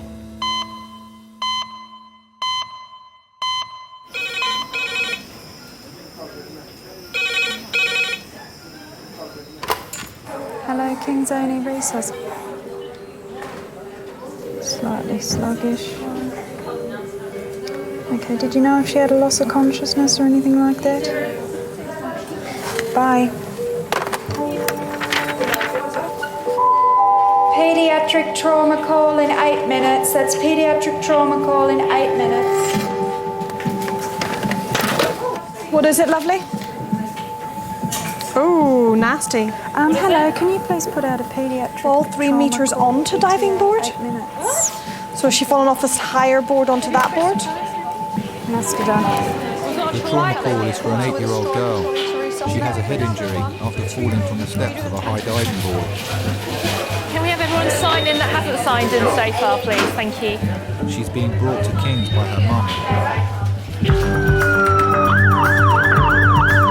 8-year-old fallen 3 metres, GCS not stable, but left pupil sluggish. I mean, it's about our ceiling, isn't it? Just about, she's fallen the height of our ceiling.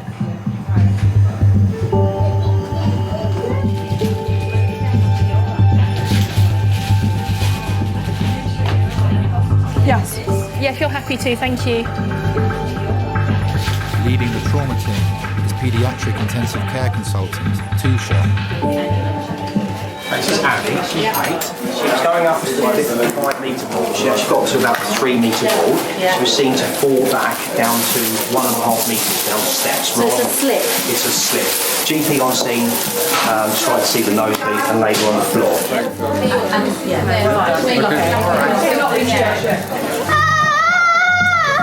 Okay. Do you want to go around? Why don't you go around to the top end? Baby, you're so Take a deep breath. Hey, baby. That's it. All right. Look at mummy.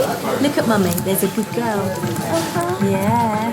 Head injury in children always makes me worried. Abby, you want to sleep? Do you feel any pain here? Okay, Abby, don't worry. Here, any pain? Okay, here. Here. Seeing her getting drowsy was not good. Her brain could be under pressure from a blood clot. What does that mean if it's sluggish? Normally you expect it to react very quickly to light, so if it's not, I just want to make sure that there's no reason inside her brain why it's sluggish. So what we're going to do is we're going to take her to the CAT scan to do a picture of her brain. If there is a reason inside her brain, then we need to deal with that reason. And that reason could be a bleed. A bleed. What would be the procedure if that were the case? I think we should deal with that if we need to. Thank you. I noticed the sheer look of panic and that bottled up emotion that every mother has when they're scared. You're such a brave girl. Yes, you are. I'm so sorry, sweetheart. Abby, calm down. Breathe, okay? I know it seems frightening, but I'm here and you are doing brilliantly. Wanting kind of, please tell me this is going to all be all right.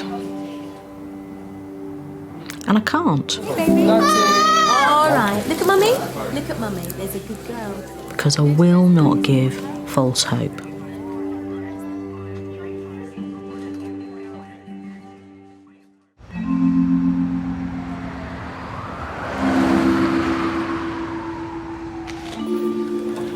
Think you're amazing, just how are you? Try to get up now. Hello? You need to get up from the floor. Can you do that for us? Nah? Can you get up from the floor? Sit on the wheelchair. No. Esa culebra ahí.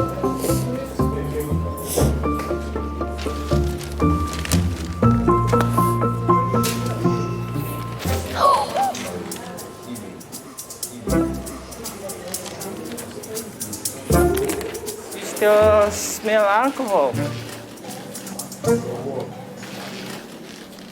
That makes the thing worse.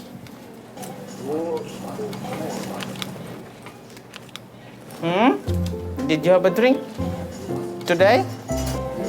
Okay, so why you are here then?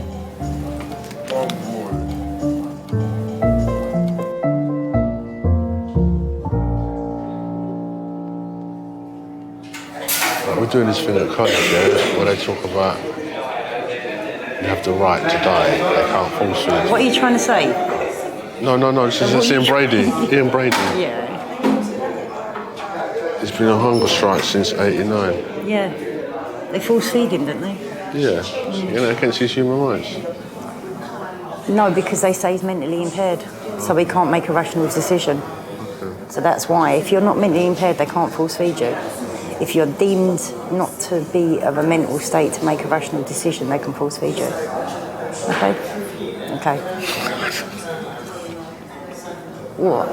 You didn't listen to one word? I did, but you didn't, did you? I did. You didn't, did you? Did. No, you didn't. I did. You never do.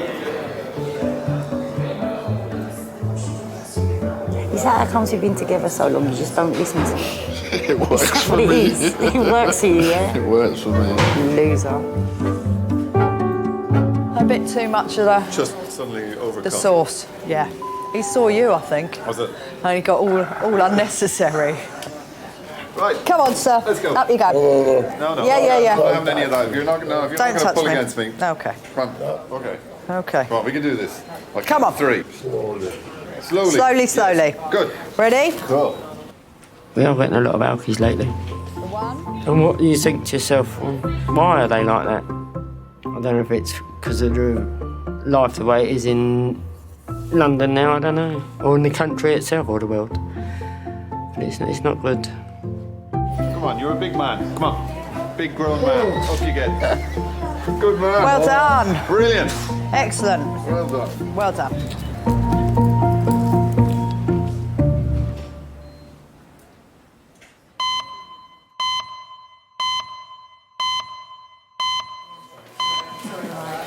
Daddy's up in Edinburgh, isn't he?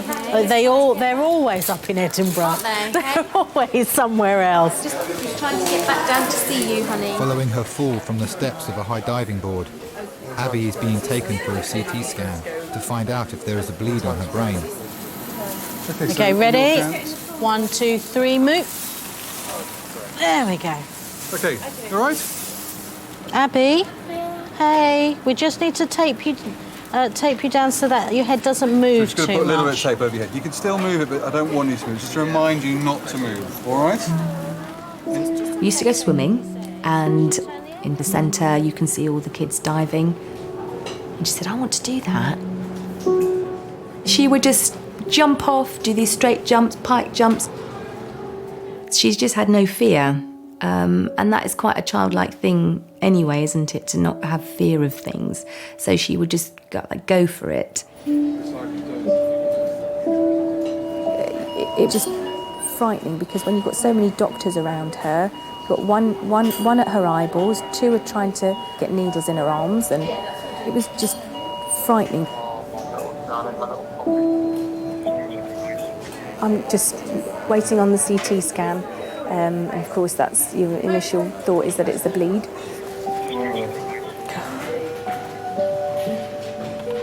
I'd missed the last train.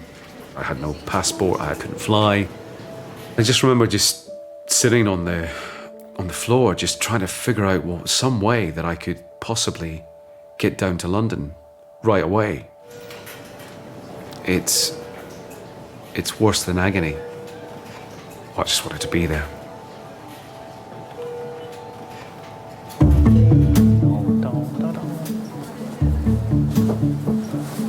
You okay?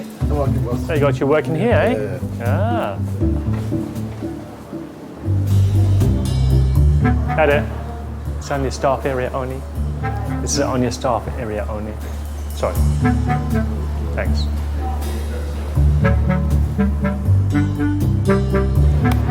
I think my brain's not functioning. That's nothing new though, is it? I'm being serious. So am I. This is so stupid. No, I mean, it's my thoughts are getting all scrambled. You are so... Why do I bring you anywhere with me?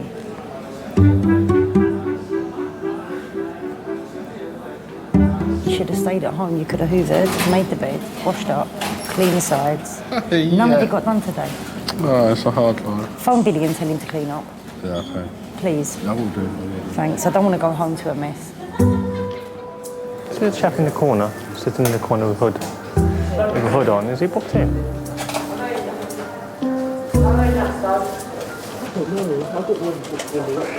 Let me get his name, yeah? Hi, have you booked yourself in? Well, people here are booked in to see a doctor. I'm asking you. Okay. I ask you. If you've been booked in, yes. These all these are booked in, but you're not. The staff don't recognise that you're booked in. Okay, the staff have asked. Okay. Yeah. Okay. Then I'm going to ask you to leave them. Why? Because you're not answering my question.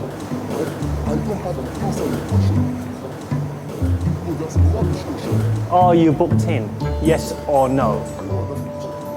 So you're not booked in?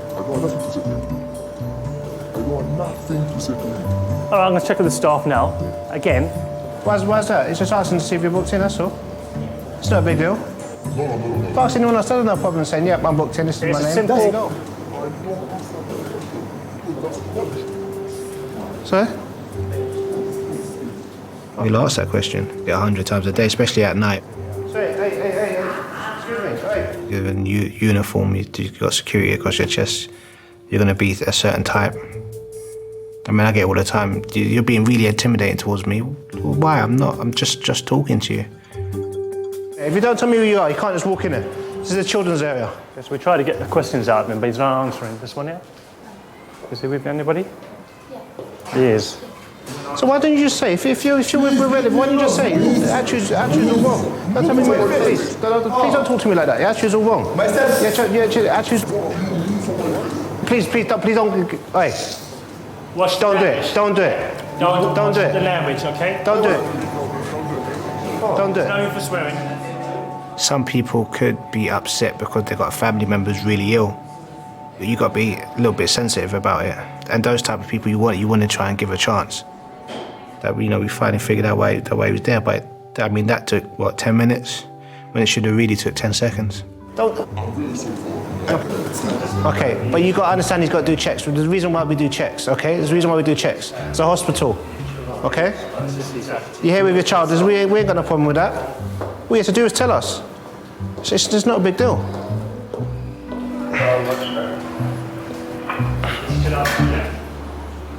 Sometimes I go home and I think about what I've seen that night. Or I speak to my wife about it. I do feel fear for the younger ones. Because I know how horrible, the world we live in can be. My mum says I'm overprotective, but my daughter, she gets a little bump on, on her head or something. I feel like I want to wrap them up in cotton wool.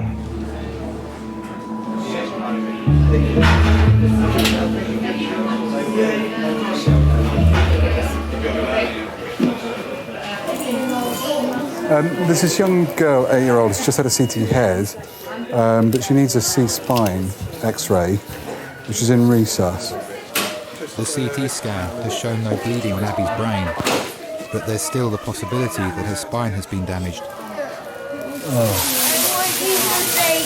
I can't do that, darling, because you've got to take one leg.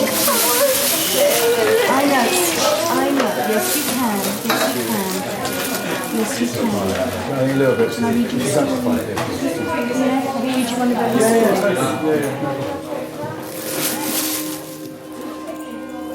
Well, you feel helpless.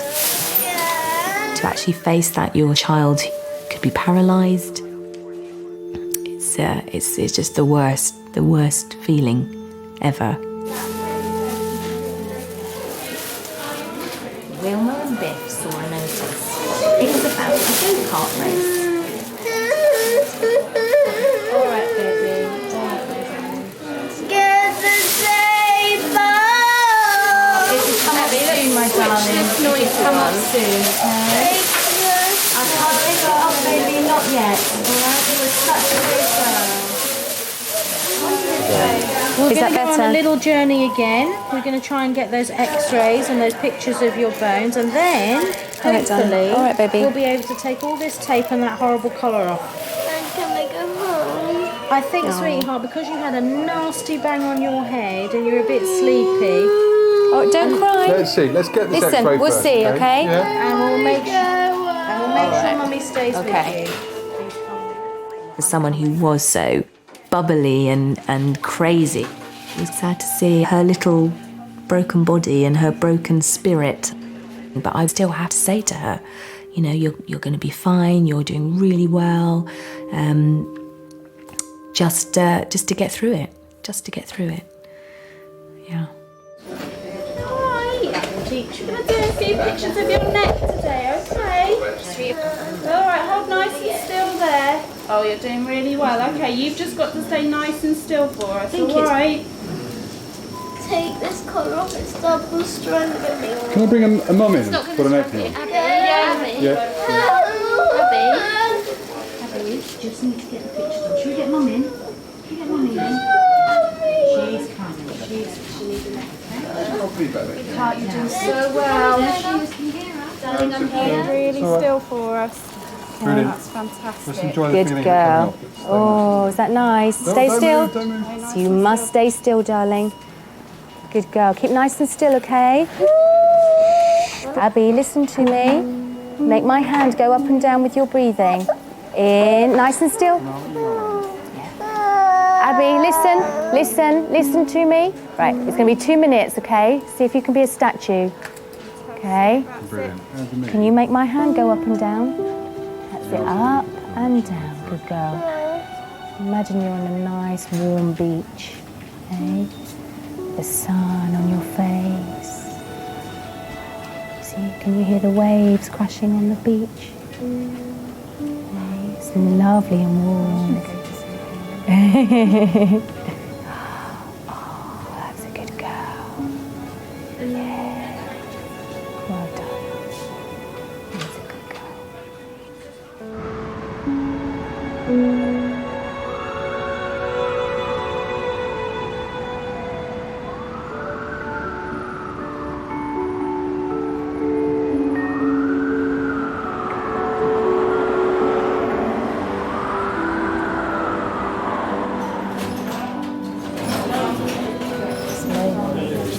It's me. Lunny. Looney, I don't know. It's okay. 46-year-old Michelle has come in with back pain. She's here with Hubert, her partner of 30 years. So tell me, did you had an epidural yesterday? Yeah. What was that for? I've got nerve damage and a slip disc. Oh, so you had a spinal injection? Yeah. So since the time it was given, it felt shaky? Really shaky. And then... As they pulled it out, then I just thought I was in shock because it really hurt. Gemma was breech. Ashley... Ashley was the worst one. And Billy was born in 6 minutes. And I had him in accident emergency at Kings College. And Ryan was 20 minutes. And then Amir, I think, was about 30 minutes, start to finish. Got spontaneous labour. But it's right down the bottom they gave it. Right there. Eee. When I had Amira, through the pregnancy, the weight of the baby was completely on my spine. So it caused some nerve damage, slip disc. So what they decided to do was give me a spinal injection of steroids to try and calm the nerves down. And I had a really bad reaction to it. Okay, because this was done by the anesthetics department, I would actually like to, I would like to speak to them, and I'll let you know what they say. Let me just speak to them, yeah? Okay, thanks.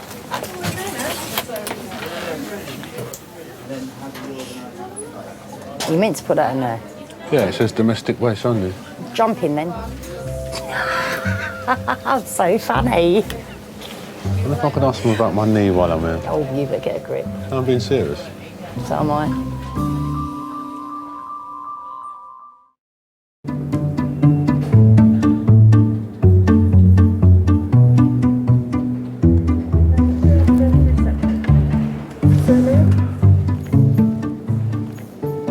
James.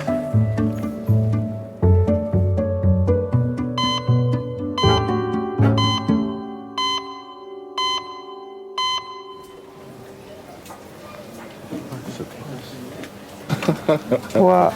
It says Surgeon Smith's speciality, pain. It will listen, you don't understand. Specialises in pain. That's like one of them Dr. Death type dudes. God, mate, you don't understand how much that hurt to get a needle like that up into your spine.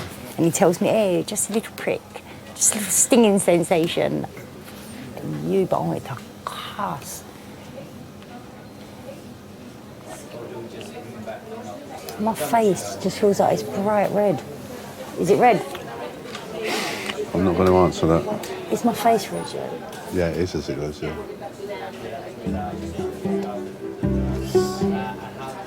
We were lucky enough to meet each other at a very young age. Sometimes relationships are long as ours, with as many kids involved as ours, you sort of lose sight of each other. And we always manage, you know, to pull it back in and enjoy each other's company. We still argue. I feel a little bit better. Should we go home then? You, would you go home if it was you? I wouldn't come here. Why are you such a fronter? You bang your toe and it's an emergency call to the hospital. You're the biggest hypochondriac I know. Oh, my knee. Oh. You're not even listening to me, are you? Did you say something? Yeah, I thought so. We will not argue in front of the kids. We won't do it. That's why I hit you so often, you know, because you just don't listen. Call that spousal abuse. I'll go in one room and he'll go in another room and we'll text each other abusive texts until we make each other laugh. Right, I won't be a minute. I'll be back.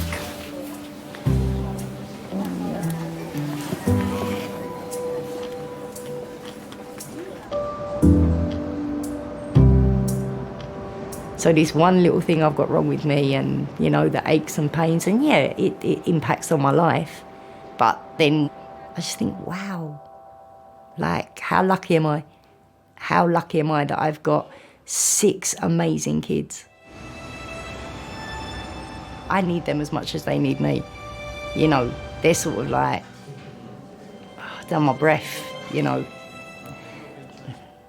They're my life, they really are.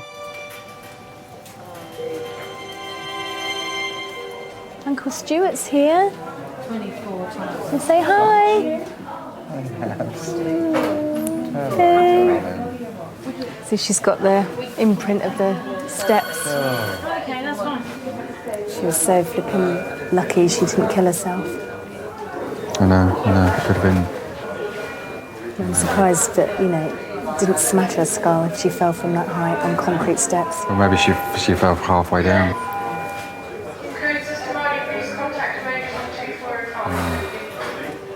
Abby's X-ray shows no injury to her spine, but she's fractured her eye socket. You all right, baby? Think you're going to be sick? All right, darling. All right, my baby. All right, baby. All right. It's all right. There you are, darling. This is to be expected, the vomiting, okay? No, they can decide what they want to. All right. Just rest. So you just just relax as much as you can. She's got a fracture of the orbit, which Max Fax needs to see, okay? What can happen, however, which is why you're staying in, is that, imagine if you fall over and hurt your knee, it swells up before it goes down. You can get a bit of swelling. That's what we're looking for. And that's why we'll be poking and prodding her to wake her up. Yeah. She's been really good, really well behaved. She is a testament to you.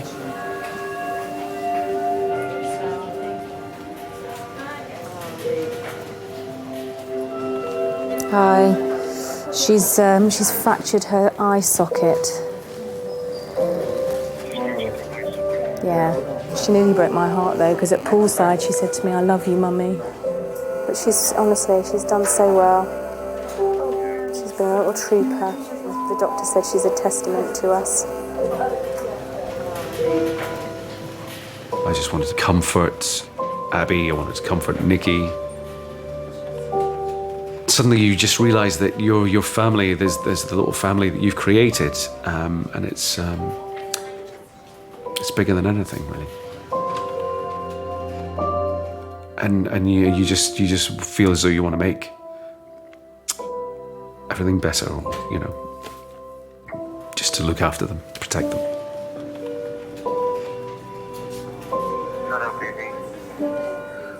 I hear you being very, very brave. You're a very good girl. You're a very brave girl, darling. Oh, my little darling, my little poppet.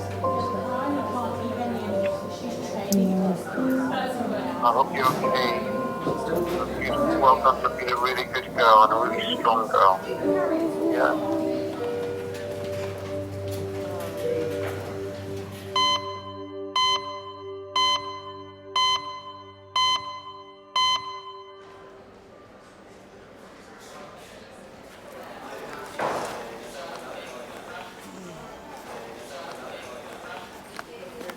Go buy Banty. Buy me chocolate. Buy me chocolate from there. You go see him. You know Bounty, the one where they get coconut in the middle. You will see it. You will see the number. You know how to operate it. I know what I've got. I've had it before. I've got bronchitis. Well, you'll have to stay in because this X-ray don't open till 9 o'clock in the morning, so you could stay in. They can hear it on a what's it, on a stethoscope. Stethoscope? I can't talk properly. I've lost my teeth. I was going to say, they still use them. You bought the wrong thing. That's Snicker, isn't it? That's the wrong thing. Bounty is the blue one. Maybe the Bounty I can see is in front of you. You go buy Snicker. Oh, here we go. Yeah. Oh, it's not me. Got my tablets. My manager loves Snickers. My children love this. Either when they were young, Robert loved Snicker. Michael liked Masba. Masba is true. Mama? Hi, my name is Adi. 74-year-old Joyce has been brought in by her daughter Anne and her grandson Chris. Can I say something? Yeah. I'm not trying to tell you your job. I haven't smoked for 3 days because I can't smoke. Okay. And I think it's bronchitis. I don't know. What, you a doctor now? I've not had many illnesses, but when I do get an illness, I know it's bad, and I know what it feels like. Oh, So no. therefore, I can tell the doctor what it is. She diagnoses everything now. Yeah, that's all right. I mean, you know your body, and if it's happened to you before, and if it looks like that, it may not be, okay, but you know, it's a good observation. If you've had the experience before, you think it's similar to what you had then, that's fair, you know. Okay, so the plan now will be, we'll do some blood tests. I will organise a chest X-ray for you. All right? Okay, I'll speak to you later then. All right. All right, thank you. And I want to go to the toilet. You take me down to the toilet, please. Where is it? Down here? Go to the toilet. Toilet, yeah. Have you given us a sample? No. I get you a tiny pipe, yeah? This should be fun. Oh, I'm not helping with that. Didn't ask you to. Yeah, let me get it out and set it up. You'll be in there forever. She's coming home, gutted. You have no manners. No, she's coming. No, they discharged her, yeah. Michelle has no infection as a result of the epidural. She's going home and been asked to come back if symptoms get worse. So did you hear that? You have to stay home and care me. Did she say that? That is what she said. Oh, I didn't hear that. She did. That's a pity. I would have done it if I heard it.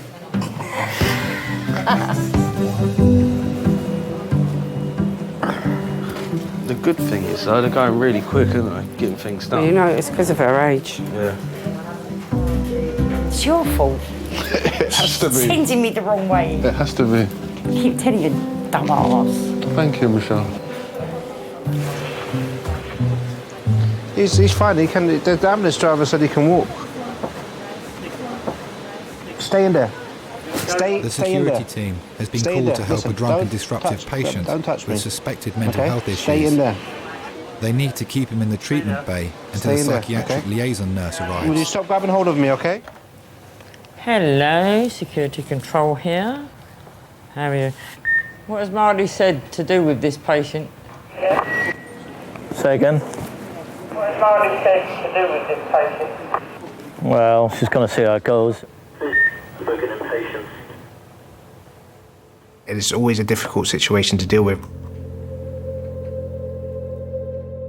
It's not the same as if somebody was being aggressive and they had no mental health issues. You could just chuck them out if you know, if they're not that ill.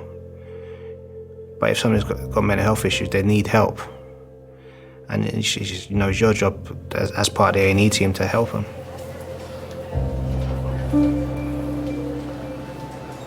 I hear voices in my head. I hear voices in my head. Yeah, the PLN's going to come out and see that patient. Yeah, they're probably not because he's intoxicated.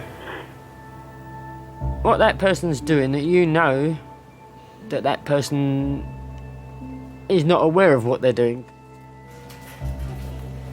You just know they're in a different place.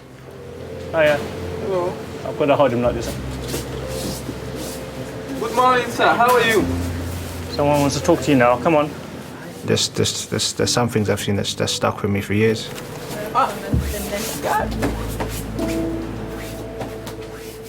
mean, you're meant to be security, you're big and you're tough and, you know, you got to deal with this every day, but, you know, we're only human as well. You know, we got families.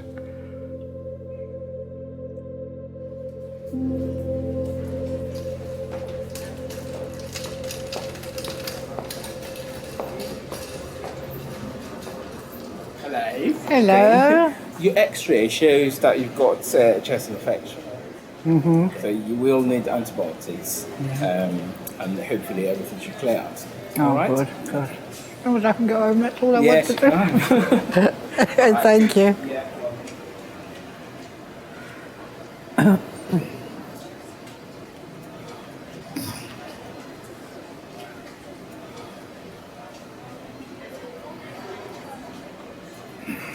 Got me result of my X-rays. Oh, yeah? It's a chest infection. So that's not so bad. So I've just got to wait for my blood results now. Well, at least that's good news, isn't it? Yeah. I bet you're both wishing you stayed at home now. No. You must be Because tired. I wouldn't have been able to sleep anyway. Now I know that it's a chest infection and they can treat it.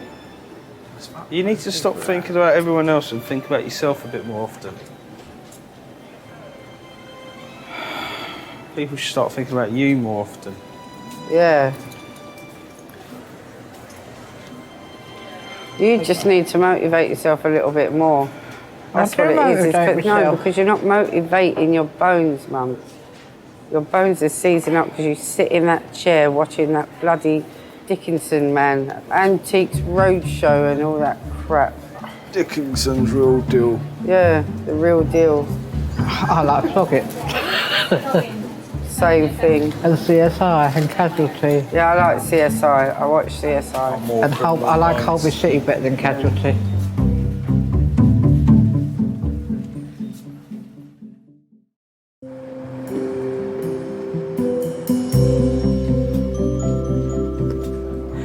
You've got far to go? Forest Hill. No, far enough. But she brought the tablets in. I've got them in. It's okay to go now, yeah? I've got my tablets, so I can go now. Yeah, you can go. Okay, thank you The very ladder much. goes straight here. Straight to you. Okay, thank you very much. I won't sleep well tonight. Anyway, thank the pair of you. Don't be silly. Well done, darling.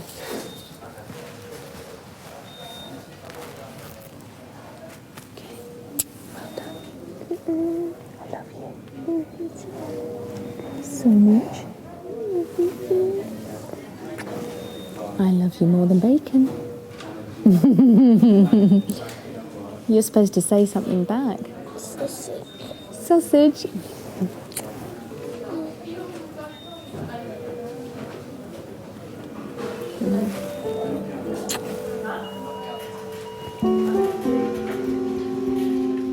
That was quite a special time that night because you're just open and vulnerable and fragile.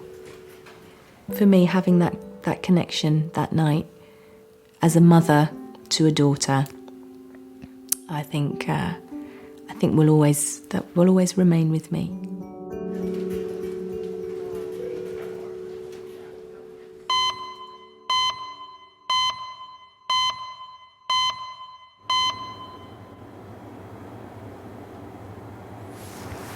It's starting to get light outside already, isn't it?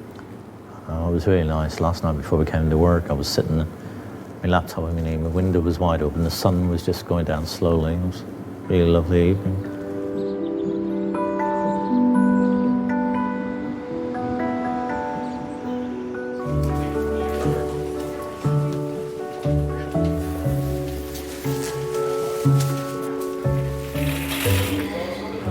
Book yourself on the desk.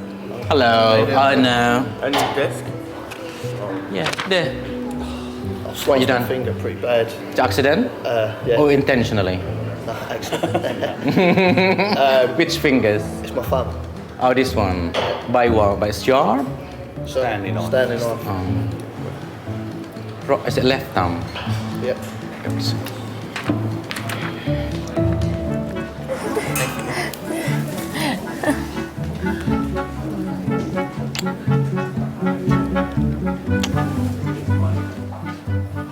Hello, Michael. I haven't seen you for a while. How's it going? Keeping busy? Hello. Morning. Good morning. Why are they passing me my work? Sorry? Why are you standing here? I was waiting for you. Yes, exactly. You got it right. See you later. See you, Mike.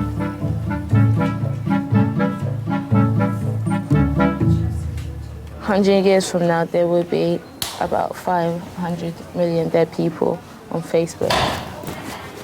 That's not even funny. It's the truth, though. It's not funny. Well, we're 20 now.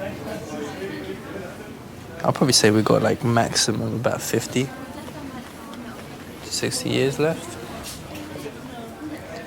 So we've actually been through about a third of our life already. Have we? Yeah.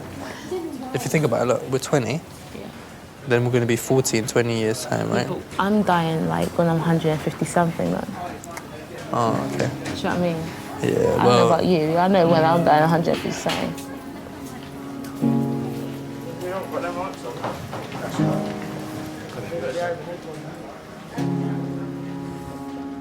I don't ever want to die, so especially seeing it here, it brings it home. So you just go out and enjoy yourself. And you come to work and you can enjoy yourself by helping people. That's me.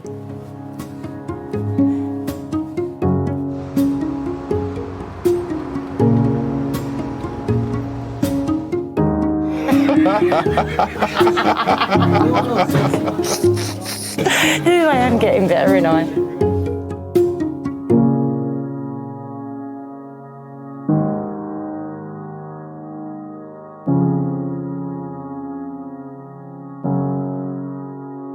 Probably a week after the whole incident, that both Scott and I would just burst out crying for no reason. But I think what it was just all that pent-up emotion.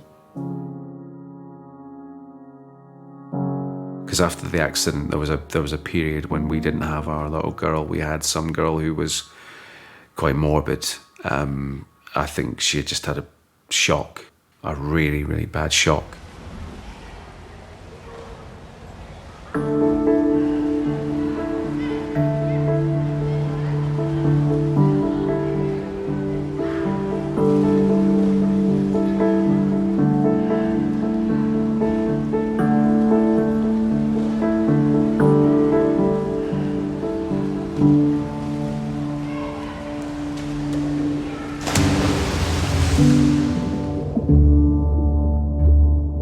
Diving off quite a height since I had the accident has been quite hard.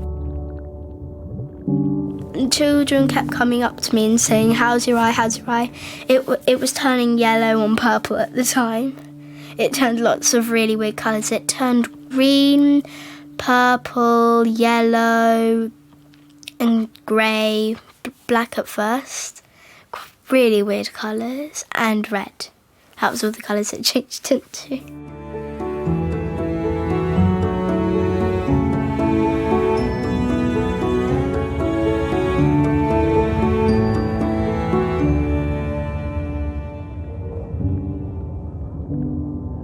I would like to go high, but I thought just leave it for a few weeks and then start doing 5 metre again.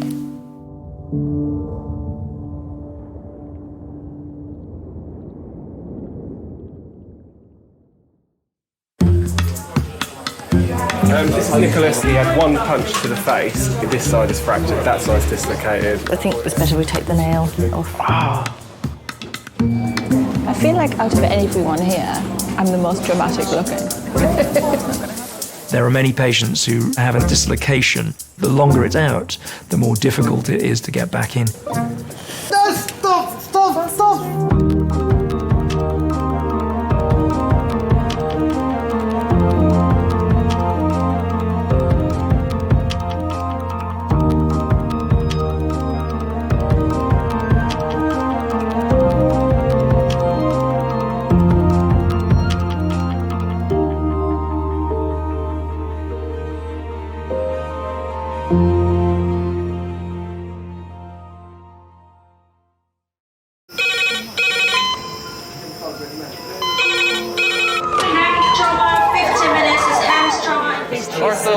Surgery.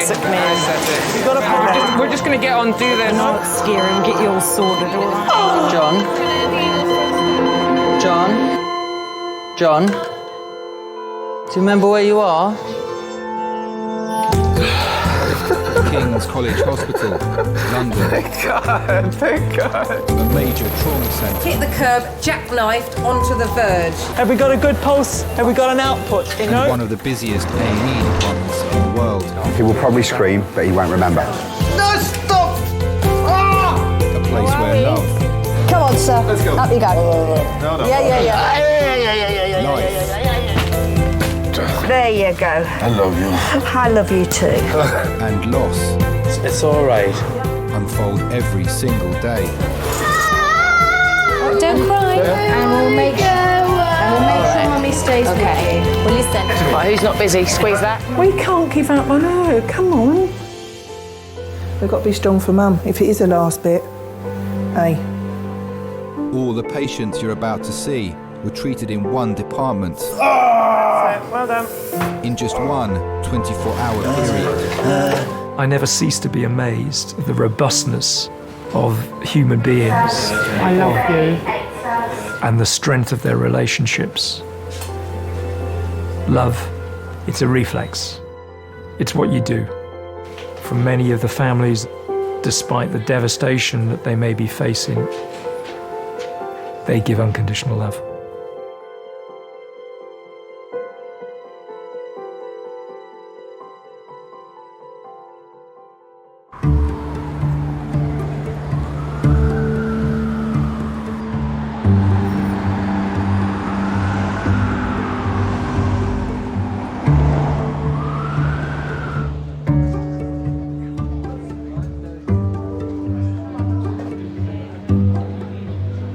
They should give you free meals in A&E, really. If you're here over mealtime, you should get food. I think you should have tea and coffee as well. Tea and coffee facilities and chocolate biscuits. Yeah. One of the best countries in this world. And all kind of stinking people.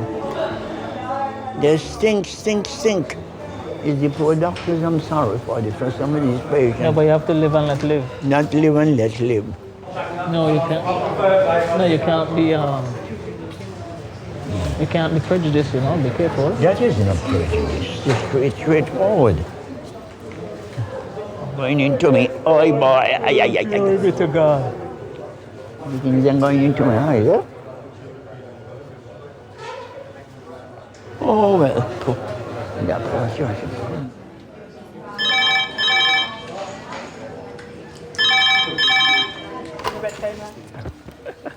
Afternoon, Kings College. 383.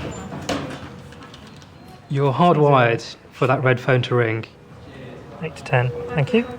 Yes, bye. You get into gear. You go from doing your normal day job to, right, this is what we're going to do. I've got to get this sorted out. I need these people. I need these drugs. And you prepare yourself. It's like going into battle. Adult trauma in 5 minutes. A 32-year-old scaffolder has been struck on the head by a 6-metre scaffolding tube. Oh my God, I was so scared the first time I ever worked in recess. Because being new to the team and not knowing everyone, it's hard when you first start, especially. It's a scary place to be. You're on the front line, you have to know everything about everything.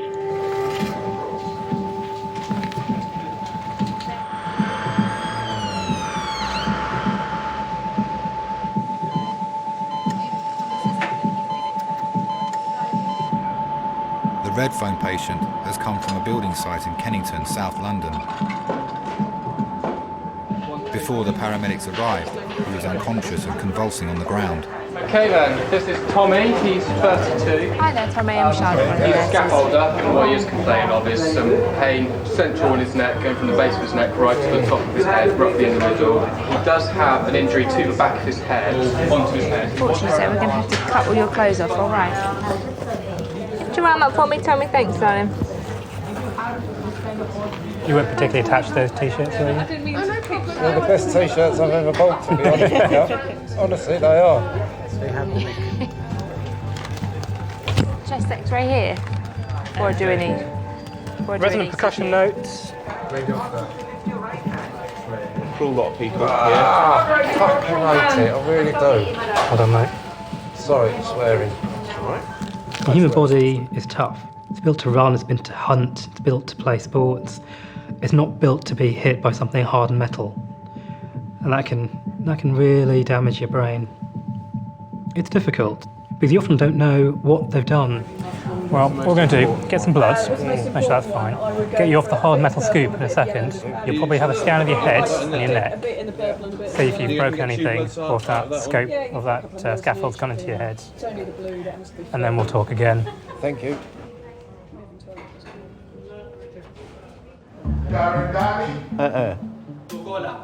Boya? Look at that. You hear him? 85-year-old Hilton suffers from diabetes and is worried about his swollen legs. He's been brought to Kings by his cousin Earl. Now look it. Oh.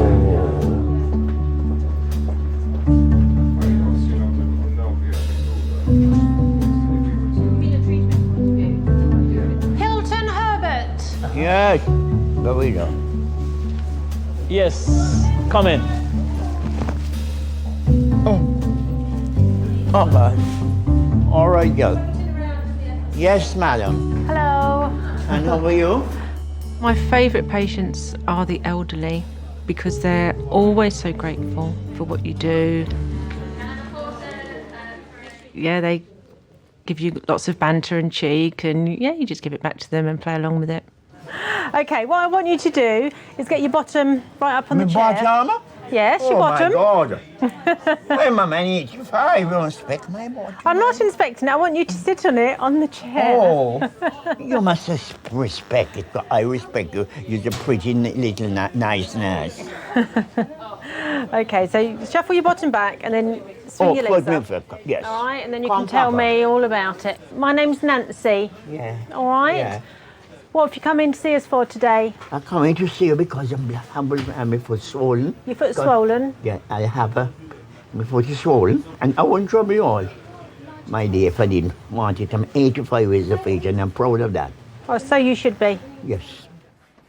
I grew up in the Caribbean. Life was hard. When the war was over, my intention was to come to England and do better and to help my family and things. Yeah. So is this the one that you were worried about? Yes. Yeah. And that too. And how long have you had diabetes? Oh, since 1977. Okay, and are you on insulin? Yes. Yeah. But it's controlled, is it? It's well controlled. Everything is And how under often do control. you check your sugars? Once a day. Once a day. And have you checked them today? Today? And are they all right? I was ashamed. It's 3.9 today. 3.9. Excellent. 3.9. Okay. And how do you feel in yourself? Do you feel well? Unwell? I feel well, but it's only that day I could hardly walk sometimes. Yeah, okay. What I'm going to do, I'm just going to go and check our computer and see if we've got the blood results test. And I just want to do a little swab of your leg, see if there's any bacteria growing there. Yes, yes, All please, right, yes, and then I'll be please. back to see you. Thank you very much. All right. No.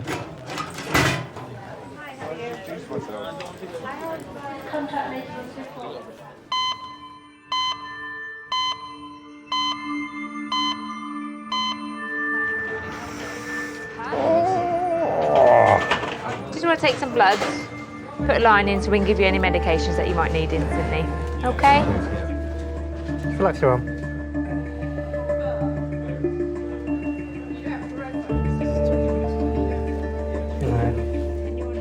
When a patient comes in shivering, 9 times out of 10, it's shock. The body is traumatised about what's happened. So the patient thinks they're cold, but really it's just a state of shock. Going to roll you onto your side, take the other scoop out. Going to have a feel down your neck, down your backbone. If it hurts, say yes. If it doesn't hurt, say no. Okay? When we get to the bottom end, we're going to have to feel your rectum. What? Your tail end, your bum hole. What about it? You're going to have a feel. No, you ain't. I need to. Need to make sure all the nerves going from your brain down your spine to your legs are working. I can feel my toes. I'll tell you, that's all right. Can I have a feel on the outside without putting a finger in? How about that? Compromise. Yeah. Unfortunately, they're very specific nerves that go to very specific places, and we can't. Feeling your toes isn't the same. Oh, you got to get rid of all the girls then, right? The girls be on that side. I'll be on this side. With your bum being on this side. The girls will be on the other side. You need to Okay. Okay, guys, we'll go 90 degrees on roll. Ready, steady, roll. Rest your head on my hands, okay? Yeah. Oh, fuck, not sorry. Sorry about this. Yes, Can you feel my finger there? Yeah. Good, give me a squeeze. Feels normal. Oh, it does feel normal, but yeah. You know what I mean. Ready, steady, roll.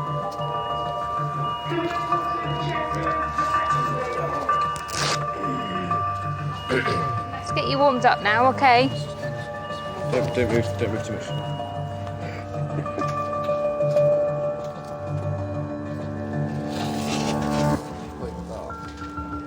Why take my head down? So you can't move.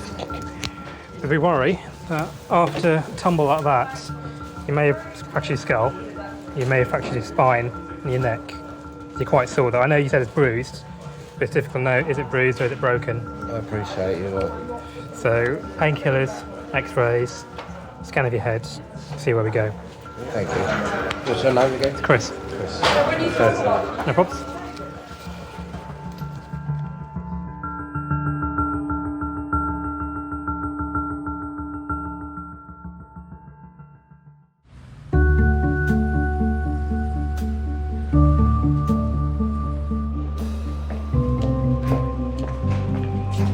Oh, right, thank you. Okay. That's it at the end. And I'll just go and get that coffee for you. Thank you. And there's your coat. Thank you. Okay, I'll just turn that.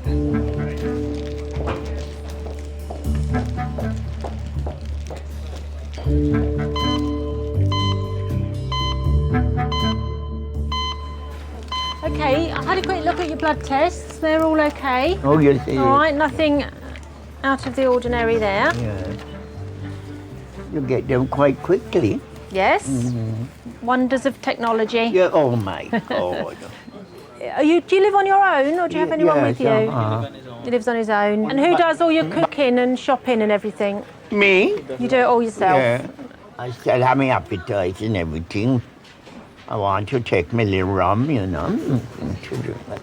Well, I think at your age you deserve it. Yeah, 85. Exactly. Okay. come Let me down. see if I've got some cream I can put on there now for you. Yes, please. All right. Yeah. I can't promise that I have, but I'll go Yeah. and have a look. Yes, all right. please, yes. Okay. I do think about getting older because obviously I'm a grandmother now. I'm getting that way, and I do think about it, but I think, I've got a fantastic example in my own parents. My grandmother used to say it, and now my mother says it, but old age is no place for sissies. There you go. You can take this home with you and put this on, all right? Yes. It's quite greasy. Yeah. Oh, that's It's good. very then. good. Could you put them in a bag for me? Yeah. That is a gel. It's an ointment. Ointment? Yeah. What's the name of it? It's called 50-50. It's 50-50. liquid paraffin. Oh, liquid paraffin. Oh, yes. Yeah. It's 50% liquid paraffin and 50% soft paraffin. There you go. You can take that one home with you. Could I put it in a little rice at home? Well, as I get older, that's I older. was saying, can he cook this with some rice? No. What, you sure? And I had your rice nearby already. You see, you can fry the fish in. Fry the fish in this? Yeah. Fry the fish in the paraffin, yeah. And it will be so nice. That's like that. Mm-hmm.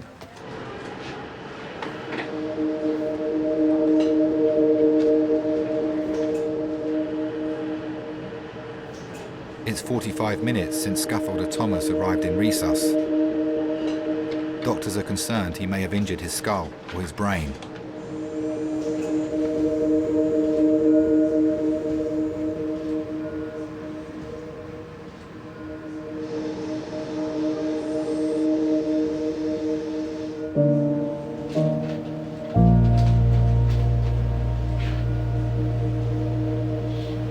Apart from that, I cannot see anything major inside. Let's check.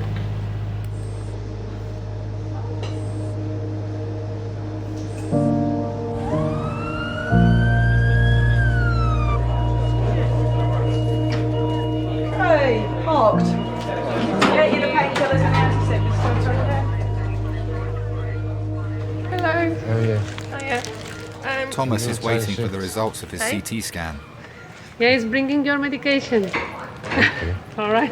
Nice accent. Are you Spanish? No, I'm Portuguese, but I speak Portuguese. Spanish. And you? ¿Cómo estás? Bien, gracias. Have you all changed shifts? No, we've just been with other people. Just because he's busy, I've got a so... headache badly. I've got some painkiller for you. Thank you. What's your date of birth? I do know some Portuguese, but I've forgotten. It's all right, don't worry. Just say your date of birth. 13th of April, Yeah? 1979. Very good. I was born on Good Friday, which is quite rare for April. All right. The 13th, which is unlucky. Yeah, even last year was in April. It was, wasn't it? Yeah, it was in April, yeah. Yeah. Right, we've got some of your clothes that were cut off. You want to sew them up? No, definitely not.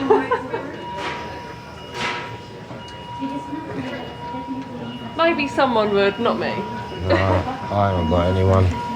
I can have a quick look through them and see if there's anything in pockets. Do you want them in the bin? Yeah, chuck them in the bin. I will show you what I'm doing. Well, I haven't got anything to go home with.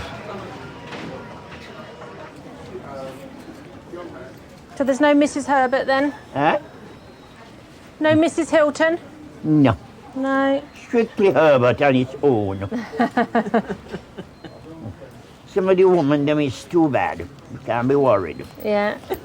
You could have a fling.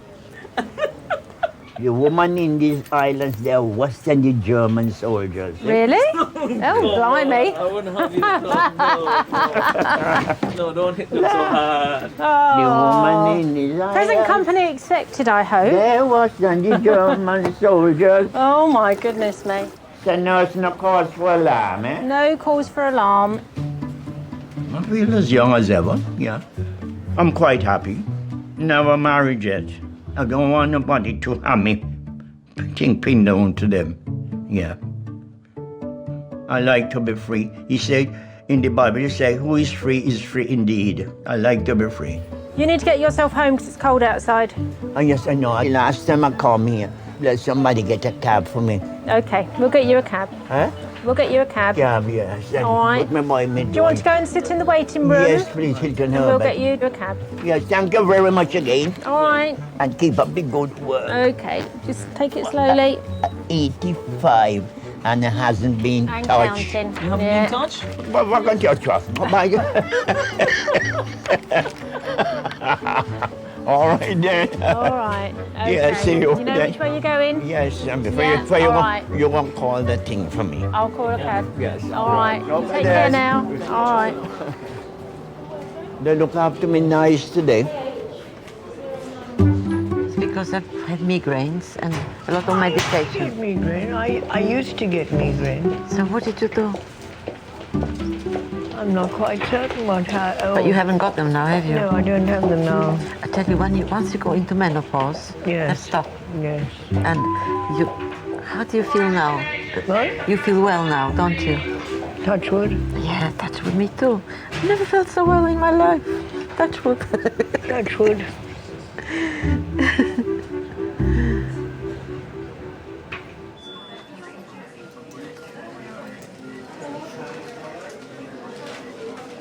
The results of Thomas's CT scan are back.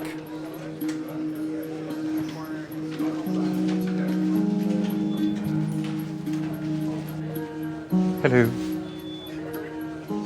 How are you? My name is Cyril. I'm one of the A&E consultants. Cyril? Yeah. Nice name. I've got some good news. The CT of your head and your neck is normal. Thank you. There's nothing broken and your brain looks absolutely intact. Thank you very much. Absolutely fine on the X-ray and the CT. We're gonna remove that. Can I take it off? Yeah, I'm gonna take it off for you. Have you got any pain in your neck? Pain? Yeah, pain. It's not painful. Oh, just at the back, but if my CT scan's fine, then it's just bruising, then don't worry about it.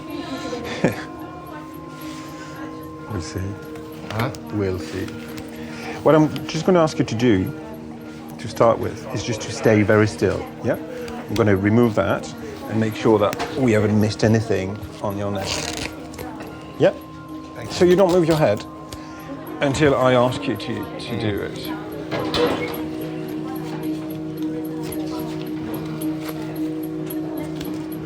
Oh, mate.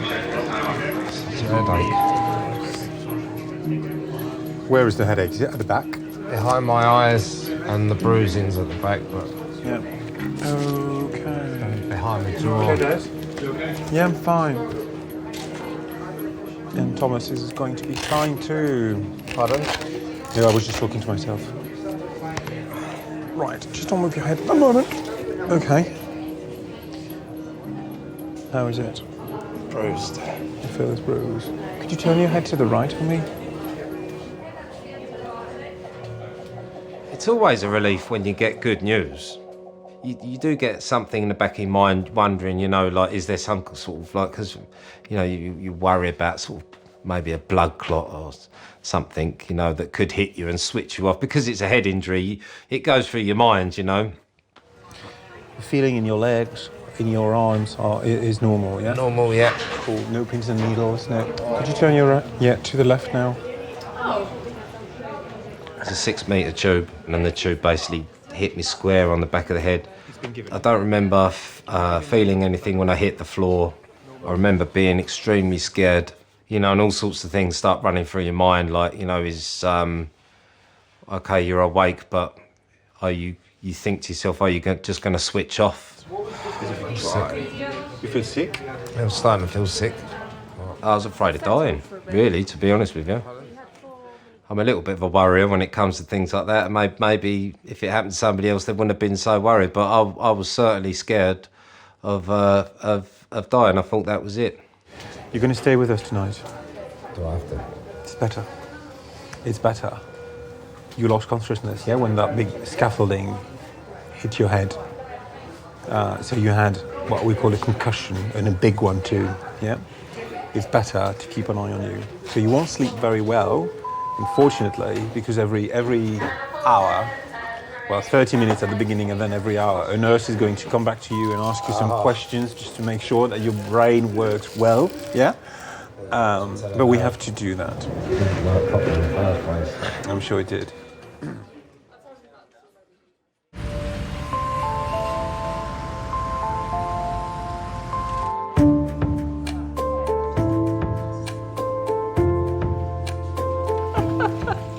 So you better let me have the other jokes. Oh, there's another joke I must tell you. Oh. Again, the priest comes over to visit. He's one of his parishioners. And he comes to one couple and he asks them, how are they happy? And they say, yes, we're very happy. But we would have been happier if we had children. God hasn't given us children. So he says, oh, never mind, I'll pray for you. I'm going to Rome and I'll put a candle up for you. I'll light a candle in Rome. Years go by, at least 10 years, and he happens to meet this lady again. He says, oh, do you remember me? He says, I remember you, Father. So how are things? And she says, we've got 10 children. He says, 10 children? Says, yes. Congratulations, says the priest. Can I see your husband so I can congratulate him? She says, no, he's gone to Rome to blow out the candle. Is that good? I think so. It's brilliant. I had a nosebleed. I couldn't stop it. So in sheer desperation, I rang up 3 nines and I said, listen, should I be having your services or not? They said, yes, yes, we'll come because you live on your own. So they came over and they brought me to Kings. And when they brought me to Kings, the nosebleed stopped. And they told me, sit there and we'll keep an eye on you. I remember half a crown. Yes, I remember half a crown. Yeah, of course. Yeah. It's a long time ago. Yes, we came here in 47, which means I am from Poland. Oh. My husband also. We came here in 47. I came back to England in 1951. So where did you come from? Oh, I'm more than the 4th generation to be born in India. Oh, I see. I've never been to India. Oh. Beautiful. Yes. Yeah. We came from Bengal. My father was Commissioner of Excise in Bengal. Right, right. But did you have servants as well? Oh yes, yes, you have to have servants. Yes. You've got to have servants because you've got to. Yeah. There was not that's the way of life. Yes. You had to be looked after. But quite. Yes, yes. Reaching out to someone to me is very important because I was all my life working with people, being a lecturer, teacher. So I miss it if I'm on my own and I don't talk, just listen to the radio and watch television. I must have a contact with the person.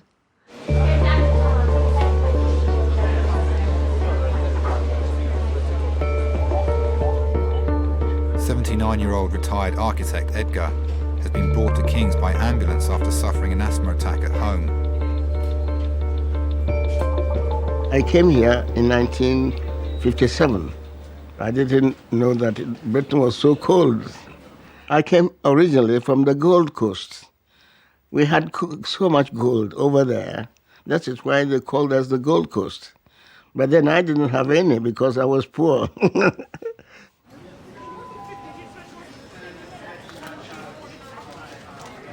Me again. I've come to torment you some more. How are you feeling?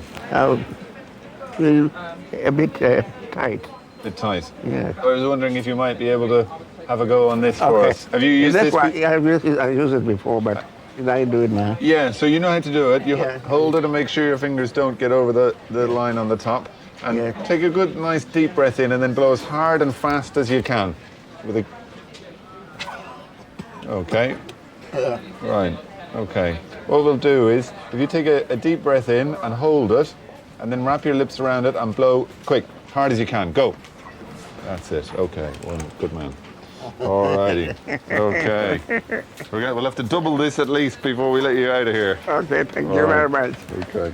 I have more energy to do anything I want, but asthma sometimes restricts you. Like last night, I was asleep and suddenly jumped because I was short of breath. And I don't know what happened. Maybe my neighbors were worried. Oh, why is this man calling the ambulance all the time? You know, my chest is so tight. Yes, I think we'll get you one of the nebulizers for the salbutamol to see if that helps. Okay. Does that sound all right? Yes. Do the ambulance people give you one of those on the way here? You know, the mask with the steam?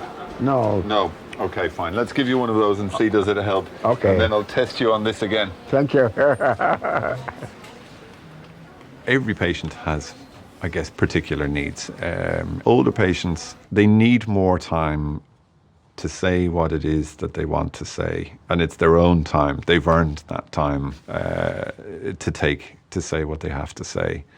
Sometimes they're very stoical and they won't complain at all. And they actually won't tell you what the problem is when they're there with you. They don't, because they don't want to admit that there's a problem, or they don't need help. So I think they do need more time.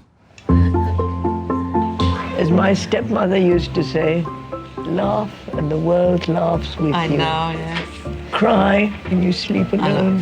Absolutely, that's true. That's right. I'll tell you another joke. Two very, very old gentlemen sitting on a bench in a park, and one of them says, "Oh, I'm so miserable.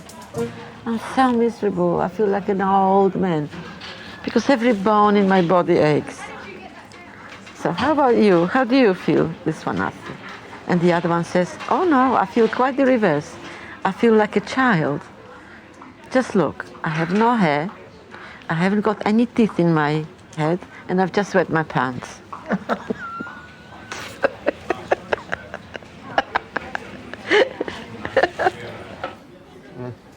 How are you feeling? A little bit better? Yeah. Okay. Can I have another little listen to your chest? Okay. Are you comfortable there? No. You don't look very comfortable. Sorry, let me take this off for you for a moment. Yes, yeah. Shall we sit you up a little bit? You don't look comfortable at all, I have Yes, to say. I think. Yeah, 1 second now. That's it. Mind your fingers. That help you feel a bit better sitting up like that? I think so. But it's terrible. I feel tight as well. Still tight. I don't know. Is this how you always feel when your asthma is troubling you? No, asthma, it hasn't been, I haven't been having it for a long time.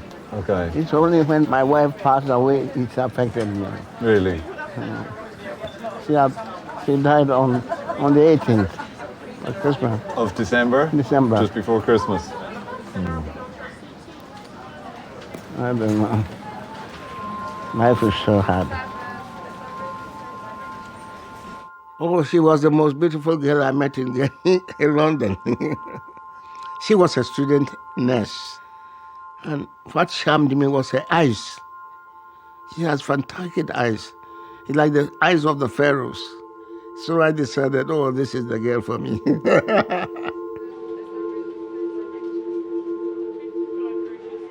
And is anyone helping you? I'm living alone at the moment. Have you many friends or No. church or anything? No, I haven't friends. Okay. I don't have friends. I don't have any support. My wife was the only support. If something happens to me, there won't be anybody there. I don't know. At the moment, I'm lost. I'm lost.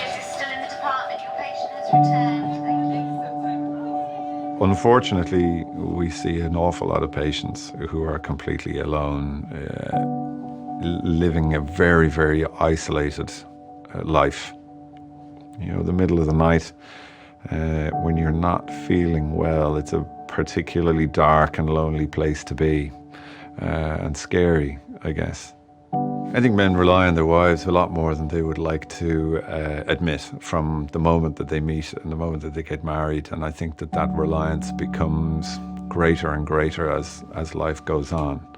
It's a long time my wife helped me, and maybe company too. I have nobody there, and I'm worried, you know. One is in a mess, and I don't know, my head is in a well. Yes. See, you don't know what to do. Yes. Whether I'm doing the right thing or the wrong thing. See. Life is so hard. See, I think you are doing the right thing, but I think you're in a very, very difficult spot at the moment. Yeah. I think it's We tend to be in places like that sometime in life. Yeah. But I think I've never experienced it before. Sure. I'm having too many things. Too many things, and your best support, your crutch is gone. Your wife. Yeah. What I might do is I think I might get one of my colleagues to come and have a chat with you. Okay. He works in social services, okay? But what they can do is see if there's something that they can do to, I don't know, to help you get through this period that you're in at the moment. Let me get you a tissue.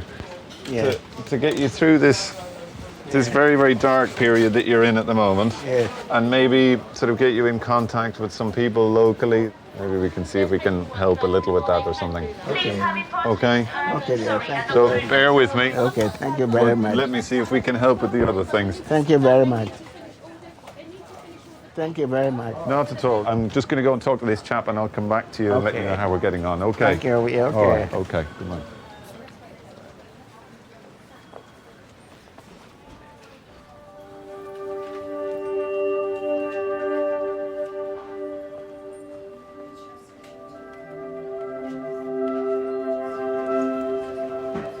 Your dad is here. Yeah, mate. Oh, got a headache and a half, eh? Oh, no.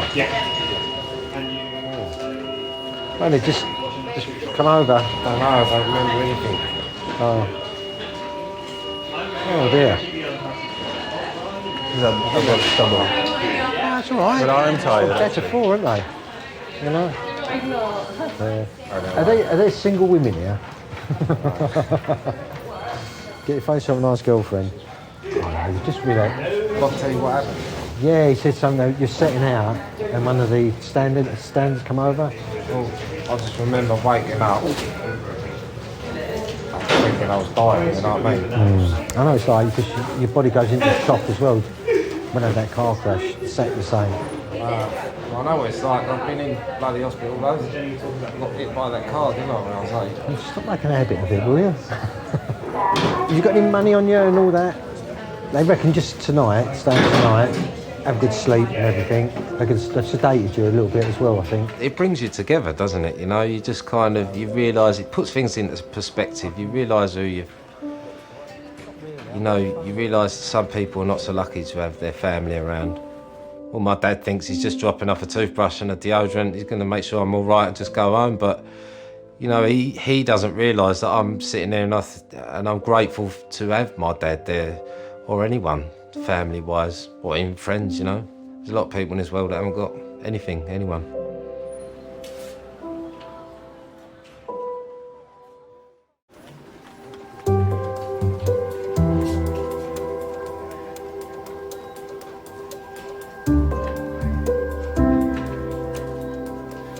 Right, do you want me to leave you and then I'll call you tomorrow? And once you've got the all clear, then I'll come up and get you, all right? All right then, I'll see you later. I just want to say goodbye to the nurse. Thanks very much. It's all right for me to go now then? Yeah. I'll call tomorrow to see how he is. Yeah, 9, 10 o'clock. Yeah, because I know you need to free up the beds and all that, don't you? So, yeah, but I'll be here tomorrow. Do you feel better, Tom? Hey? Do you feel better? Yeah. Be careful what he says because he feels crap. It's like all of us men, you know. All right, Tom, I'll see you tomorrow. I'll tell Mum everything, so don't worry. You know. And I'll finish that Indian off you left. All right, Tom, see you tomorrow. All right, thanks very much for everything. Thank you.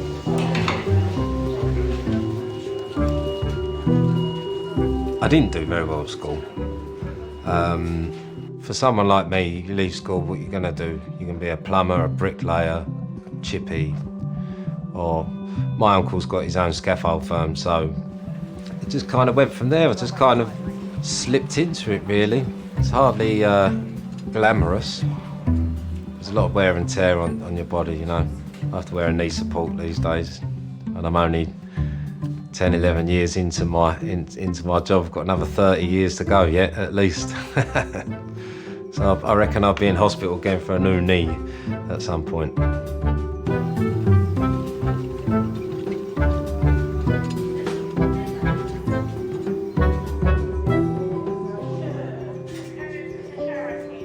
husband was a colonel in the Polish army. That's him. On our wedding day. Oh. That was 63, 90. 7.5 stone I was. 7.5 stone. You're not much more now. Oh, I am. My waist was a man's neck. 1920.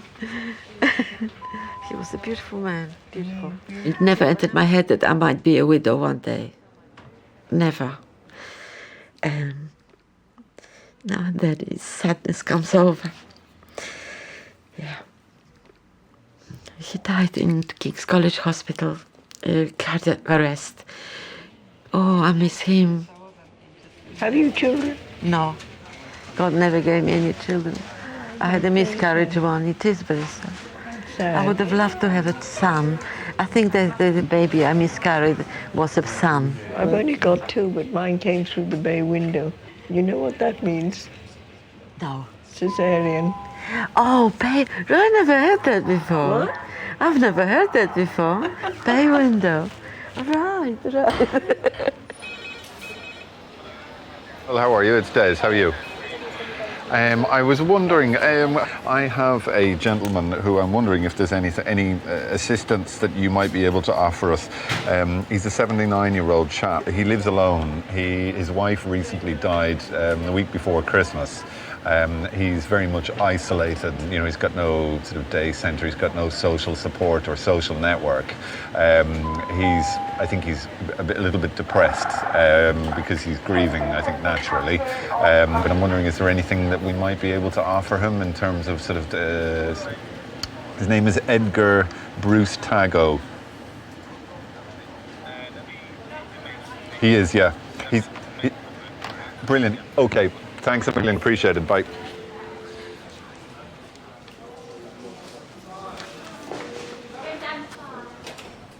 Hello. Lucy, a Red Cross volunteer, has come to visit Edgar. Because we've got some volunteers down in Bromley, which nearby the place where you live, and I thought I've got a very nice lady. She's called Mary, and if you would like to, she can come to see you maybe on Thursday, because she's available on Thursday. Yeah, and she's really lovely. She used to be nurse as well. Oh, I see. She likes to see people and basically... Maybe she even knows my wife. Oh, is it? Because she's worked for 28 years there. Wow. You see, she was a midwife there. Edgar, as I said, I would... Oh. I always feel sad. But life must go on. We live together, we help each other. And now she's gone. You see? That's how I feel. It's a lot to take in. Yes. There is a phenomenon called broken heart syndrome. And I think that once your partner and your anchor is gone, then why are we here? I find it difficult to know that there is an aspect of my patient's care that I can't sort out, because that's why I'm here, is to sort out these issues. But sure, I'd love to wave my magic wand and make absolutely everything fantastic, but life's not like that. And I don't want to live with anybody else. No. No. I don't want to live anybody who is looking after me. I don't want to live. No. If my husband goes, then I have to be alone. You want to be alone? No, my daughter, I don't want to live with my daughter. No. It's not fair to her. Right. Well, she might, yeah. No. Because some people, yeah, it just because depends. she lives in Chelsea, she's got room. Yeah. But I still don't want to live with her. Well, it's just how you want it, yeah. It's just whatever makes you happy, that counts. I hope I go first. Oh, no, please don't say that. Nobody knows who goes first. What? Nobody knows who goes first. Nobody. No, please God, I go first. So how is he going to cope without you? We can go live with my daughter. That'll be okay. That'll be fine. Will you look after yourself? Thank you. Yeah, and hopefully we'll get things a little bit brighter. Tomorrow is always another day. Yeah, that's all right. Yeah.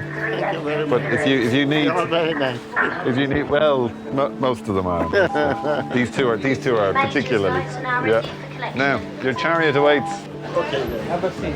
Look after yourself.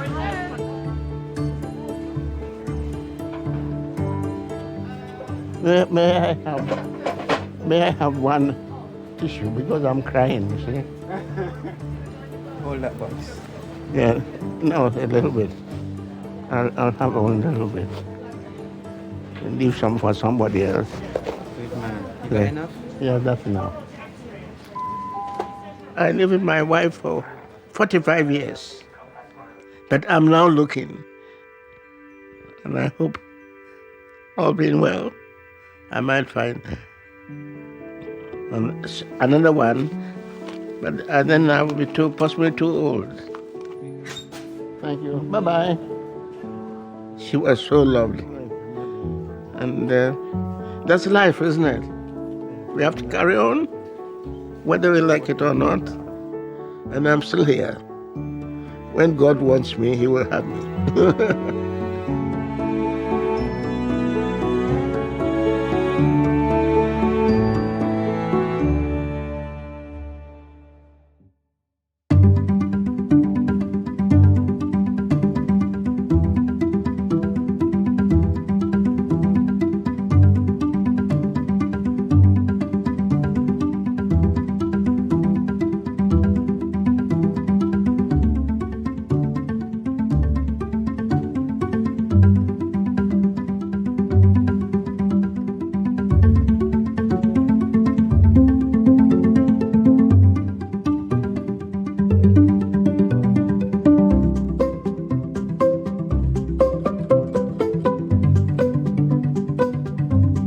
I've never had freedom like this in my life. That I can do whatever I like. I'm completely free. And even now, I'm completely free. I cannot go with a married man. That's the only thing. But I can, if I fancy anybody who is completely free, then I will go with him. No, I won't, but I could.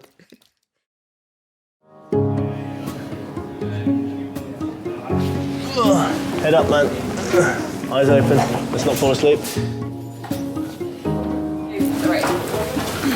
It was a broken heart that led him to get a physical injury. I can't say I've seen that a lot. Oh, I love her. I've got a 20-odd-year-old chap. He's got Behçet's disease and it's quite complicated.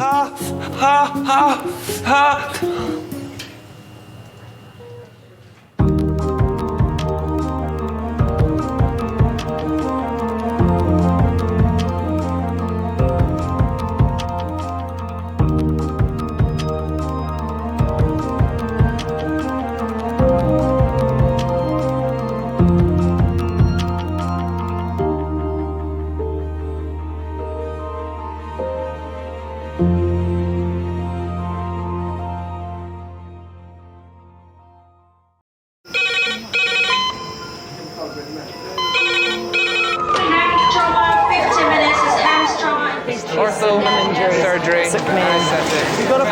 We're just going to get on, do this. Not scare him, get you all sorted, all right?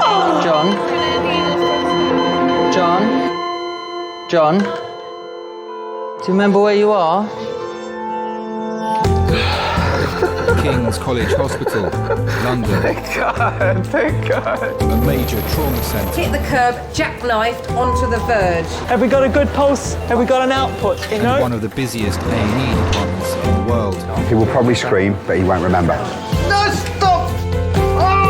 A place where love. Come on, sir. Let's go. Up you go. No. Yeah. Life. There you go. I love you. I love you too. And loss. It's all right. Unfold every single day. Don't cry. And we'll make sure Mummy stays with you. Well, listen. Right, who's not busy? Squeeze that. We can't give up, I know. Come on. We've got to be strong for Mum, if it is the last bit. Hey. All the patients you're about to see were treated in one department. Well done. In just one 24-hour period. I never cease to be amazed at the robustness of human beings. I love you. And the strength of their relationships. Love, it's a reflex. It's what you do. For many of the families, despite the devastation that they may be facing, they give unconditional love.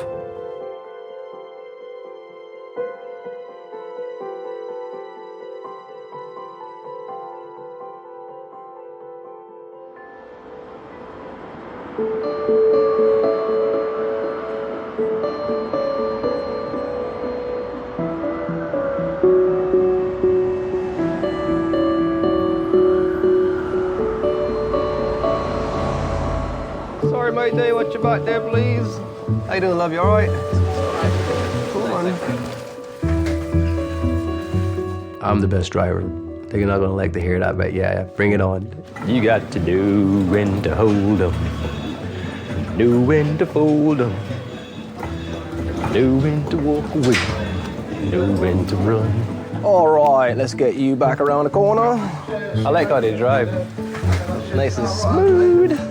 I walk circles around a lot of my other putters there. I do walk circles around them. So that's just me. You know, I'm very, very, very toned person, very fit. Yes, I am very fit. I say I do about 25 miles a week. Easy. Driver, best one in the world. Best one in Kings College. No collision, not even one. Not even a half one. All right, man, take it easy, okay? All right, thanks a lot. Cool, man. Probably take you to the ward later on. All right, see you later. All right, man. Thank you very much. No problem, nurse. Stop.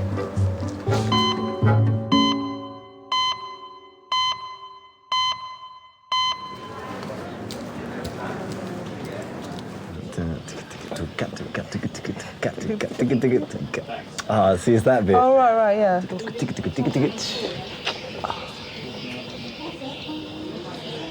Like, it's tracks like these that remind me of Kill Switch. Yeah? But I scream. Music that's students my Andre pain and scream Thomasin right there. were skateboarding in the park after dark. If we just decided to stay in this one night. Yeah. Or I just actually got off the skateboard and be like, no, I'm not doing it, not doing that one. But it was gonna happen eventually, either way, I was gonna skate that ramp. She's hurt her ankle.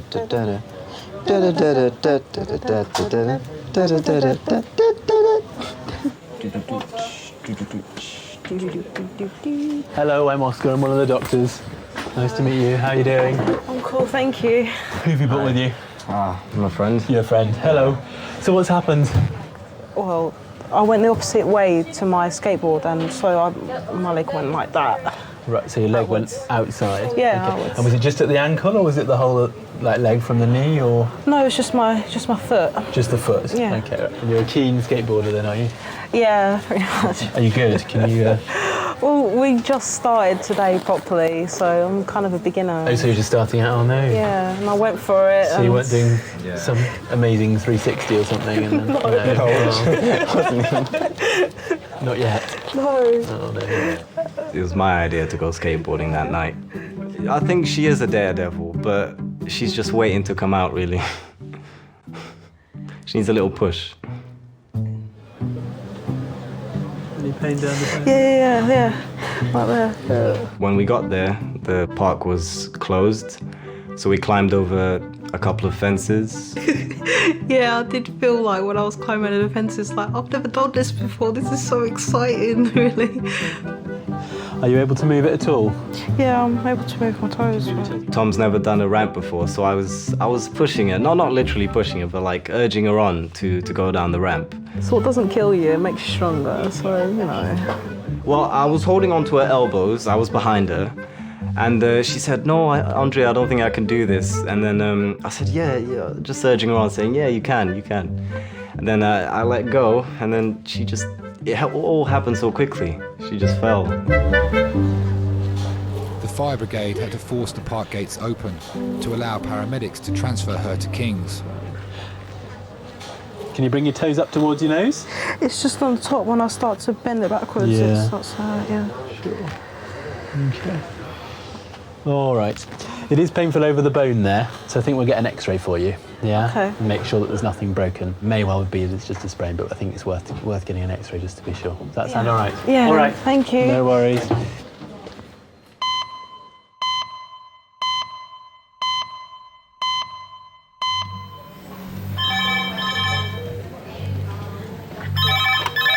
Hello, Kings A&E. Yeah. Yeah. Thank you. Bye. Hem's red phone. Hem's red phone, 10 minutes. That's Hem's red phone, 10 minutes. The red phone. I should admit this, I quite like that. And that's why I do this job. Oh, hello. It's one of the resource nurses. Can I have the trauma team to A&E resource in 10 minutes, please? Right, what have we got coming in then? Road traffic, collision, query chest, abdomen, pelvis injuries that would be pretty nasty. The earlier you intervene, the better. Treatment is far better when preparation is made. The 7 Ps of military, you heard that? Proper pre-planning prevents piss-poor performance. We got a sharp spin in, we have good. Done it. Well spotted, thank you. Charles, are you happy to... I'm happy, I can do B or C, which do you prefer? Can you pass scan? No. Okay, so B and C? B and C. Certainly. Yeah.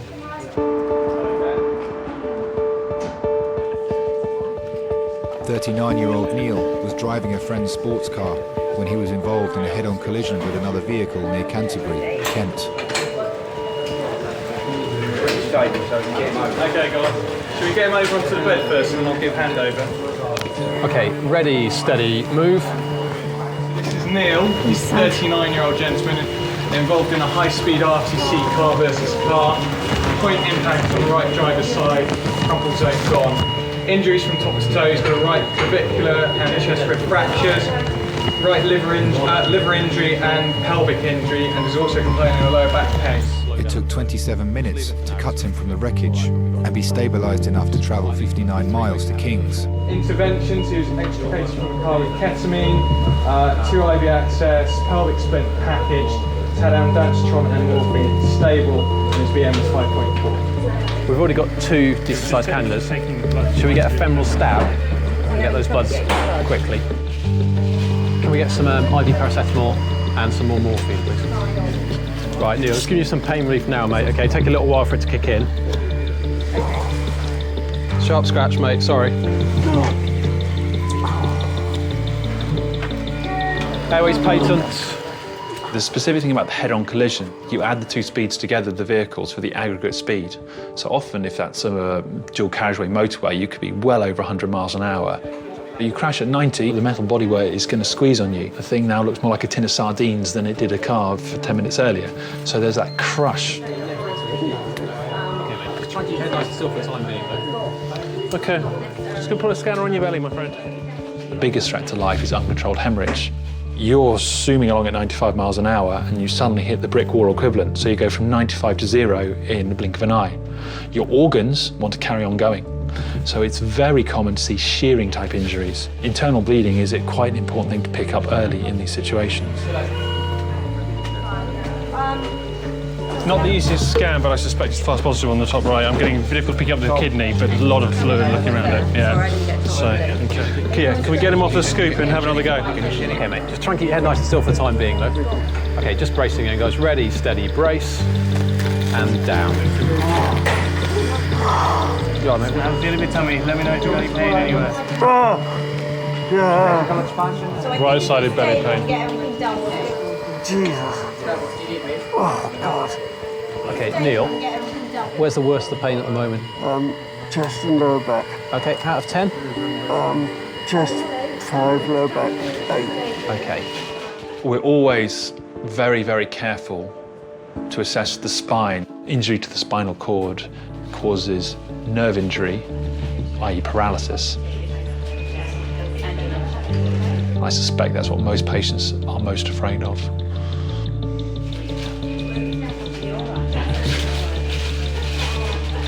CT ready in 5 minutes? Okay, so we'll try and get the rest of the scan completed as soon as the blood's done. Neil, do you want us to ring anyone to tell them that you're here? Yeah, my wife. Your wife? What's her name? We've got Karen. Karen.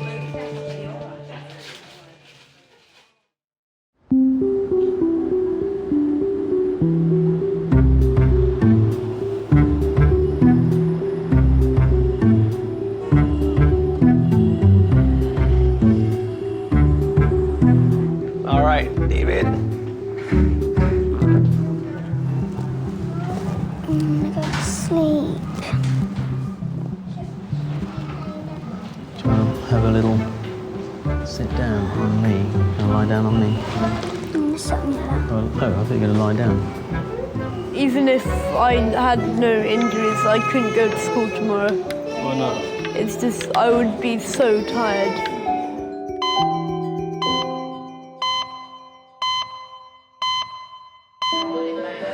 I've got your drugs and suction, and I've got the last 5 of morphine, yeah?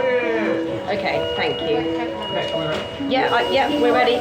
They said 5 minutes, 3 minutes ago now, 2 minutes ago. Right. Hang on, guys. She wants him on the life pack. They want him on the life pack. I'm happy with it. Yeah, that's fine. I'm happy.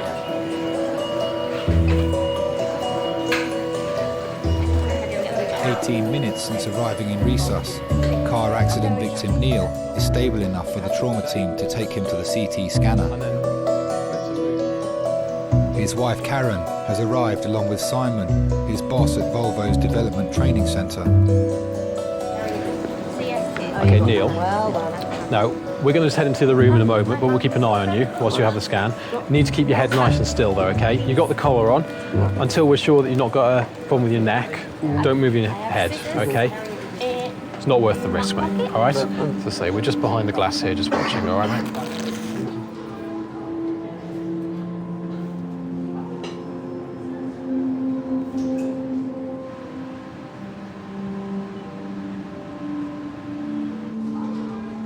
If you've just been pulled out of a smash, you must be thinking, am I going to survive?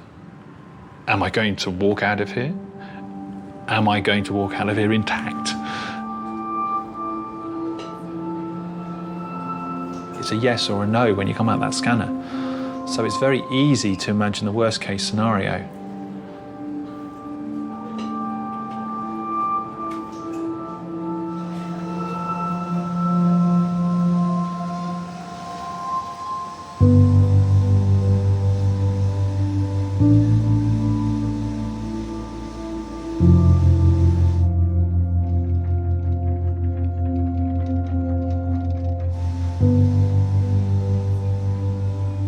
I lost 2 years of my career to sick leave.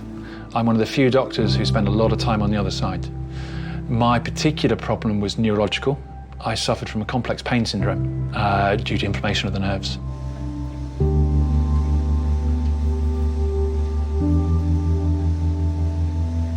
Pain that you get from things that shouldn't cause you pain, light touch. One of the very worst things for me was I couldn't wear trousers. I was effectively housebound because I couldn't get dressed. For an active guy who loves coming to work and loves doing things, being housebound was difficult, was very difficult. The main thing that I remember thinking throughout the whole illness is this shouldn't be happening to me. Just me, or was that a very big liver? It was the thought of what's it mean for my career, what does it mean for me, what does it mean for my family? Patients undergoing a CT trauma scan are probably thinking the same. What is this going to show? What is it going to mean for me?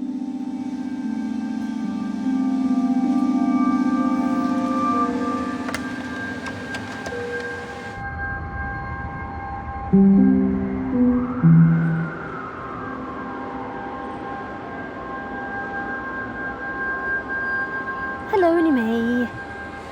You right? Neil's been in a car accident.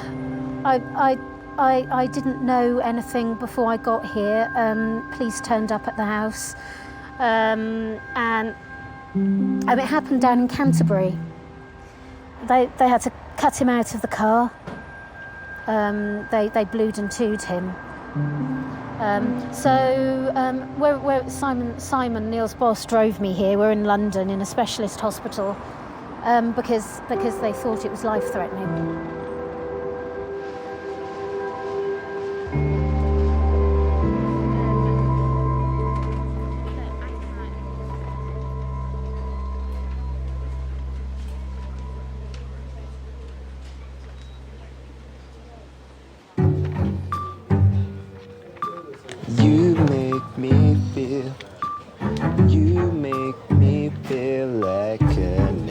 issues. That song. 20-year-old Thomasine is waiting for the results of her X-ray.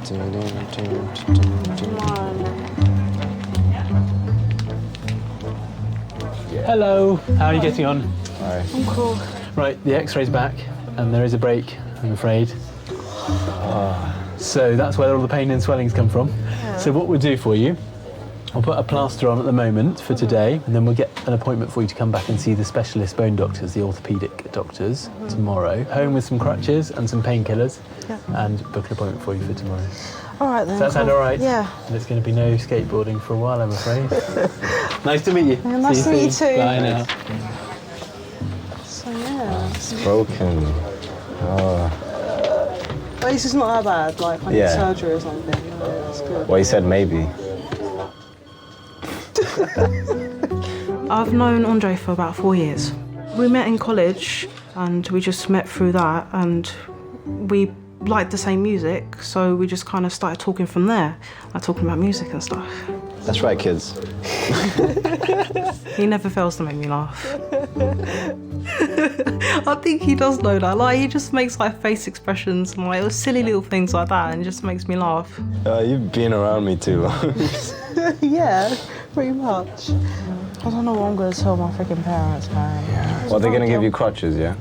Probably. If not, then I'm like... I'll carry you or something. Carry me? Yeah. Bridal style. Huh? Bridal style. Whatever style. Whatever style. Make me feel special. Yeah. Special for one day.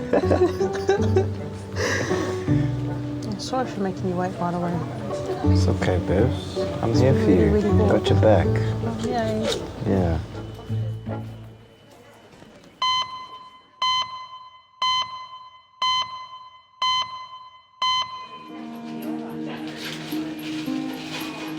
How are you doing? I'm Yasmin. I'm in charge of this. It's a wonderful crew. You don't have to shake my hand, don't worry. No.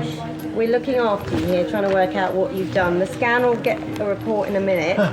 Never had any loss of consciousness during this whole episode? You remember everything? Yes, unfortunately. Okay. And did you have a headrest? Is there a high back seat to this? There's a high back seat. Okay. Did your head go forward and back? Can you recall any of that? I don't remember. Okay. Did you have any pain immediately in your neck, back, or anywhere? No, the immediate pain was in my chest. I just couldn't breathe off the accent. Okay, just keep your head nice and still. Nice and still there. So yes and no rather than nodding and shaking Okay, your head. sorry. That's all right. So you say your back hurt, so you did get pain in your back at some point? Yes, so that sort of came later. The initial pain was... Try not to wiggle too much. The initial pain was in my chest. Seat on. Yeah, might be.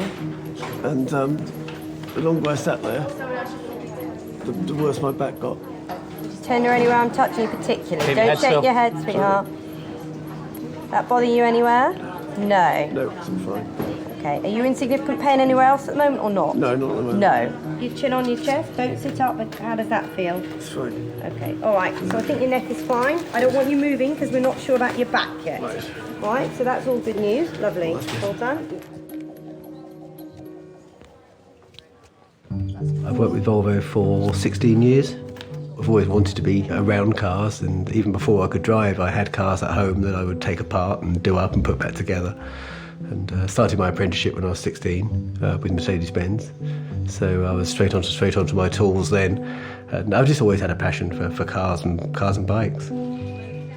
I passed my test when I was 19, so I've been driving for 20 years this year. I did pass first time. I had 4 lessons, including the day of my test. I've always had a passion for anything with an engine in it, whether it's a motorbike, a car, or even a lawnmower. So, so driving's a big part of my life, and I do a lot of it as well.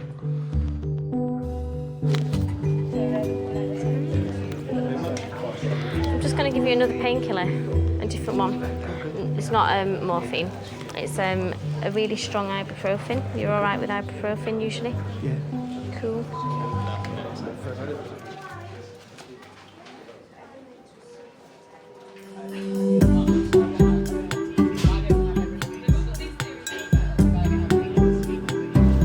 But hopefully I'll get out tonight, like, seriously. Well, you've got a broken leg. How are you going to walk? I don't know. You can stay at mine if you want. Please. No, you cannot stay at mine. So you're gonna take those off tonight when you get home? Yeah. I got scissors. If you don't mind wearing boys' trousers for a day. Obviously, I don't have girls' jeans at home, but we'll work something out. Nice slow deep breaths. Thomasine is having a temporary cast on her ankle. She will see the orthopaedic doctors in the morning. You right there? Well done. Yeah. I'm just going to press a little bit, okay? Sorry. Tell her, distract her, tell her a funny joke. No really cheesy pickup lines. Oh. Yeah. Come on then. Yeah. Did it hurt when you fell from heaven? Papa. Papa. Yeah. Are you a parking ticket? Because you got fine written all over you. We have been mistaken for a couple before. Quite a few times, actually, but I think it's just because we're awesome friends, so that's how we are next to each other. All right, try it now. Andre's very loyal and it's kind of the guy who'll stick by you till the end. He's really cool. Is it in? Yeah, it's in. Okay. Definitely one of my best friends and always will be because I'm never going to give him up, really. He's such a cool guy. I can't lose him as a friend.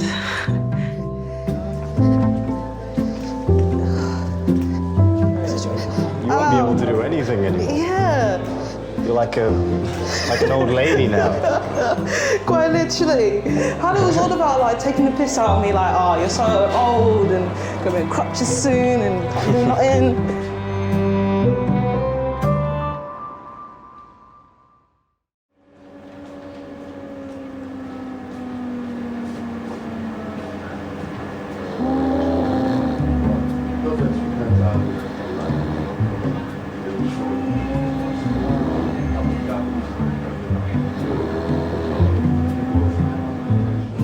Over 2,500 left-handed people are killed every year using products made for right-handed people.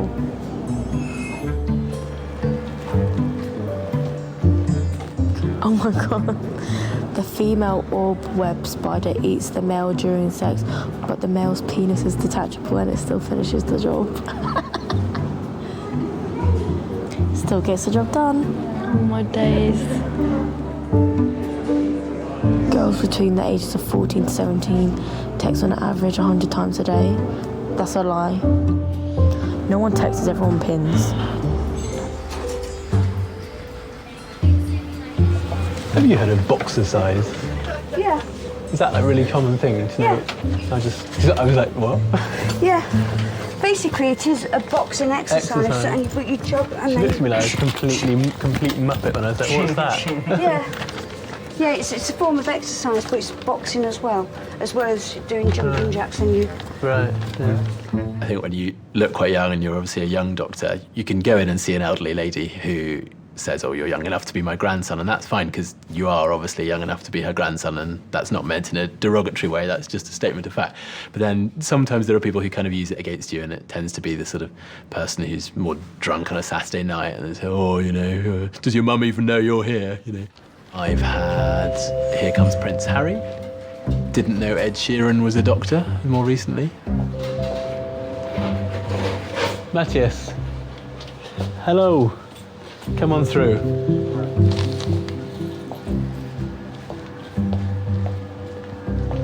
I don't like being called Boris Johnson. I'm okay with Prince Harry. How can I help? I'm Oscar. I'm one of the doctors. Nice to meet you, Oscar. What have you done to yourself? Having a drink and then trying to catch a last train home, and then that failed. So tried to grab onto the train. That also failed, so I had to let go at some point. All right, so you actually held on along kind of James Bond style. Yeah. So your hands were trapped in the doors. Yeah. And your face, how did that get hurt? Was that when you fell off, when you let go? Or? I rolled onto the platform. Right, okay. How much have you had to drink this evening? About 4 Peronis, 4 bottled beers, and about 3 Guinnesses. Right. Good party? Yeah, it's a pretty good party. So just lean back. Yeah, just let's have a little look. Just gonna pull this clip up. Quite a deep cut on the top lip there. Is that very painful? Yes, a little bit. I've always been relatively careful. I don't take massive risks in terms of kind of my health and doing crazy things. When I was really young, I had one of those sort of like a cart that you push which has blocks in, and I took out the blocks and started to use it as a skateboard, and so I fell, hitting my head onto the sort of the handlebars and cut the bottom of my chin. And you can still sort of see the scar there. I'm going to have a chat with the facial doctors about the one particularly up on your lip, because it's a bit quite a deep gash there.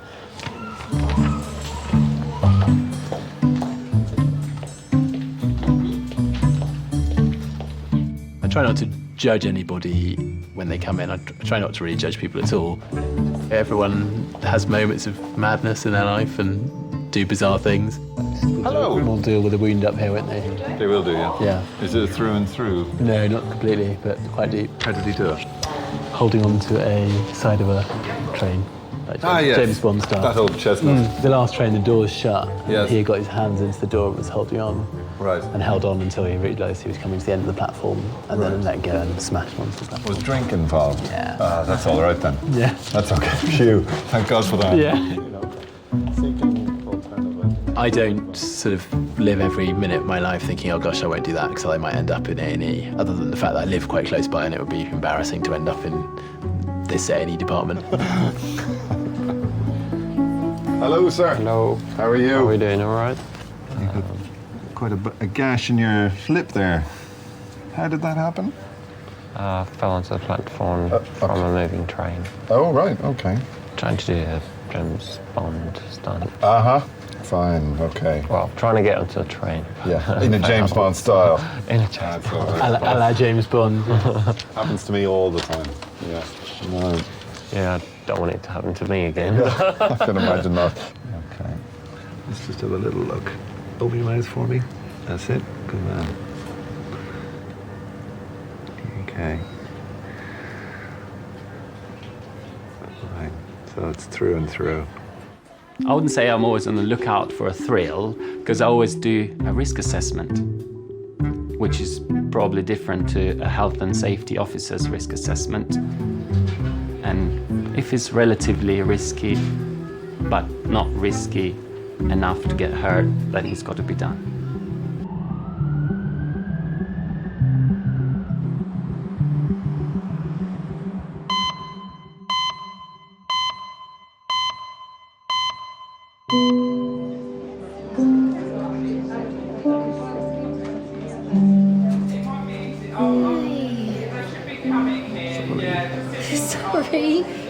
Sorry, I'm sorry. Oh, hello, Mr. P. After over 2 hours in resus, Neil gets to see his wife Karen. What the hell happened? Haven't spoken to anyone yet, so... Mark and I were getting on really well today. And he said, do you want to go out on it? I said, yeah, come on. He said, you drive. And we went up the top of the road. And he said, go on, you drive it back. 60 miles an hour, A road, down the hill, round a bend. And an old S40 overtook the bus. And I head on at about 60 miles an hour. I said, nowhere to go, honey. Oh, it was a proper one. Yeah. I remember a fucking great big bang. I remember going up in the air because we hit him sort of offset front. He went over through onto the grass that side of the road. I went up in the air, being much lighter, and then landed nose 45 degrees into a fence this side. So in the ambulance, it was horrible. So much pain in the ambulance. It's horrible because everyone talks about you as if you're not there and you're just still here and everything. But of course, the police, want to assess the scene and they close the road, and of course then they ask the question, is it life-threatening? And the paramedic said, potentially. Oh God, I don't want to hear that. Stuck in a car.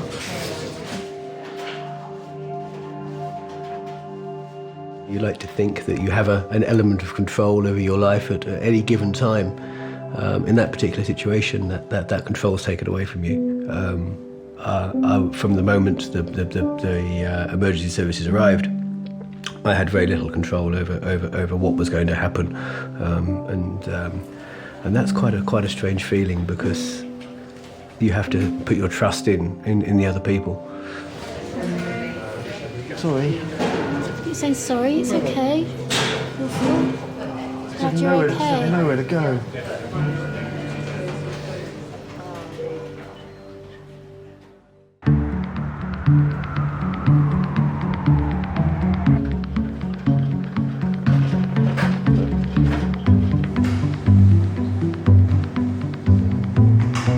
More humans are killed by falling coconuts every year than shark attacks.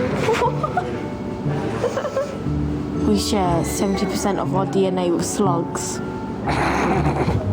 Where do they get these fat things? I don't know. An octopus's testicles are located in its head.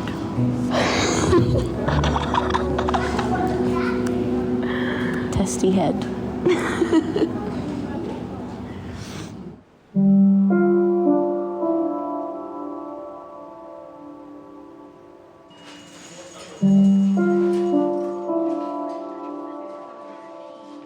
Keep still, sweetheart. Okay, I've spoken to the X-ray doctors. Yes. Okay, and it looks like you've got two main problems. Right.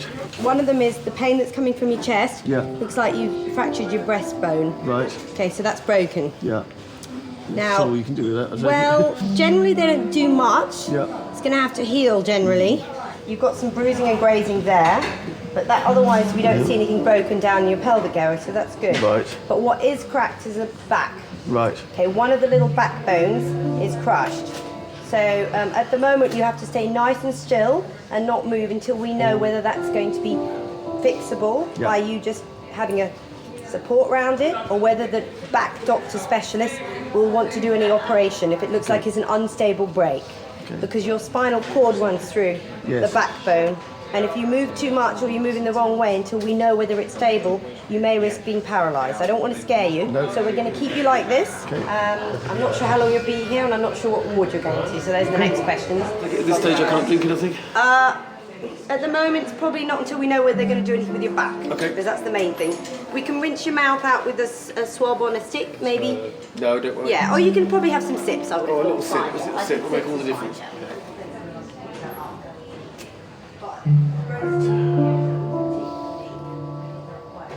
There were three primary injuries. I had broken my foot, and that was the force of the brake pedal making contact with my right foot.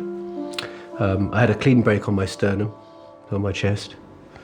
That was a big concern for the hospital staff initially, because whilst your sternum's not particularly important, it's what's behind it, of course, your heart and your lungs, which are a little more vital. But they were very pleased to tell me that it was a nice clean fracture and no splintering.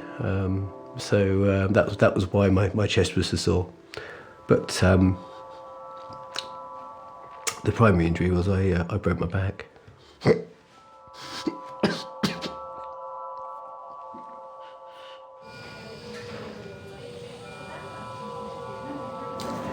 Psychology can be horrendous after a big smash. Quite often, a big injury, a big car crash, even when we don't get injured, ranks as a life-changing event. If you're unfortunate enough to be severely injured, you have to get your head around dealing with disability. We specialise in the first few hours of everything, so long-term management doesn't really come into our purview. But you have to be an idiot not to know that an event like this is going to affect somebody's life.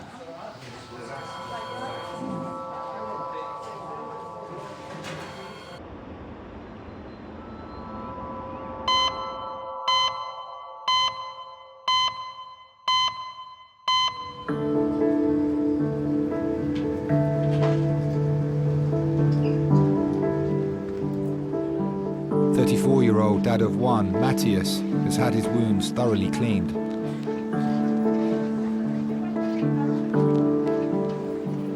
He's waiting to see the facial specialist, who will assess whether he needs surgery on his lip.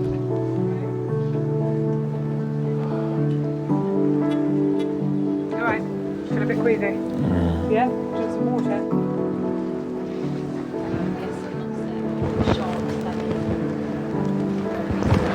You're right, okay. You're right. Okay. So if you're gonna go, it's fine. Thank you. Well done, well done. Sorry. That's fine. Just, we'll allow you slowly. It's fine, it's just fine. You're supposed to Thanks, baby, yeah, it's fine. Okay, you're fine. 2 hours after falling from a moving train, Matthias has gone into shock. As I was going down the platform, and I could see that the train was actually going faster, and the initial thoughts that come into your head is the fact that this is not going to end good, this is going to end in a bad way, and if you are smashed against a train, a tunnel, land on the railway, which are live wires, then at some point there's flashes of your life that flash. Obviously, first thing I thought about my son, and then I thought there's little flashbacks of my childhood, I don't know, beach, me and my parents building a snowman, and it was just little bits that I thought that's strange that those things and those thoughts came into my head. I had the feeling of impending doom. It was out of my control, and I could see the danger nearing, and there was no way out of it. Oh, thank you. Bowl here. Thank you. I just picked up stuff. Was it just one bag? Yeah, just a big bag. It was the closest I've been in my life, I would have thought, to death.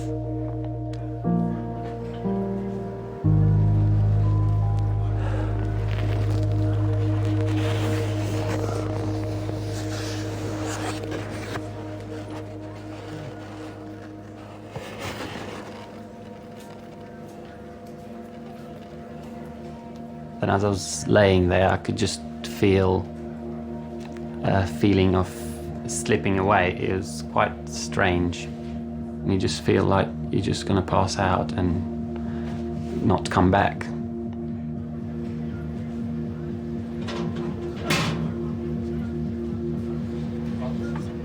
As your days start to go backwards, you probably start hoping for an afterlife a bit more and look for something a bit more. You don't want your soul and your spirit to go to waste.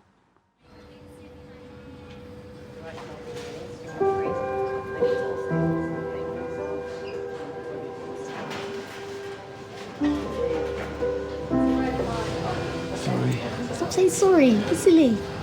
Well, I must let your mother know, don't I? Yeah, don't worry about that yet. And I don't want Nan knowing. No, don't know, that's fine. Not pushing us harder.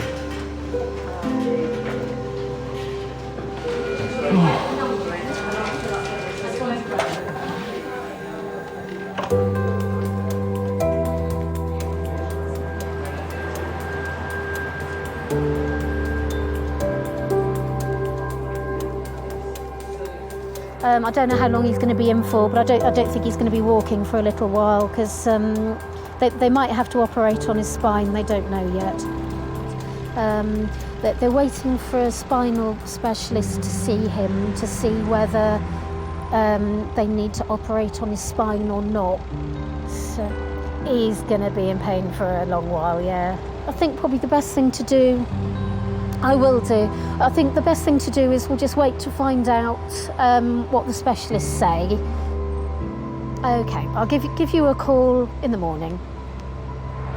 All right, speak to you tomorrow then. Okay, bye.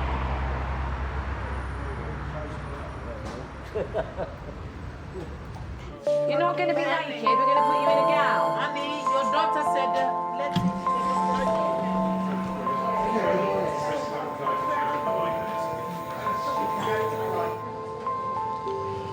Oh dear. You'll be all right, won't you?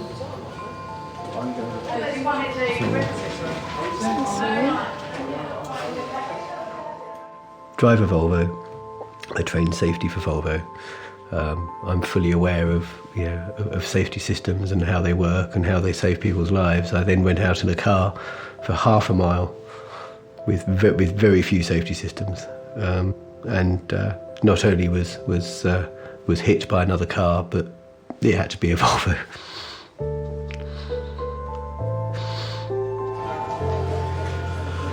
You upset? You're right. Just trying not to be.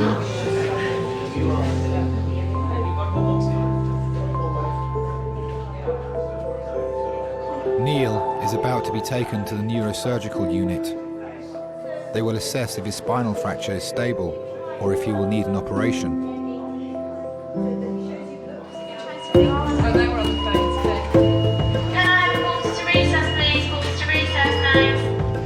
go.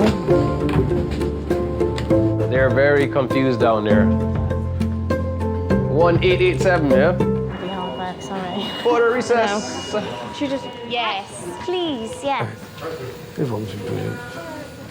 Hi. Hi, good evening. Nurse, does he have to stay like this? Yeah? No, is it all right to raise it up a little bit? Yeah? I've just got to stay flat. Yeah, okay.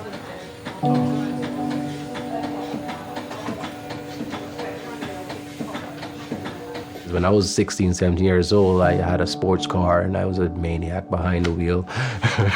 Didn't kill anybody, but I almost killed myself. Let's see, everything disconnected. Yep. When I used to live in the Cayman Islands, that's where I'm originally from.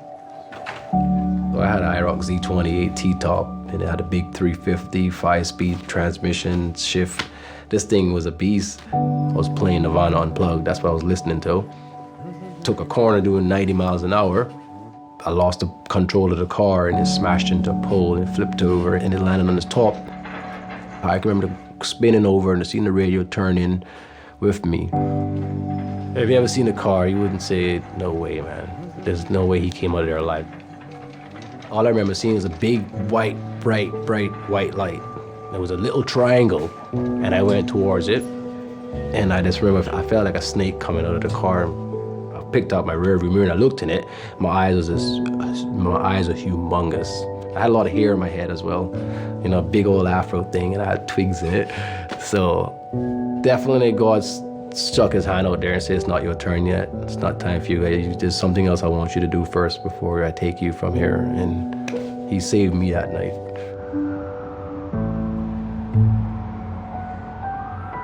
That was my reality check.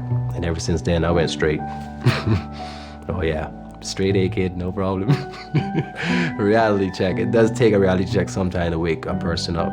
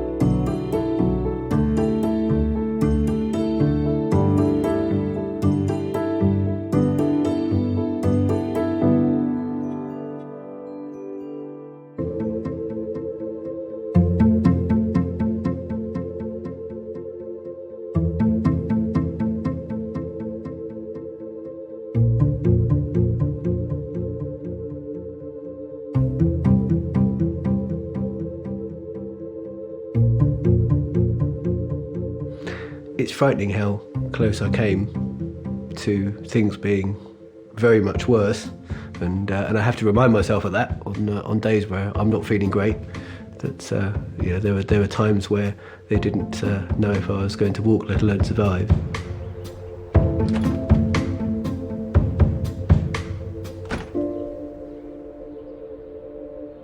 The amount of people that survive accidents of that speed, especially in small cars, is very, very low.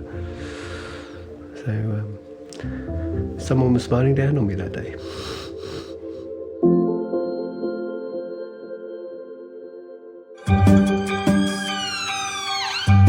Happy Valentine's, babes. Oh, she said yes. She said yes. I love you. Christ! They tripping out. But yeah, you're tripping out. It's ketamine, basically. Fine. He will probably scream, but he won't remember.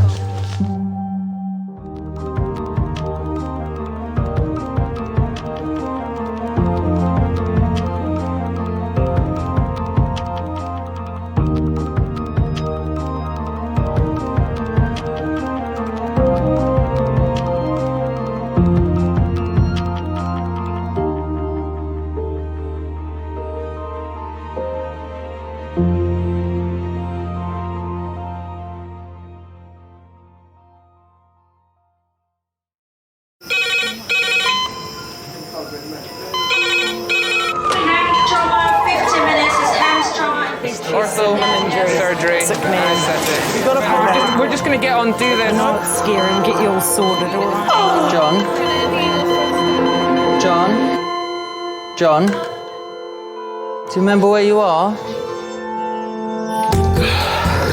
Kings College Hospital, London. Thank God. A major trauma centre. Hit the curb, jackknifed onto the verge. Have we got a good pulse? Have we got an output? You know? And one of the busiest A&E departments in the world. He will probably scream, but he won't remember. No, stop!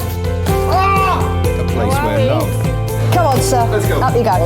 No. Yeah. life, There you go. I love you. I love you too. and loss It's all right. unfold every single day. Don't cry. And we'll make sure Mummy stays with you. Well, listen. Right, who's not busy? Squeeze that. We can't give up on her. Come on. We've got to be strong for Mum. If it is the last bit, hey. All the patients you're about to see were treated in one department. Well done. In just one 24-hour period. I never cease to be amazed at the robustness of human beings. I love you. And the strength of their relationships. Love, it's a reflex. It's what you do. For many of the families, despite the devastation that they may be facing, they give unconditional love.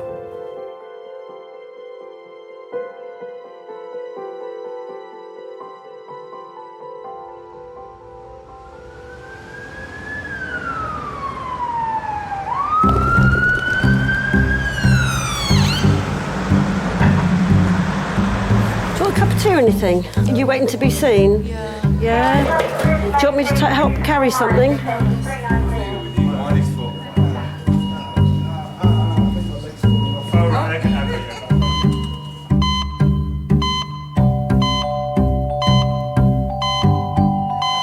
Rugby? What exactly happened? I was tackled. Tackled. So you were the ball carrier? Yeah, but I was going through two guys at the same time and they went down. Looks like your kneecap's come off sideways, hasn't it? Are you all right looking at that? Of all the patients who arrive in A&E, 14% fit into one category. Young men. Do you remember about the family tree and where I said the family are from?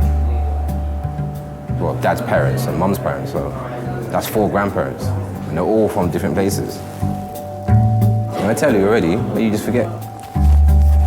You just hear it, and you just think, yeah, you've gone out your head already as soon as I tell you, innit? You gotta remember it, it's important. You don't think it's important? This is Nicholas Baldons. He's 26 years old. He had one punch to the face, and we don't believe he was knocked out, but ever since then his mouth has been locked open. Apparently this side is fractured, that side's dislocated, there's bone inside his mouth.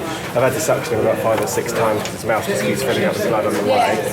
He hasn't been able to speak, obviously, at all. Okay. 26-year-old Nicholas has been punched in the face in a random attack. Right. Should we call you Nick or Nicholas? Whatever. Just pop your head back, just make yourself comfortable there. That's it. That's it. I know we're not going to strain this too much. I will take that suction there for you. So when do you think boys become men? 40. And then they regress shortly afterwards. I'm approaching 50. That's next February, and I like to think that I can do the same things now than I could previously. But I mean, you know, if you go out and you have a few drinks with your mate, it becomes harder to recover the next day. You like to think that you can run, you can ride as long and as hard as you did before, but that's not the case. Look at that there. Is that tooth or bone? Looks probably a bit like bone, actually. Yeah, exactly. It is bone. It's rubbing on your tooth, rubbing on your tongue there, Nick, yeah. Try and close yourself together there, Nick, if you can. I don't suppose you can. Okay, and that goes with the fact that you can't close that there. Nick, I know it's really dry there, but can you say ah? Oh. Excellent. Should have been a singer. There we are, okay. So it was just the one blow? And were they standing in front of you? Yeah. Never injured your face at all in the past? A couple of times. Any breaks? Yeah? Jaw? Any treatment? No, no plates or... It's okay. Sorry? It's okay. Right, it's okay then. Okay. All right. No any fractures of your cheekbone? With Nicholas's injury, it was unusual to have a fracture as well as a dislocation at the same time. So it's a pattern that most people wouldn't have seen before, and I haven't seen one for many years. Nick, I'm just going to feel very gently, okay, along the low border of your jaw here. And what I'm feeling for is the fact that this is all intact here and here, and that's what runs. But when we get to the angle here, yeah, okay. There are many patients who have a dislocation acutely on the rugby field, for instance, or sporting, which can be put back quite simply, but the longer it's out, the more difficult it is to get back in because of the spasm that the muscles go into. All right. Do you want to know details of what we're going to do, or should we just crack on and do it? Just do it. 33-year-old Simon dislocated his kneecap 3 hours ago. Right, puffing on the gas and air again. Okay, nice deep slow breaths and try and hold it.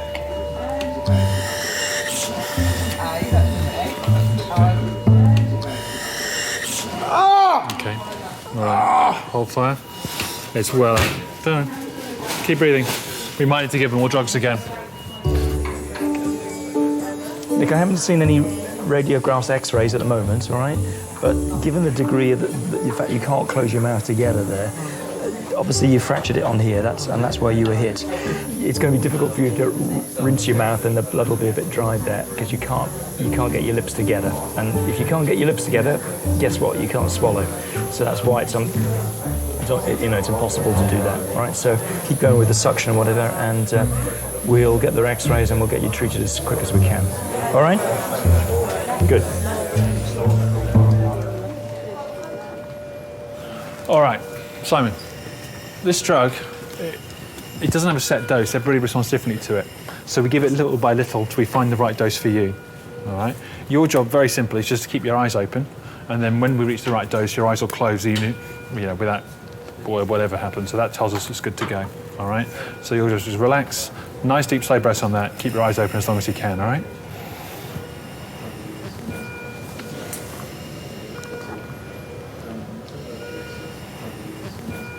Simon is given fentanyl, a strong painkiller like morphine.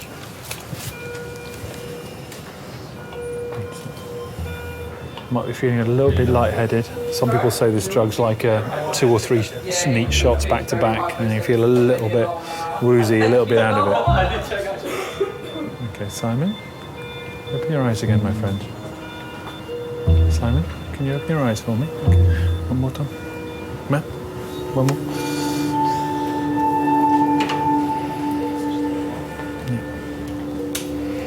You saw how much he jumped last time, so let's get him nice and deep.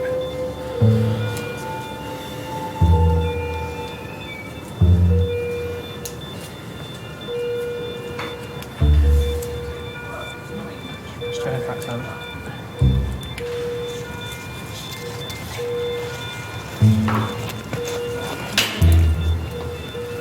Okay, Simon, can you open your eyes for me? Okay, right, just here we go. He's going to shout a bit again, but there's not what we can do about that. Oh, for fuck's sake! No! No, stop! Ah! We're in. Hey, All done. Thank you.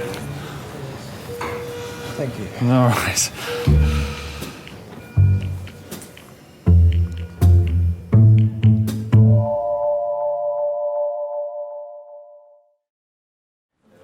Right, so come back round this way, that's all right. So your sheet will be a bit wet, I'm afraid, where we've done the plaster.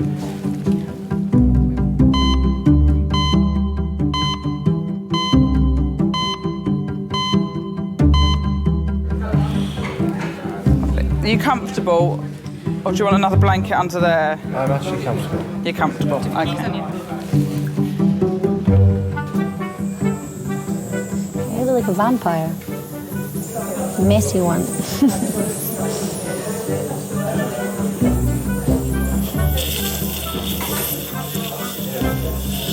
Is it still painful, or is the stuff helping? Yeah, really painful.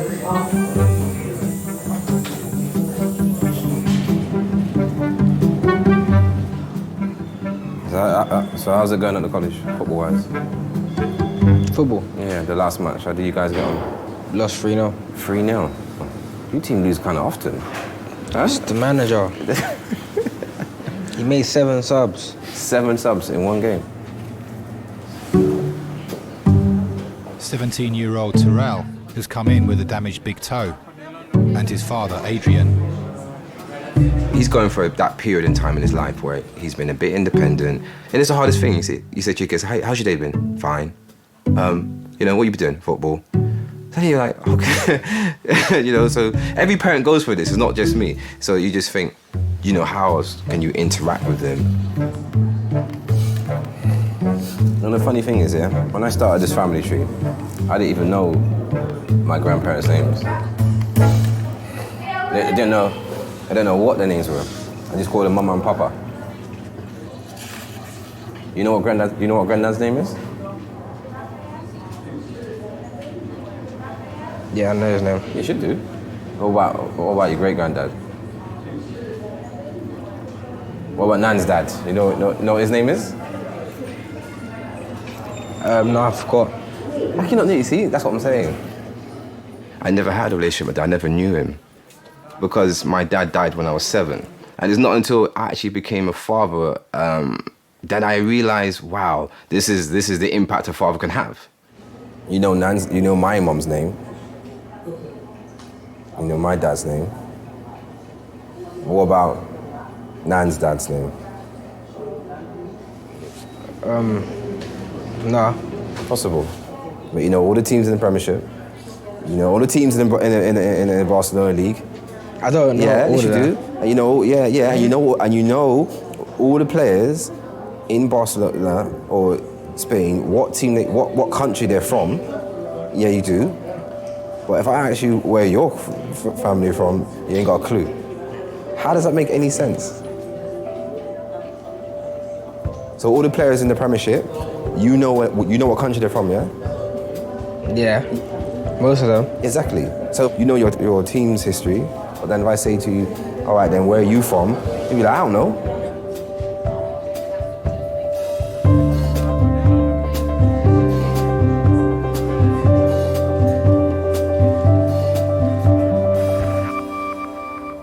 So tell me about your parents. Are they doctors? No. My father is 96. He left school at the age of 13 to work in a brickyard to support the family. My mother left school at 14 and was a shop assistant. So I was the first person in my family who went to university, or in fact, for that matter, did an A-level. Rob is the clinical director of King's major trauma centre. He's also a world-renowned specialist in facial injuries. When we're treating facial trauma, it's very much the person. You can injure your arm, your leg, and obviously undergo life-saving surgery. But if you injure a face, that patient expects that face to look exactly the same afterwards than they did before. It's us. It's what we are. It's what defines us. Oh yeah, oh no, I see your tooth. Nicholas was assaulted in a random attack 6 hours ago. Since then, he's been unable to close his mouth. I'm sorry, Baba. I don't like seeing you like this. He's come in with his long-term girlfriend, Holly.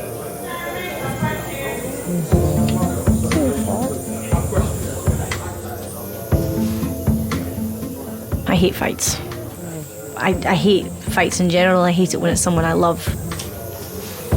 Don't worry, I'm going to be here with you. Okay, not going anywhere. I don't understand it. I just don't understand why you would fight. I don't understand why you would want to get to the point where it has to result into that anyway. Like either walk away or like these people are just not right in the head that go about looking for fights, because it's like a macho thing, I guess. So I don't approve of it. So Toby, you okay? He's definitely not like the fighting type.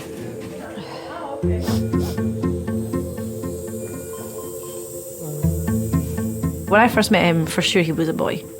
Like, he was kind of like hyperactive. The amount of times he hit his head when I first met him, and I don't mean like knocking the head, like proper like wanged into like a wall or a ceiling or something, like some of these slanted ceilings. It was just like, to the point that everybody feels awkward because it must have hurt like hell.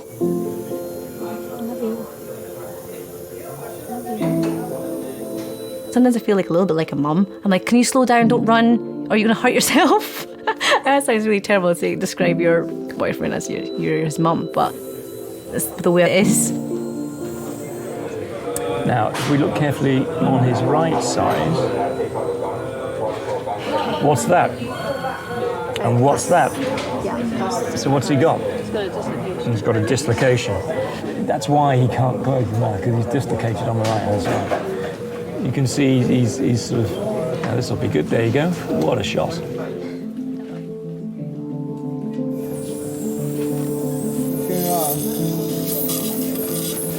Hi. Sorry. No, it's all right, Nick.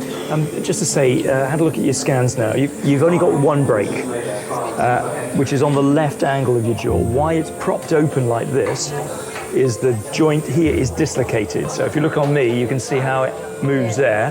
When you've been hit, not only have you got a very nasty fracture on this left angle, but this one here has actually popped it and a joint. That's why you're propped open.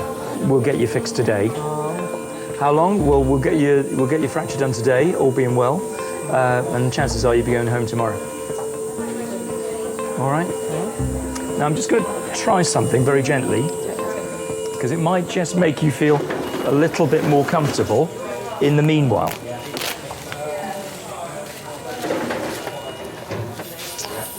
It's going to be a unilateral segment, so I'm just going to see, because I'm just thinking while he's here, we'll just see if we can make this a little bit more comfortable for you.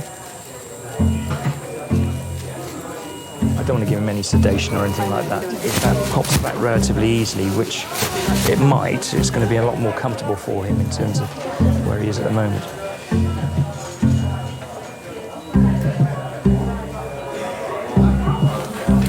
Nick, just pop your head back for us. That's it. Okay, now just bear with me. Just here. Okay. There. How about that then? Better? Close your lips together. You can swallow now. Does that feel easier? Oh yeah. yeah, transoral and buccal. What we do need is... I felt relieved from the moment he stepped in the room, because it looked like the man in charge, and then he just came to me in a couple seconds. He just put a finger on my teeth and then like locked it, like, I don't know exactly what it did, but it went cluck cluck and it was all sorted in a couple seconds with like a magic thumb, and it all went back where it should be. Well, from that moment I knew that I was in good hands. Do you remember when you became a man? There is a time in your life which is unspoken. And I think that between... sorry.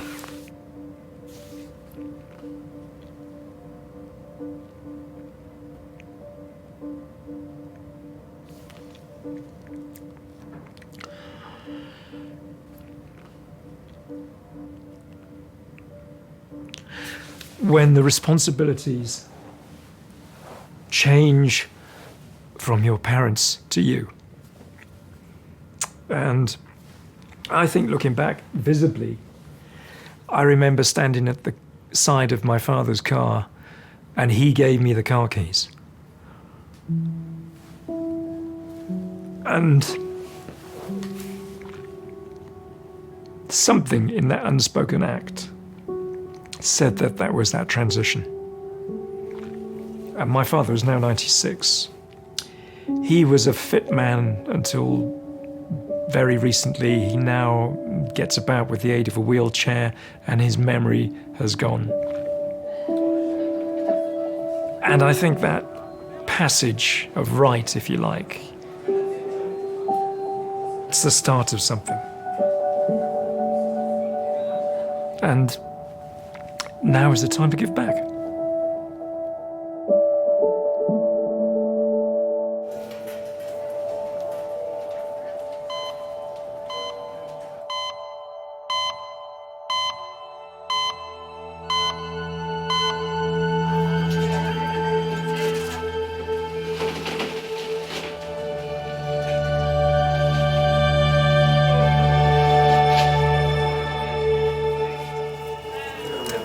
Is she on a beta blocker? Do we know what medication she's on? Any medications? Nothing. How old is she? 78? 78. So but she's recently diagnosed with a blood clot. Confirmed? You don't know. 78-year-old Amway has been brought to Kings by her 26-year-old grandson, Ho. He's training to be an architect. Every day, he cycles 10 miles to visit her in Peckham. Today, he found her collapsed in her flat. It was a shock when I found my grandma. She always has refused to go to the doctor. I think that's one of the things in our culture we preferably do not want to know if we're sick. We rather, knuckle down and live through the pain of it. It was quite a horrific moment because I'd never seen her so fragile before. 唉，痛我。等，打，要俾藥你㗎，同埋攞血，俾佢。唉，我痛我。等陣，我痛我。黐。唉，我痛。食嘅。唉。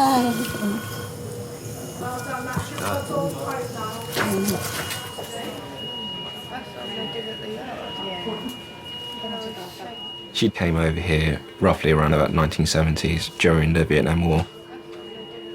During my childhood, my mum and dad, they worked in the restaurant business in Chinatown and they worked very late hours.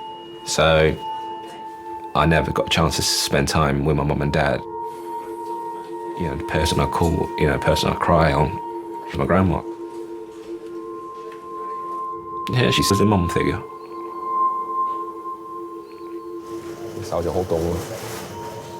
She didn't speak my English, but the words that she did know, fuck off, get out, how much, cheaper, and, ideally if she ever gets lost, where is Peckham? Because I've been brought up in the UK, we shy away at asking something to be cheaper or freebies. But you bring grandma along, they knock off a few quid. I think that's a skill that I probably never develop over my lifetime.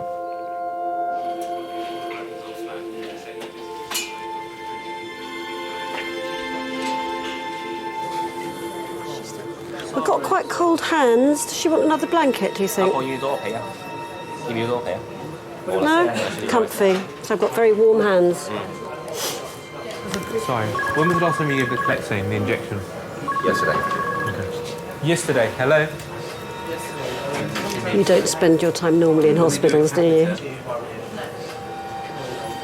No. A lot of people think that if they come to hospital, they're only ever going to go out feet first. Especially the older generation, that hospitals mean death, and so people are afraid to come into the hospital setting. But disasters happen. I never forget one time when a baby had died in the emergency department. This was when I was working as a radiographer, and the mother was screaming her head off, and she was running up and down resus, running up and down, just hysterical, and her little baby had died. And I came along with my little X-ray machine, and I said to one of the nurses, "Isn't anyone going to, go and talk to the mum?" They said, "No, we just leave her. She doesn't want to be touched." And I thought, that's amazing. She couldn't be touched, she didn't want to be touched, she just needed to scream her head off. She needed to release that grief there and then.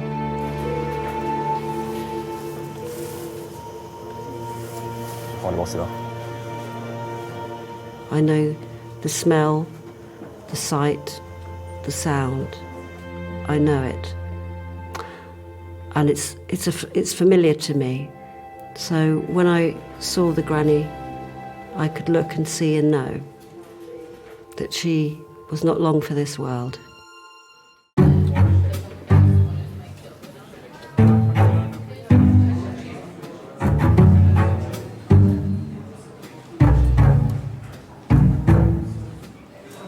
Oh, man.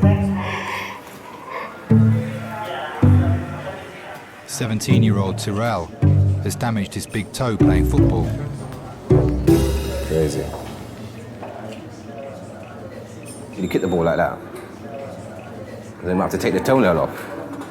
Huh? They could, you know what they're gonna do? They're gonna freeze your toe, your big toe. Gonna freeze it? They freeze your big toe, or because they gotta take it off. Not freeze the whole toe, but I think they do something where they freeze the nail. I'm not sure. But it's gonna hurt. It's gonna hurt.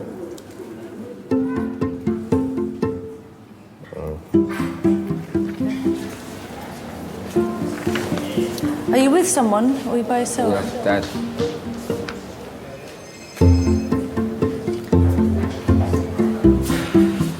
Come round this way.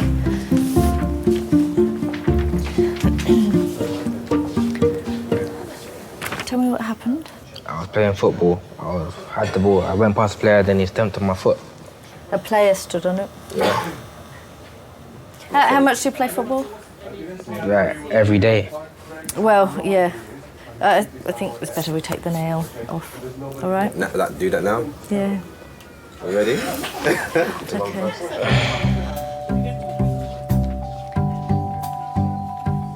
Yeah, he's becoming a man. He's experiencing pain, you know? Learn to deal with it. He's squeamish, you know what I mean? He's like that. You okay, boss? I know you can feel me pulling. Yeah. Weird there shouldn't be feeling, any isn't it? pain.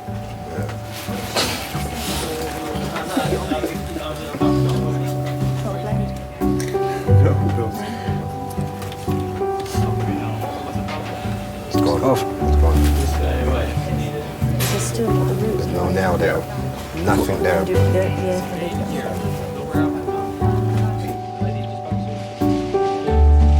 I'll show you.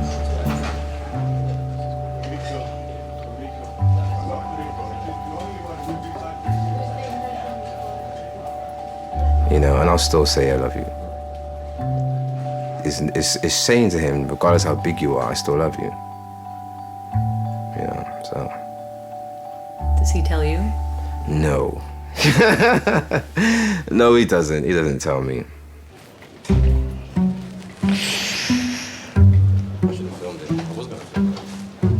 Ah.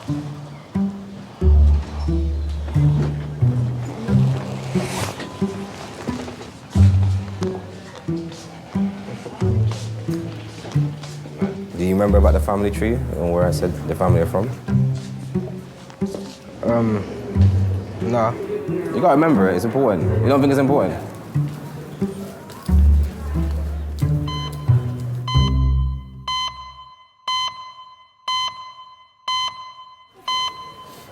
You've got all these wires going everywhere. Where are you going? I thought I come my check. You want to go home? So I thought you would do a checkup. Just lie back for me, okay? Just lie back. Doctors suspect 78-year-old Amway is bleeding internally. They are investigating the cause. I'm just gonna look at her eyes. Sorry. Can you show me your tongue? Show me your tongue. How to squeeze both my fingers? Just squeeze? Squeeze? Squeeze as hard as you can. Good. And this side as well? Squeeze? How to pull me towards her. Pull me towards her. I'm sorry, I know this is all tiresome. Pull me in. That's it. Okay. Sorry, I know it's the last thing she wants to do right now. So, I mean, a lot of the A&E doctors have seen and the surgeons have seen. and they think there's probably a bleed in the upper GI tract, so somewhere in the stomach or a bit lower down. Now what we're going to do is we're going to give her blood to make her hemoglobin go up essentially, and they've given her omeprazole, so that's the next step. So we'll give her lots of medication to if there is any bleeding, that a clot forms. Okay, thank you. I'll see you a bit later on, okay? 手仲好凍咯，我個手掌冰凍。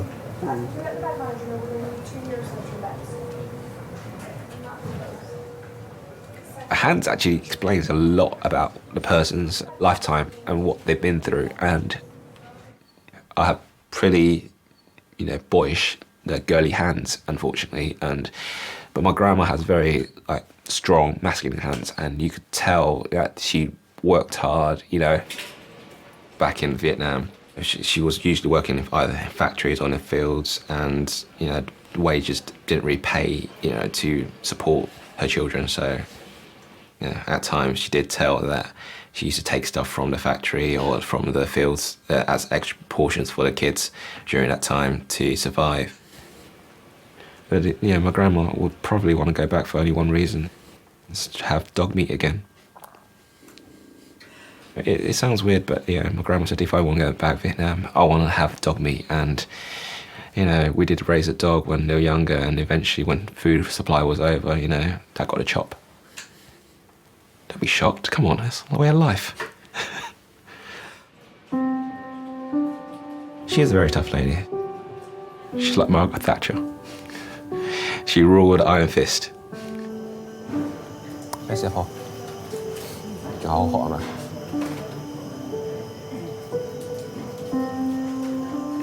When she starts to become old and fragile, and you realise that she's getting quite vulnerable, I think that's the difficult part about it, and you want to provide back. She cooked, she did all the washing, all the dishes, everything, maintenance, cleaning the house. She was pretty much a superwoman. She looked after me always.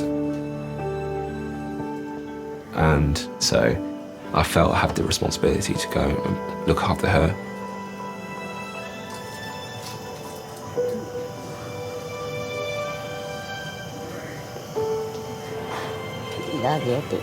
Bây giờ 碼頭啦，婆，休息啦。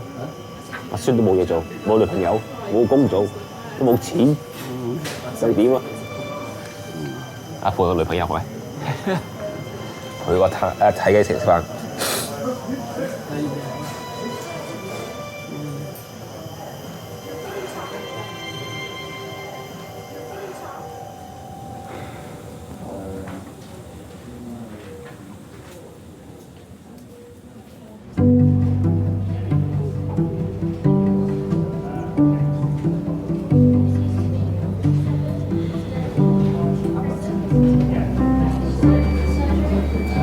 I feel like out of everyone here, I'm the most dramatic looking.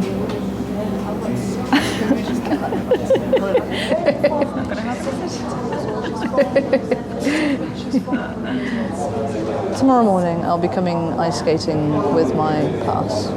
I can't come tomorrow.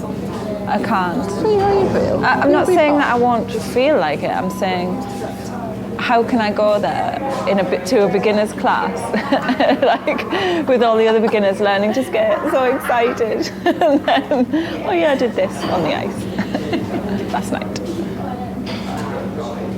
Like you say, just pop your hat on. No one will move. I might wash my coat first as well. Yeah, do that. Well, now they get like.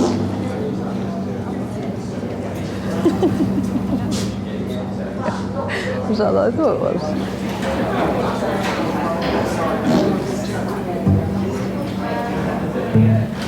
These things are sent to challengers.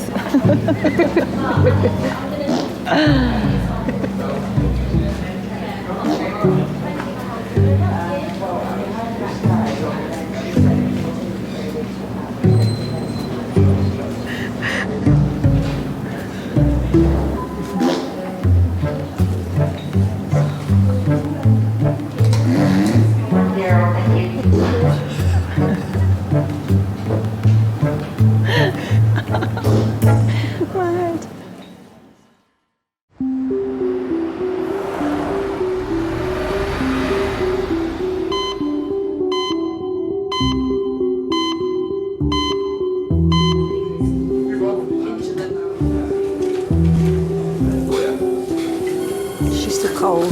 Yeah, she still wants a drink. What about another coffee? All right, I'll remember the sugar this time. All right, I'll go and get that for you.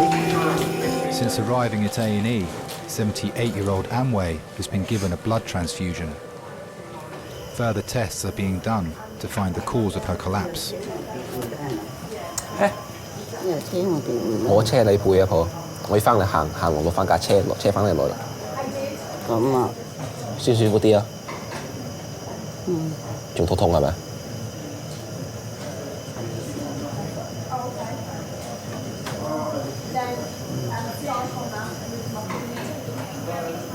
啊，你媽死都係死咗嘅。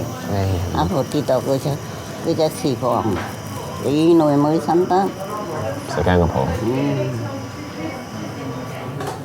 啱啊，幾耐啊，婆婆甩醒床水。唔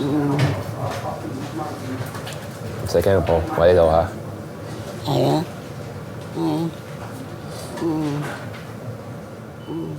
，I think with every elderly person, there's this mysterious factor about them.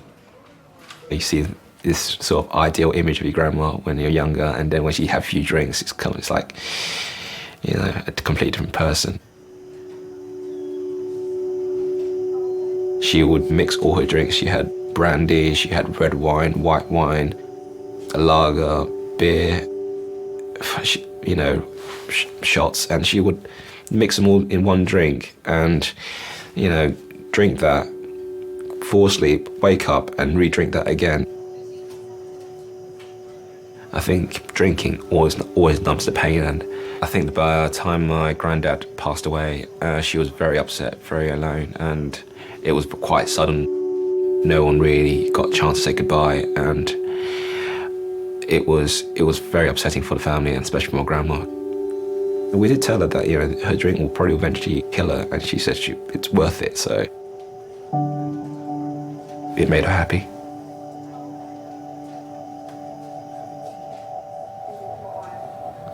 仲叫有你等咩啊？你 check 你個心臟有咩問題啊？依家冇事嘅，冇可能下次有事嘅。嚇？因為你屙血就流出嚟嘛。係屙血都有啊，婆，有好多血添啊。係咩？係啊，你屙屎嘅時候屙到好多血出嚟啊！你賴屎嘅時候啊，真係好令人驚啊！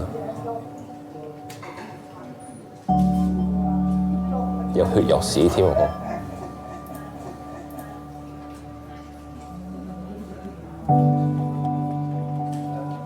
而家你救護員依家睇緊你啦，醫生嚇幫我睇嘅。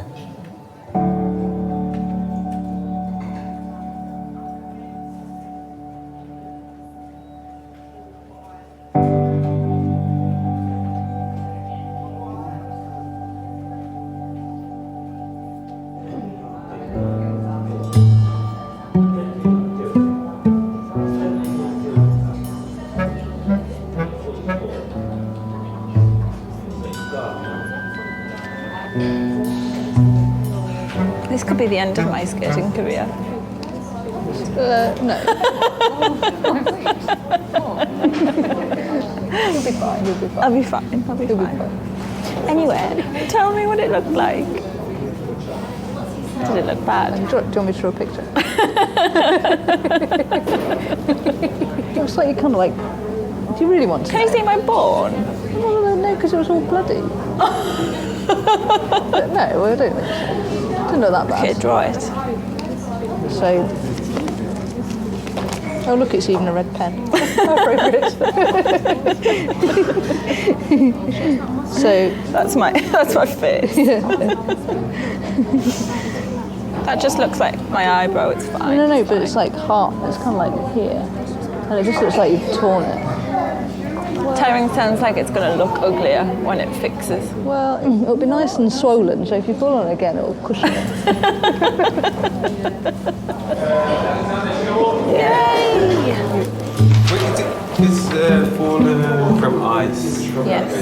I was only on the ice for 5 minutes. Only on for 5 minutes? Yeah.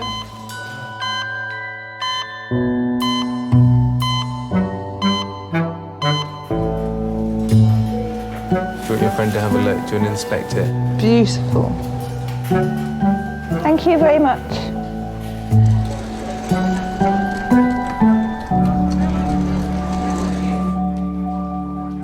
Have you ever been a patient?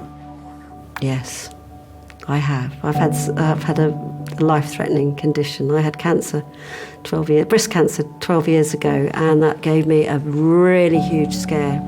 Because I'm also a qualified mammographer, so I knew after I felt a lump, and then I went for the x-rays, and then they took a bit longer, and then they had to do another view, and I thought, oh no, these are my colleagues, well, they're being so slow, something's wrong. And then when I went in to see the doctor, and the x-rays were up, I saw the cancer myself, and I went, oh shit. I didn't want to die. Other times in my life I thought, oh God, sod this, I don't want to live anymore. I think we all do. I think we all have huge dips as well, when tragedy strikes. But when you're in a really, really good place, and that could be taken away from you, that made me understand how precious life was. And that's also what I see in the roles that I've done within the health service, is that sense of life is precious. Life is really precious.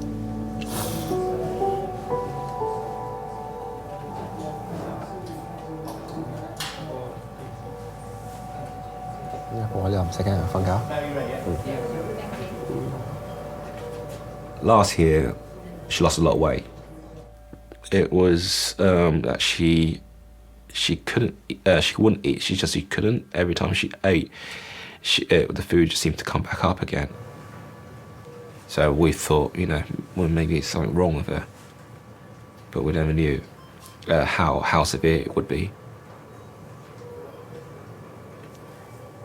So it was shocked when they diagnosed her with cancer.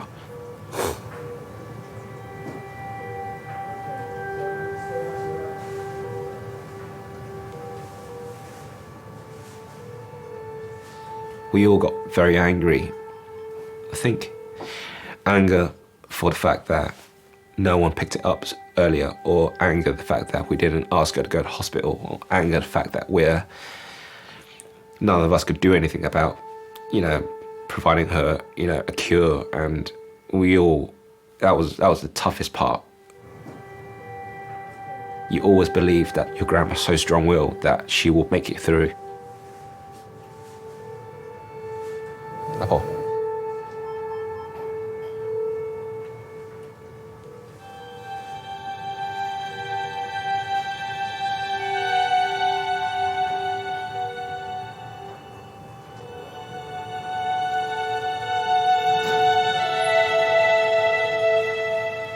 My grandma taught me it's like family will always be first. If I ever have my own children, that's what I'll pass on to them. What drives me is the fact that how strong-willed she was. She put more physical effort towards doing things, and that thought spurs me on to do well and, not moan as much.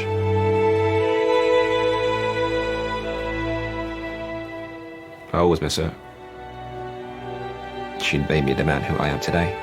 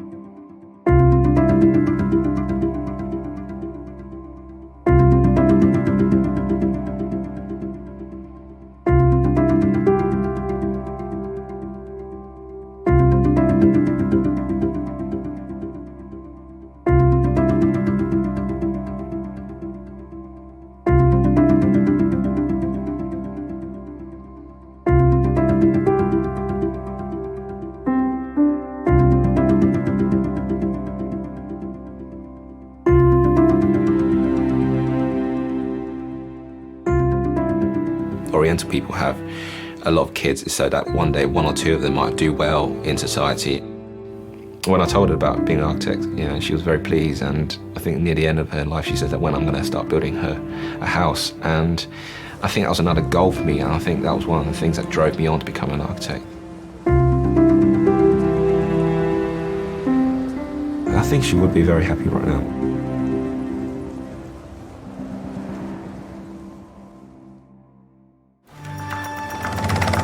Adult male trauma. We have got food-rid patient. You're thinking what will kill him first? You got a pulse on the groin? No? Have we got a good pulse anywhere else? For some reason, the blood is not running through. When you do that job every day and you realise how short your life can be, literally nothing's taken for granted.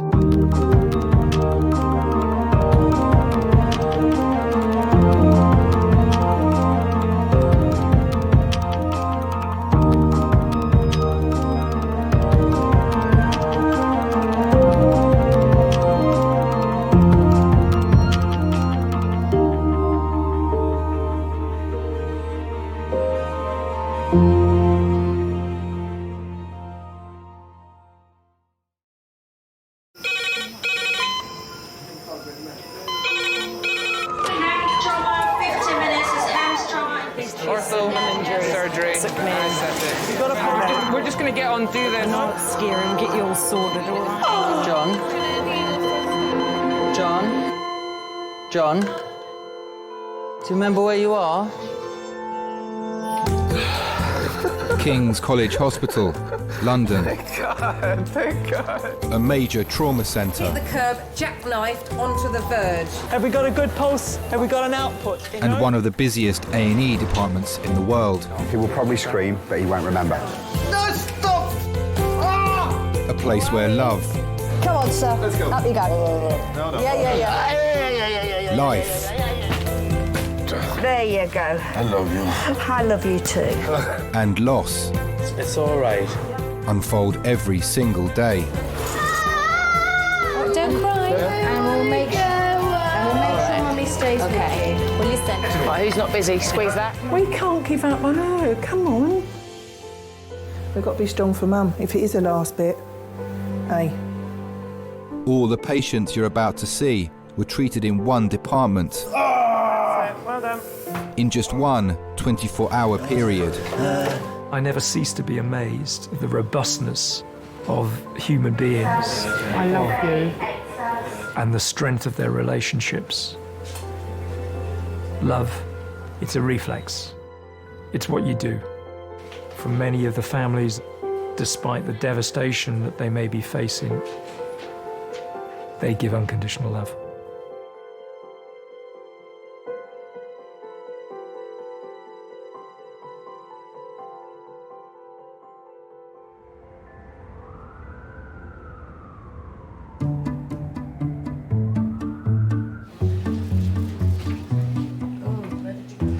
What was I doing when it happened? American friggin' football, right? I've got to go home and keep it in a sling and keep it elevated all the time. 7% of patients come to A&E with fractures, breaks, or dislocations. And there's some codeine as well. Some more medicine, sweetie, to make you better.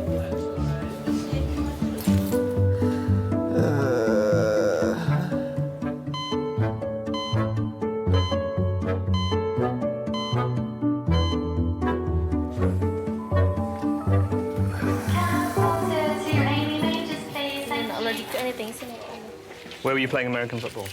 Burgess Park. 28-year-old Ahmed dislocated his shoulder in a game of American football. He's gonna give you some anti-sickness first. Yeah. Apparently in London, you guys have a few parks, so the parks are pretty big, though. Where are you They're from? Pretty big when you get to them, so. Canada. Whereabouts? Toronto, Niagara Falls region. T-dot. T-dot, yeah. I've been here this is my 3rd year now. Okay, you studying? Studying pharmacy. You've got different methods of putting shoulders back in. You know, you kind of have the discussion with your seniors or your colleagues beforehand, say, oh, I'm going to use the Cocker's method, I'm going to use the modified Milch method, or I'm going to use all these kind of methods. When in the end, it's kind of like, and then you just pop it back in. Yeah, I can feel it, you know, I'm just talking about nothing. Right, you ready to have a go? Yeah. Okay, let's put this on that side. Have you got the collar and cuff? All right, I've got you. I've got you.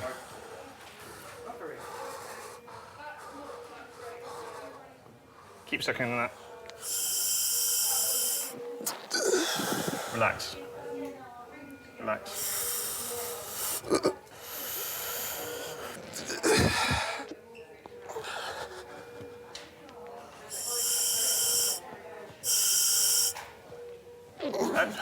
Keep taking nice big deep breaths on that. Relax. Relax. How's the pain? All right, do what you need to do. Yeah? Just keep taking it. Keep taking the thing.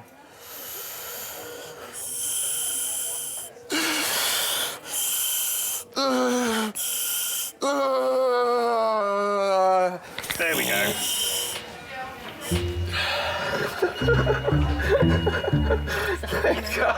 Thank God. Oh my God, that's the best feeling in the world. Really? Yeah, no. You can't think of anything better? Well, right now it's all right. Okay. When you hear the clunk of the shoulder going back in, you're like, yes. I felt it just roll into place. Thanks a lot, man. No worries. It's like scoring a goal when you manage to get a shoulder back in. Or winning £10 on the lottery.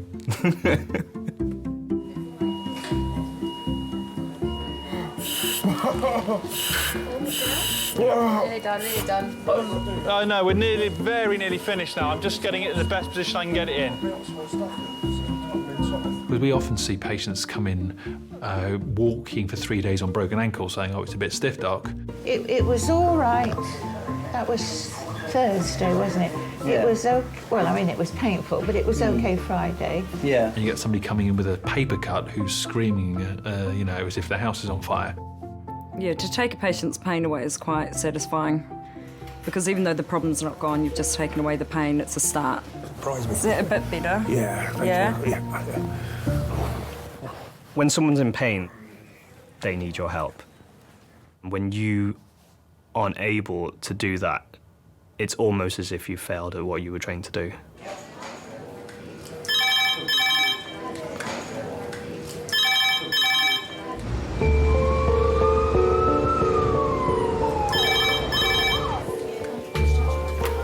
Hello, Kings A&E. Yeah. Okay, so just you had morphine and thank you, bye. The paramedics are bringing in a 24-year-old man. This is his third admission for chronic pain in the past 2 months. Red phone 9 minutes, red phone 9 minutes.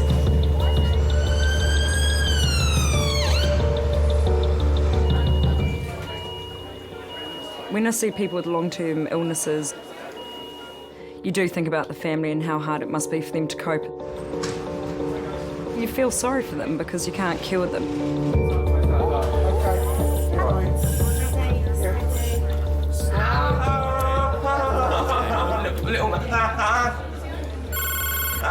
Hi Malcolm, it's Rubiel. I've got a 20-odd-year-old chap who I'm going to refer to the medic. He's got Behçet's disease and it's quite complicated.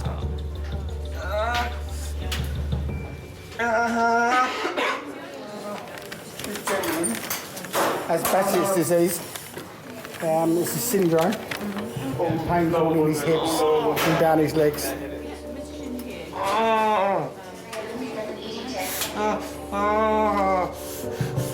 20 milligrams of morphine. Lee was diagnosed with Behçet syndrome, a disease that affects the immune and nervous systems 6 years ago, when he was 18. All right, Pulled it so up and went Lord. You should have seen him when we got there. You can see the pain he's in now. And that's after all that. He's been through so much. And he's in so much pain, every now and then he'll just go out.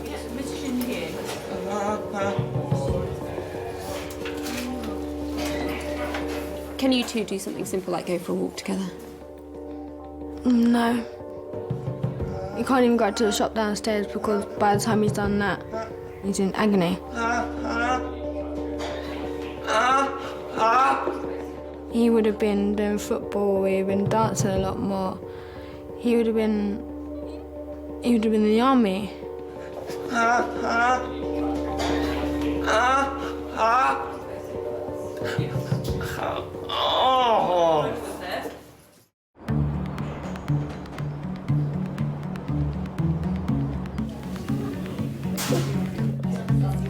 Well done. Just got to write your notes, okay?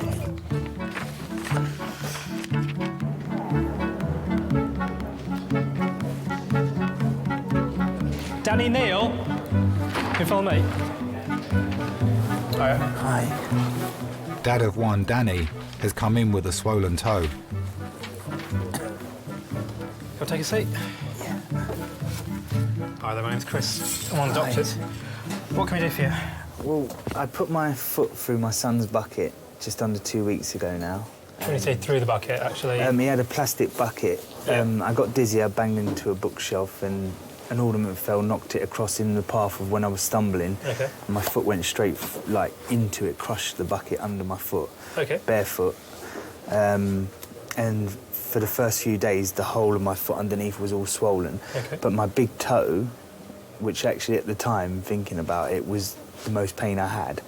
And have you seen your GP about it? No. Okay, why not? Because I just thought, look, I just bruised it a little bit and it'll get better, but it hasn't. So what made you come in to the emergency department today? So you've had it for 2 weeks. Mm-hmm. What made you come in today?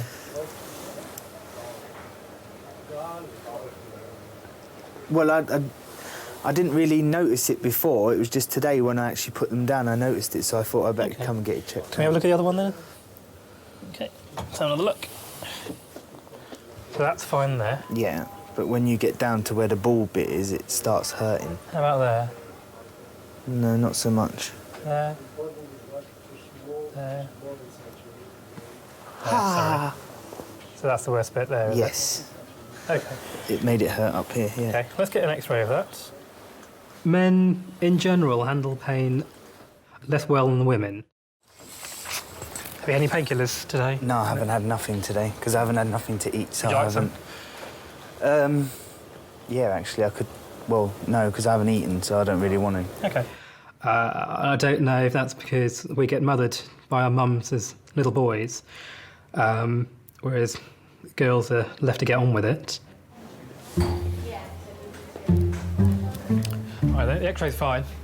Yeah? Yeah, there's no fracture, no break. So it's just bruised. Okay. So just simple painkillers. All right, thank you.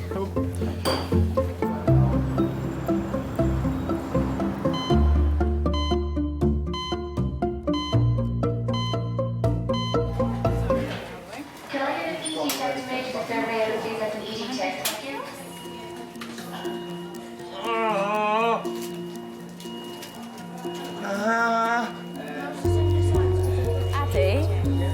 Addy, he's had 20 morphine. Do you want diazepam? Diazepam is what works. Diazepam, yeah. Do you mind if I take some blood? No, go. Try and keep it as still as you can. I'll take Sorry. this blood. I know it's really hard. Lee's acute pain is a result of Behçet's syndrome. It started 6 years ago with a numbness in his leg. So it's some more morphine in some meals for you. Oh, thank you very much. Just take this edge off. See if I can close my eyes for a bit. There is no cure for Behçet's. The staff can only help manage Lee's pain. It's a form of vasculitis. It affects the nerves, muscles, immune system, blood system, ear, nose and throat, joints. It's just all of them rolled into one. I said before I got this, I was playing football for 3 football teams, jogging, like mornings and things like that, and then I got this, and it was like, yeah, you're not doing that no more.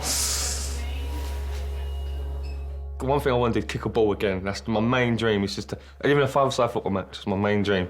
Kick a ball again. Have you still got it in your hips? These are the right hips, but since I passed out and went to my house and I passed out on a wooden floor, landed right on my left-hand side. And since then, my left side's been playing up now as well. Since I got this 6 years ago, it's been nothing but trouble.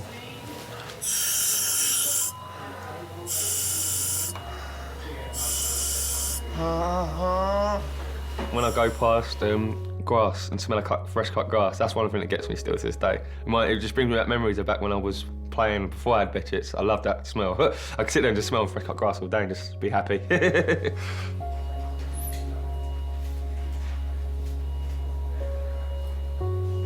It's weird. I wish I had shattered my leg. It may sound horrible. I wish I was in a car accident and had a lot of broken bones because that could have been fixed. Like, they're fixed for that. But yes, it's just, there is no cure for it.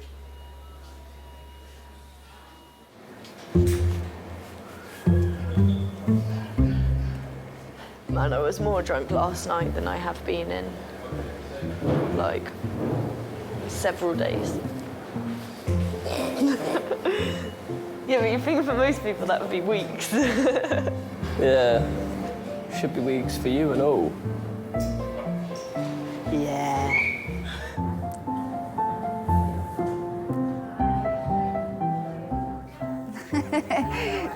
You're chomping away like a monkey there. Very hungry. Kamladi has earache. She's come in with her husband, Ravi.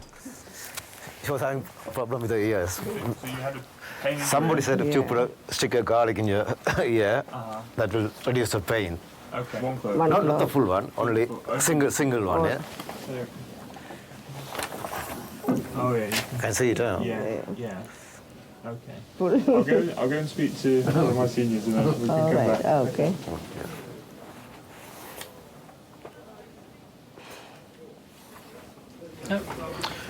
Garlic clove in her left ear.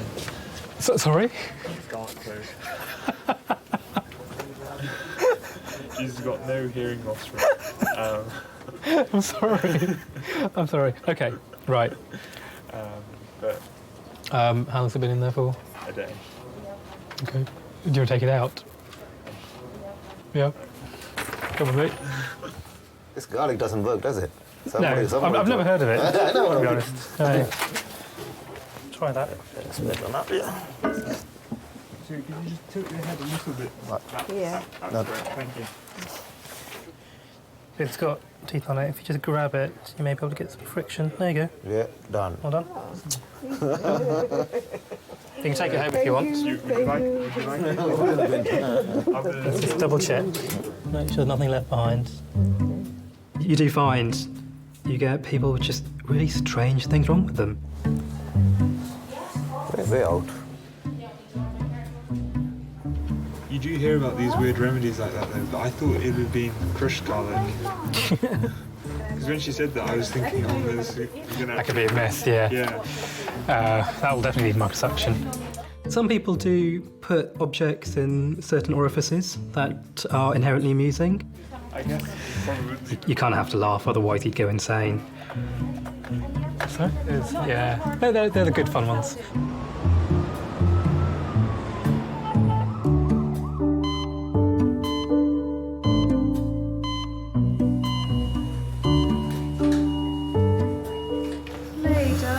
Mum's here. Do you want her to come in? Yes, please. Right,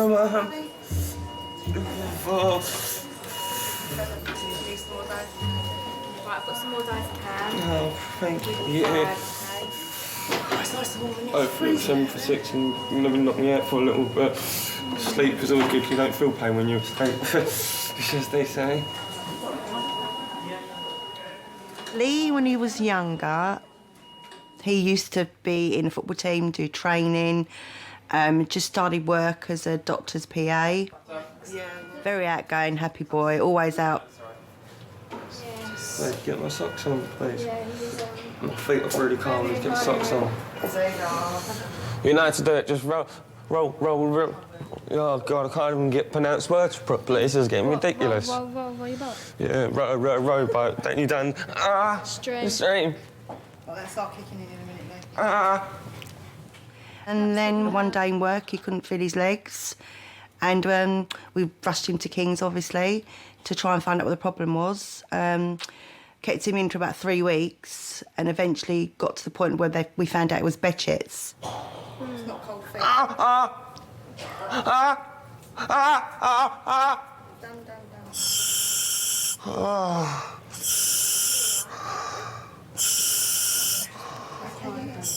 His life's on hold. It's been on hold for 6 years.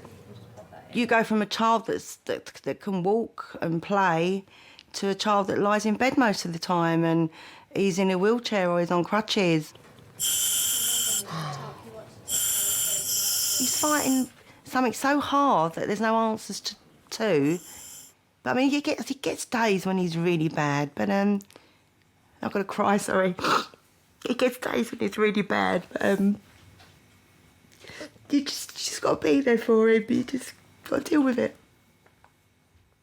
Great memory. You can go for a fag if you want. OK, we will do. We don't need telling twice.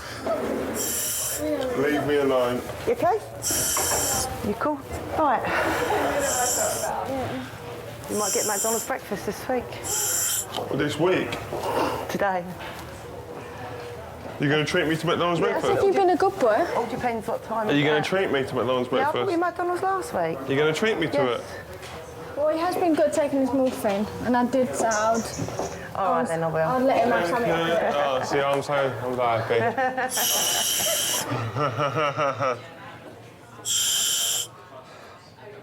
No, I said he could. I was going to get him something for when he takes it.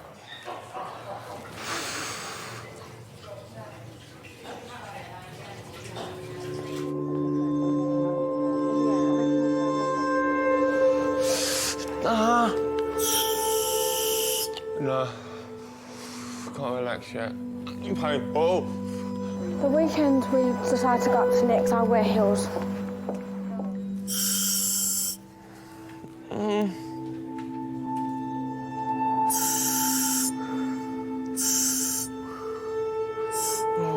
fucking hell. No. I love my flat.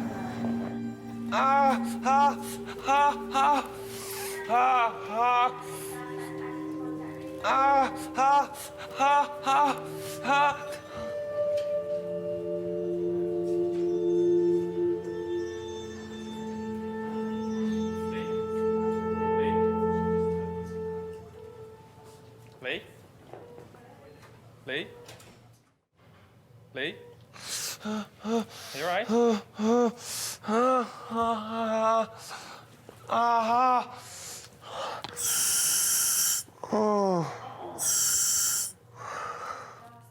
Can you ever forget you've got Bechet's? No. I wake up in the morning, the first thing that hits me is pain. So the first thing I remember in the morning is you've got Bechet's sort of thing. And the last thing I remember at night is the pain sort of thing before I go to sleep. So I've got to take sleeping pills just to get to sleep nowadays because the pain's just too uncomfortable for me to sleep. Huh? That gas? A little bit, yeah. It's just taking that edge off of it, you know what I mean? That little bit edge of it. And I think it's keeping my mind on something as well, which is helping with the sort of controlling the pain. Do you take regular painkillers at home? Purpose. That's one thing I've been missing since I've had this, having a sense of purpose, you know. When I had this, at least I knew there was things I was doing. There's a reason for me to get up the next day, the reason for me to wake up. First year, like, I'd done a few stupid things and it doesn't hit me anymore. That's bad. I just get a few teary moments, as you can tell. When I was just about to turn 20, I just thought that was a burden to everyone. And at that point, I was just like, well, I can't do anything. It's just the point of me being here. He just was really bad one night, and he called me and he said, like, he's got no life, he can't meet any friends, he can't get out. I just felt worthless. I'm just wasting air, really, you know. Might as well just get rid of that. Get rid of it, get rid of that, get the trouble out of people's lives.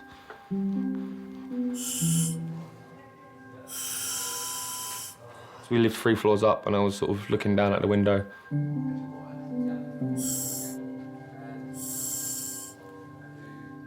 Sitting on the window ledge.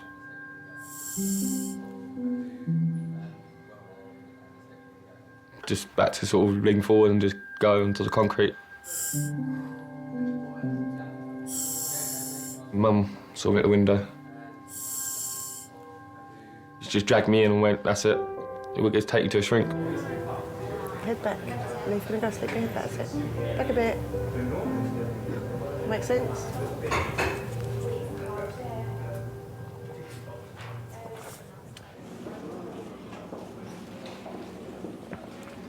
Hey man, I'm just wondering if Ahmed is still in resus or whether you know anything about him. Has he? Oh, they discharged him. That's cool. All right, thank you. That's great news. Ahmed's already gone home. They let him out just after... American football coach Jacob has brought in Andrea. That's unfair. I want to go home too. He was knocked unconscious in the same game as his teammate, who dislocated his shoulder. Head up, man. Eyes open. Let's not fall asleep.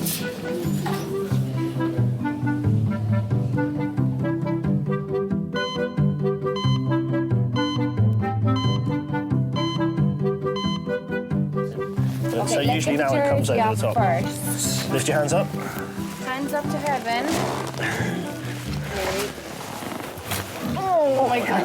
Okay. I'm very sorry. What happened? Bent for my sins. Yeah. Yeah. You got a nice young nurse looking after you. Yeah, it's and unfair. you, I'm very you hit her. sorry. I was very concerned about having He said he didn't want to take it off in case it stank. You've got to make up to this pretty young girl now. I'm very sorry. I'll pay you a coffee if you want. Oh, you're okay. You're fine. Cheers. You stink, by the way. What? You stink. I got perfume in my bag, Coach, if I stink really too. You're fine. I'm joking. It's my Irish sense of humour, don't worry. Are you Irish? Now you're gonna... You've only just realised. I'm not from here. How can I recognise the accent?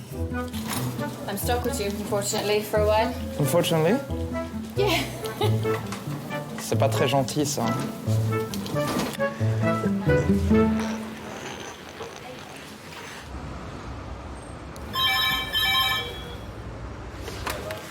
King's Recess. The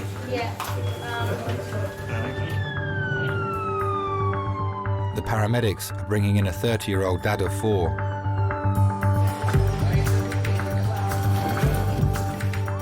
He was found unconscious at the bottom of a stairwell.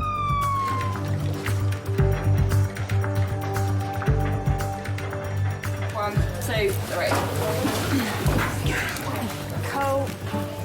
Hi, this is Simon. He's a 30-year-old gentleman. Tonight he's passed out and fallen down about 7 steps. He's complained of C-spine pain and tenderness. He's had a relationship breakdown on Valentine's Day, and since then he's not eaten, or been eating and drinking. And so I think it's probably all more emotional. And he's apparently passed out at the top of the stairs and fell down about 6 or 7 steps. He can't remember what happened, and his partner's just broken up with his children at the time. It was always quite a stressful situation. Hi guys. How are we doing? My name's Charles, I'm one of the docs. What's our friend's name? Simon. Okay. So Simon, we call this a log roll. We call it a log roll because you pretend to be a piece of wood, basically. You just lie still. Jackie, the boss there, is just going to, when you're on your side, is feel your back, give you a few pokes here and there. We need a yes for pain, a no for no pain, no nodding and shaking of your head. All right? Ready, All right. steady, roll. Sorry, Simon. My kids saw me go downstairs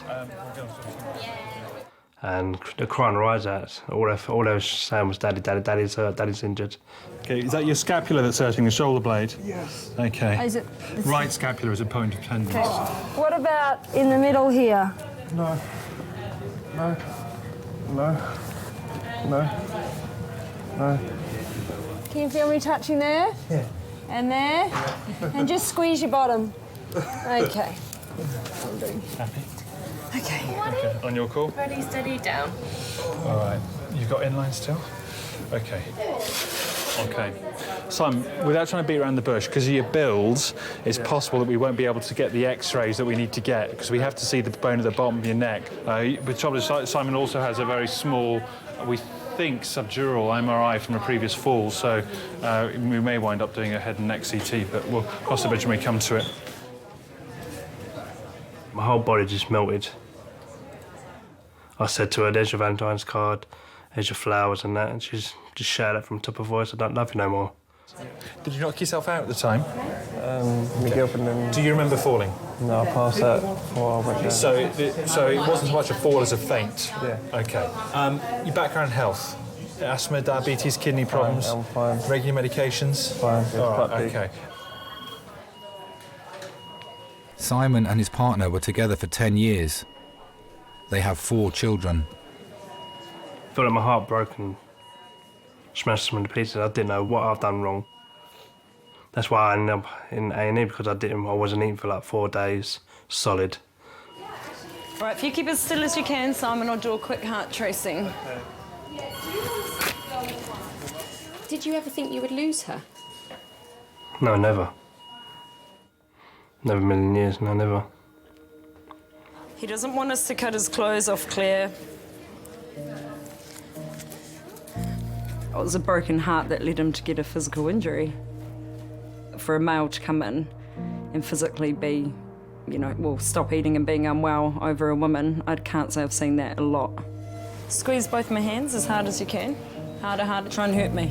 Come on, you're tougher than that.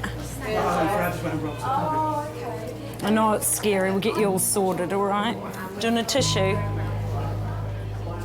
Have you always loved Cassie? Yeah, always, yeah, from day one. From day one when she moved around the estate. I see her walking up and down the street with her sister going to the shops. She'd be in a boob tube and miniskirt in the summer, right, like, and I was just like, wow.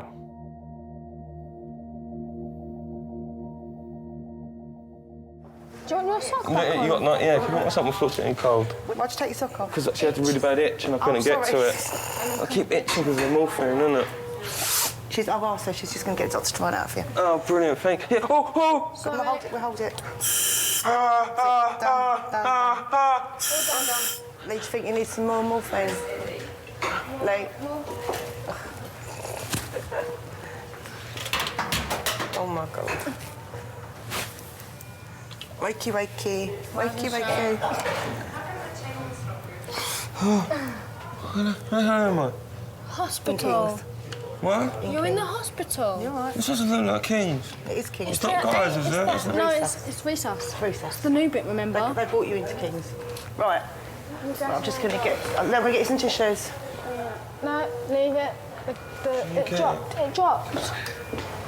Lee used to have loads of girlfriends years ago, and then this big blot in his life for 3 years where he's not been able to go out, he's not met anybody, and then all of a sudden she comes along and it's just attraction straight away. You can't have it yet because the gas it dropped on the floor. Oh, I hate the way it hits you like that. I know. They're just meant for each other. Deep breaths. Yeah, since he's met Megan, his life has changed. It dropped on the floor, innit, so you don't want to... Yeah. Megan and Lee met 7 months ago at a party. I saw him as he was coming downstairs, as I was coming up, and it sort of clicked from there, really. Just drink. So you liked him from the moment you saw him? Yeah. He lets people shine. If you can't shine yourself, he'll help you. I think I'm just lucky. Just luckiest girl in the world, really.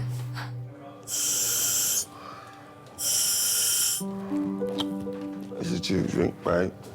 Where's the drink, babe?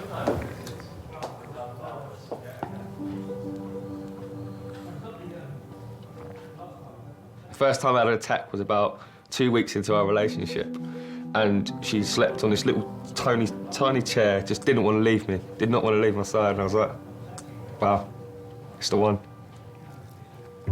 Without her, I don't think I'd be here right now. If it weren't for her.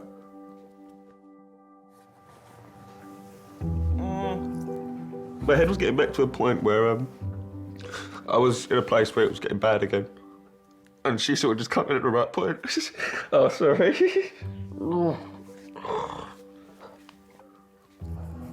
I'm really itchy, morphine. What my head was like before she came along, sort of thing. It's just, wow, that's how lucky I am to have her. That's how lucky I am to have her. Just so I keep thinking, lucky. Oh. Let me place this back.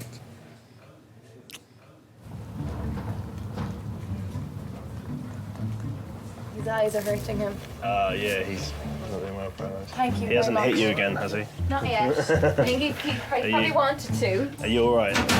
He didn't hurt you, did he? No, I'm fine. Good. You do stink, though, you know that? No, that's good. That's the smell of success. Yeah, well, I'm playing Sunday anyway. What? I'll be down to Coach Ramos. No, I'll get clearance. Hi, guys. Good evening. How are we doing? Do you mind if we turn some light on? Yeah, he's a bit sensitive to the light at the minute. All right. Do you reckon you can cope with it for a short while? Jolly good. Andrea, Mr. Gabus, is that how we pronounce it? Yeah, you're good. OK, my name's Charles, one of the docs. So, American football, hence the pads. Now... I don't need that anymore. No, you don't. That's fine. From a head injury point of view, Yep. no imminent risk of concussion. OK, the slight light intolerance is a bit unusual, but I'm sure that'll settle. I'd avoid contact sport, unfortunately, until it settles down. To when? Until you've been pain-free for a while, all right? You just sign it. I can play Sunday. I can't sign anything to say you can or you can't. The advice would be not to play until the pain is resolved, all right? Okay. All right, hold fire there. We'll get you some painkillers to get you on your way, OK? So that's cool. That's great news. There you go. All's good. Yeah, I was faking it, probably. Thank you. I'm Take sure care. you'll see another Bye-bye. one of the teams sooner or later.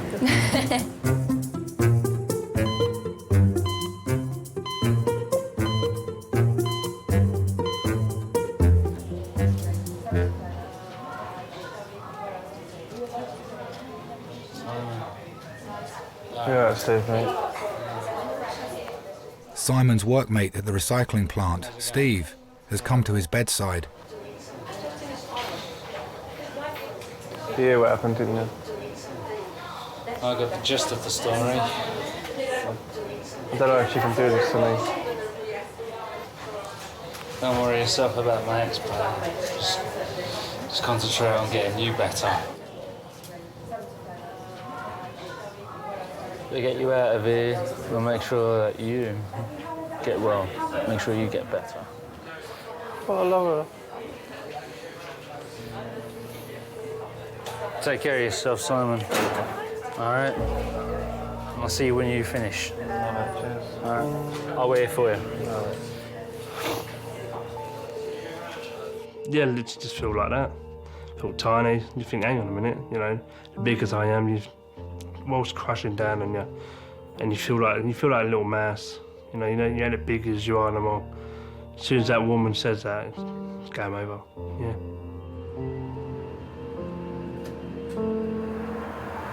They've just taken him for a scan about 3 minutes ago.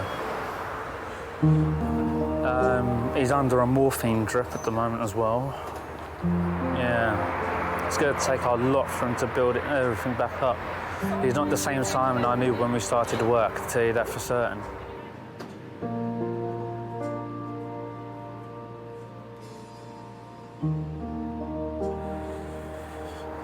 Trying to keep Simon's spirits up, but even that's bloody hard. Just have to see how everything goes. Ready? 1, 2, 3.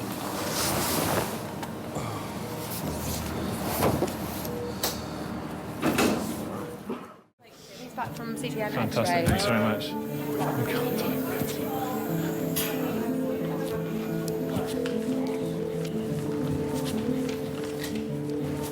All right, Simon, your scan's fine. Let's get this for you, huh? So you let's take me off now. There we go. Now, I don't want you to start turning cartwheels or anything because you've been flat for a little while.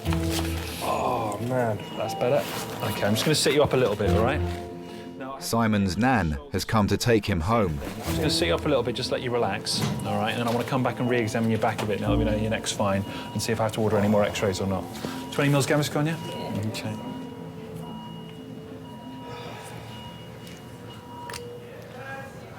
So all the scans are showing nothing wrong. What's going on? Well, probably just fainted because your lack of food in his stomach. I've still been on my diet though. I just eat a little bit, not too much. 3 Brussels sprouts a day that day. 3 Brussels sprouts, no thank you. I had 2 Brussels sprouts a day and about 4 carrots. I was thinking a lot more what I've done. If I should have done what everyone was telling me, the whole family and friends said, get on with it, move on. You know, what she's done, she's done. She's trying to move on herself. But if I've hurt myself in the long run, how's my kids going to feel? That's basically my main priority. Nah. Simon, the other thing to say is I think you fell because you fainted, but sometimes when there's been a fall and you can't remember, there's always the risk that could actually be a type of concussion. And so if you get any signs of delayed onset concussion, sort of vomiting, eyesight problems, all those things, come back and see us again. I don't think it's going to happen, otherwise I wouldn't be sending you home, but just so you know. But he's not eating either. He's not eaten since last Tuesday. Right. Is there any reason for that? Well, what he's going through at the moment. Just finished a 10-year relationship. Right. 4 kids. You are eating something, you're not starving yourself. Nothing at all? You're drinking? OK. Just fluid. Just fluid, as in hydrating rather than alcohol, I meant? Yeah, I don't drink, yeah. OK, that's fine. It's always difficult to see somebody suffering, whether that is physical or emotional. And emotional suffering is more difficult to deal with than physical. All right. Charlie, good. All the best, my friend. Take it easy. All right. Any problems, give us a shout in terms of the neck injury or anything like that, but take care of yourself. Right. Nice to see you. Look after yourself. I would not want to go through what Simon went through. My wife means more to me than I can actually say. Losing her is not something I want to think about.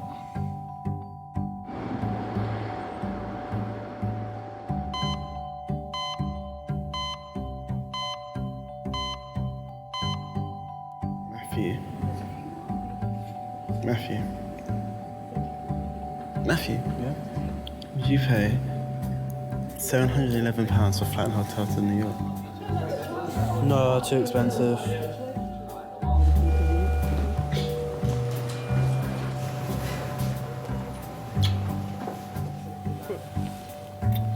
I found one. In Turkey, under £600, flight and hotel, all inclusive. Not for you. Look at the hotel. Is it no. How about no pool? We just use the beach. What do you mean no fucking pool? Is there a beach in Turkey? Where is Turkey? It's near Greece, yeah? Is your pain getting any easier with this one? Yeah, a lot. The cause of Lee's Betchits is unknown. Some sufferers grow out of it in middle age, but for many it's a lifelong condition.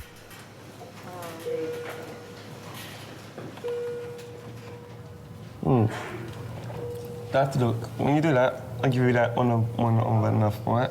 Yeah, but I couldn't see how far, if it touched your lips or not. And just go like that on a general basis. When I do that, it's touched. When I do that again, it means I've had enough, all right? Means that, yeah? Let's try.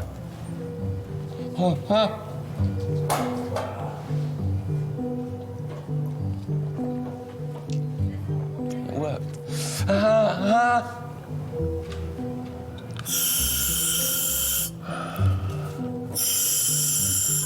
So how many times have you had to come to hospital with me now? My newly engaged fiancé. You don't have to keep saying it, you know. Yeah, but you're my newly engaged fiancé. Yeah. My beautiful fiancé. Do you like saying the word fiancé? I love it. Fiancé. I love saying it. I do. I love showing. I love showing her off. It's just one of those things. I love showing her off. I'm just happy. Gassiner, why have you taken it off your finger? Please be annoying me. Put it on that one then. Okay. Do as you're told. I don't like it. It annoys me. Oh, shut up. Yeah, it's like we're a married couple already. Stop moving.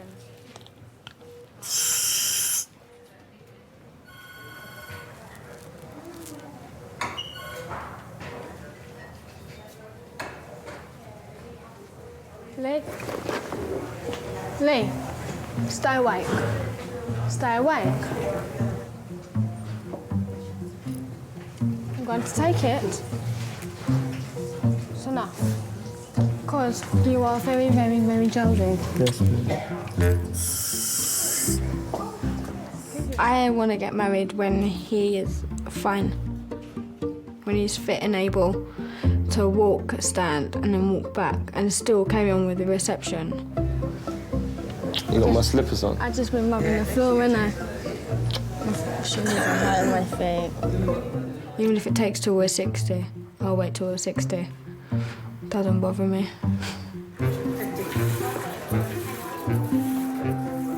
This is really hard. But I'm not going to lose this. It's not going to beat me. Nothing's going to beat me. There's only one thing that's going to beat me, and that's me missus.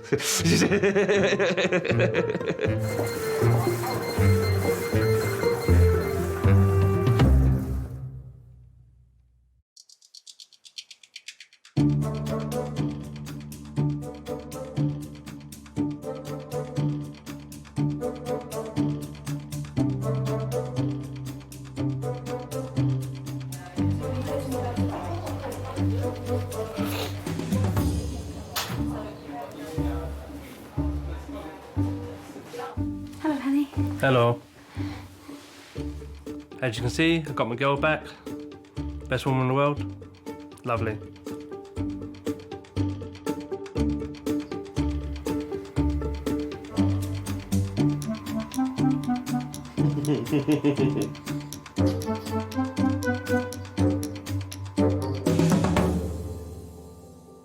I just kind of, as I do, stumbled and fell, but How much you had to drink, just for health reasons? People don't come for a laugh to the marriage restaurant. It's not like a comedy club. Well, I don't know. Sometimes it is. It hurt to lock my phone. There is a massive spectrum in the way you can die. It can be very peaceful and comfortable, and that's very difficult to recreate in an A&E department.